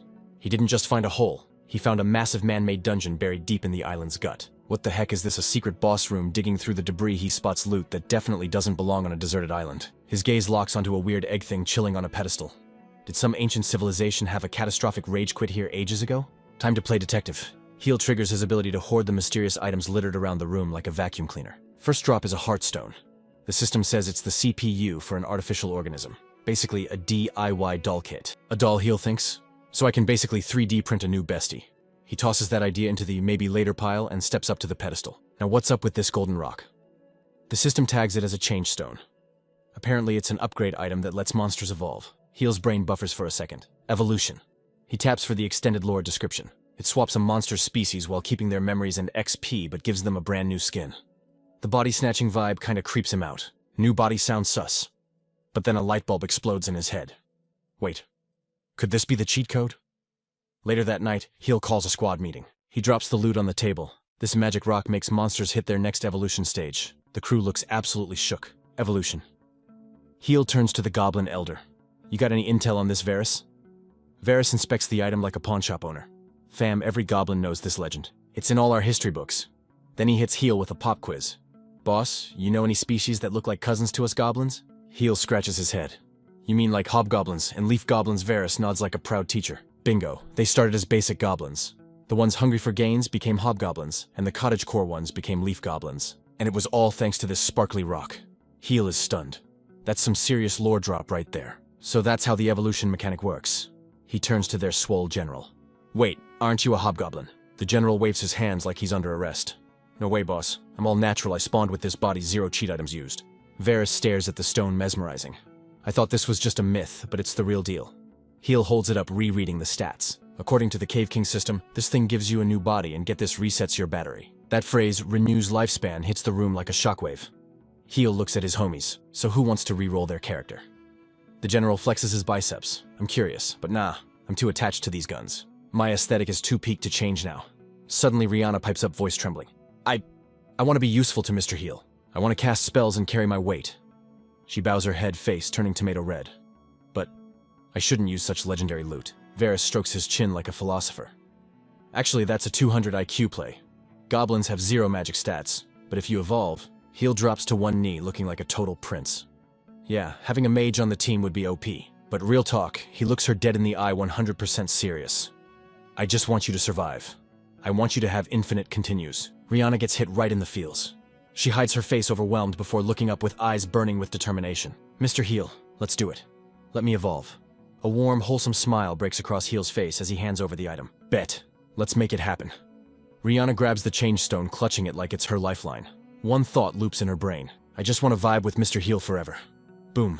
A massive sphere of light explodes, swallowing the whole camp. It's a literal flashbang Heel, and the boys have to cover their eyes to avoid going blind. When the brightness finally dials down, they lower their arms. Their faces are twisted in pure confusion and awe. What? Heel stares, eyes popping out of his skull. Is that Rihanna? The last sparkles fade away, revealing a character model that is definitely not the same. The little kid version gone. Standing there now is a gorgeous, fully grown waifu with dark hair flowing like a shampoo commercial. The upgraded Rihanna looks down at herself. Mr. Heel, did I glitch out? Meanwhile, Mappa witnesses the glow-up and instantly KOS from a massive nosebleed. Heel's eyelids flutter open. A zombie-like groan escapes his lips. His brain is lagging hard. Did I crash? Then the memory hits him like a freight train. Wait, Rihanna. The evolution. A voice smooth as velvet answers. Yes, Mr. Heel, Rihanna is online. He looks up to see a stunning stranger. Heel's brain completely short-circuits. The Goblin Kid is history replaced by a bombshell lady nursing him in bed. This is some peak anime logic right here. He lets out a noise like a dying squeaky toy while she flashes a smile brighter than a high beam. Panic mode, engage. He tries to scramble away total glitch in the Matrix style. Rihanna. She gently pushes him back down like she's handling fragile cargo. Chill out, you need to stay horizontal. You just crashed like a computer with too many tabs open. Heel's brain reboots, remembering he wasn't the only one who hit the deck. Wait. Mappa. Is he alive? His voice trails off as he spots Mappa out cold looking like a crime scene with a massive nosebleed caused by pure, unfiltered shock. Trying to save his dignity, Heel starts waving his hands like he's swatting invisible bees. Nah, I wasn't knocked out. Just power napping. Yeah. How long was I out? Is Mappa gonna make it? Rihanna breaks it down calmly. It's still nighttime, and Gramps is recharging over there, she says, pointing at the snoring dwarf curled up in the corner like a piece of furniture. Heel finally lowers his heart rate, taking a second to process the madness. I see. He looks at her, and I mean, really looks at her upgrade for the first time. Yo, Rihanna, are you good? I never imagined your evolution would turn you into a straight-up supermodel human. The smile drops from Rihanna's face faster than a bad internet connection. She stares at her hands, looking like she's about to drop a sad mixtape. She spills the tea quietly. To be honest, I hated the old me. She starts unloading her tragic backstory. I was cursed as a kid like some twisted fairy tale. It stunted my growth and made me weak. My sisters, who were absolute baddies, roasted me daily. Even my parents eventually tossed me out like yesterday's trash. So when I used that change stone, she continues, I wish to be beautiful. Tears start bubbling up like she's cutting onions. My bad. I'm sorry, Mr. Heel. I used a legendary item on a totally selfish vanity project. Heel listens, his face softening as he realizes she's been carrying baggage heavier than his inventory. He tries to find the right words without sounding awkward. I'm terrible at pep talks, but look. I feel like I've changed since crashing on this island too. He hits her with a reassuring grin. If you feel like you got a fresh start, that's a win, right? Besides, he adds, it would be a total waste to evolve and not get the avatar customization you wanted. His logic smashes through her guilt like a hammer. The waterworks start flowing, but this time, it's tears of relief. Through the sobbing, she manages to choke out, thank you, like seriously. She locks eyes with him, switching from sad girl to ride or die mode. My body, my life, even my name. You gave me everything. So I'm dedicating my entire existence to you, Boss Heel. She grabs his hands, her intensity catching him completely off guard. He squeezes back, accepting her pledge like a true main character. Rihanna. But the romance vibes get shattered by a grumpy Mappa who wakes up just in time to ruin the moment. Heel jumps out of his skin. Mappa, you're awake. Turns out the whole goblin squad was just as shook by Rihanna's extreme makeover. A bit later, Rihanna steps out in a new dress made of spider silk, shyly asking if she's slaying the look. The rest of the tribe is whispering like high schoolers in the hallway. They can't connect this elegant lady with the little princess they used to know. But Rihanna wasn't about to let anyone think she was just eye candy. She went beast mode on studying magic and training martial arts, grinding for XP like her life depended on it. Working side by side with the crew, she proved that even with the glow-up, she still had that hustler spirit. It was obvious to everyone that Rihanna's ambition had no ceiling. One day, while Heel is spacing out, Varys snaps him back to reality. Heel had been watching Rihanna shovel dirt with infinite stamina, totally mesmerized by her work ethic. He couldn't help but smile, feeling like a proud dad watching his kid score a goal. Varys slides up next to him with that, "I know what you're thinking" face. "No, I wasn't checking out Rihanna's legs, okay." Heel stammers like a guilty suspect. Varys chuckles. Classic Mr. Heel. "But you noticed the princess's farmer crest, right?" Heel looks confused. "A crest like a sticker." Varys points to a mark on Rihanna's thigh that looks like a high-level rune. The farmer crest buffs crop yield. Putting her in charge of the plantation was a big brain move. This triggers a light bulb moment for Heel. "Hold up, a goblin like Rihanna has a crest." Varys looks surprised. "Yeah, is that weird?" Heel explains, "My bad. But where I'm from, they teach us that crests are a human-exclusive DLC." Varys nods sagely. "Indeed. Even I'm packing one." He holds out his hand, showing off a symbol that looks straight up overpowered. Heel recognizes it instantly. "Yo, that's the Sorcery King crest." His jaw hits the floor. "That's like legendary tier. Back in my kingdom, only one of my brothers pulled that stats roll." Varys' face twists into pure irony. "True. But it's completely useless on a goblin like me with 0 mana capacity. It's like having a Ferrari with no engine." Heel is stunned by how cruel fate can be, but Varys shrugs it off. "It let me focus on science instead of magic." Then he switches gears. "Enough pity party. Let's talk about that master plan I dropped on you yesterday." Varys' vision: reclaim land from the savage ocean. Expand the island. Make more room for the farm. Basically terraforming. The main goal: create a massive playground so the kids can finally run wild without getting eaten by monsters. Varys unrolls the blueprints. "Mr. Heel, if you provide the raw materials, I'll handle the construction. I'm the architect, you're the supplier." Heel realizes his workshop cheat code isn't stuck in the cave anymore. With a casual wave, he summons mountains of rock and sand like he's playing in creative mode. He flips the switch on his powers, remixing raw materials into stone blocks like it's Minecraft in creative mode, then yeets them into the ocean to build a massive seawall. The whole tribe is straight up glitching out, jaws hitting the floor as they watch his creation magic go to work. With the wall locked in, Heel hits the delete button on the water, draining thousands of gallons from the bay in a single heartbeat. He tops off the basin with gravel and a thick layer of that premium spider soil. He wipes a little sweat from his forehead like, "Yeah, I did that. All right, this should do for now." Suddenly, a massive flat public square is sitting there like it's been there forever. The locals are speechless, but Mappa and the squad, they don't waste a second before mobbing their new playground like a raid boss just dropped. "Yo, chill, it's still sketchy out there." Heel yells, though he's low-key grinning at their excitement. The little homies turn around screaming, "Thanks, big bro Heel." Our main character gets all shy and waves back like an awkward nerd. Yeah, sure thing." Rihanna rolls up eyes sparkling like anime stars. "You're the GOAT, Mr. Heel. We're gonna grow some serious loot here." He beams, feeling himself a little bit. "Bet, looking forward to it." But of course, the universe decides to ruin the vibe immediately. Mappa is running with the crew when he trips and totally eats dirt, face-planting hard. Next thing you know, a massive shadow blocks out the sun. All hell breaks loose as something dives down and literally yoinks him off the ground. It's a full-on raid. A swarm of monstrous murder birds descends on the village, and one of them already has Mappa in its clutches. Heel switches to leader mode, instantly screaming his lungs out. "Everybody get back to the cave, move it." During the stampede, another kid wipes out. Full rushes over to save the noob, trying to drag them to safety. "Get up, moron." Meanwhile, Rihanna sees a bird trying to catch Heel lacking while he's distracted.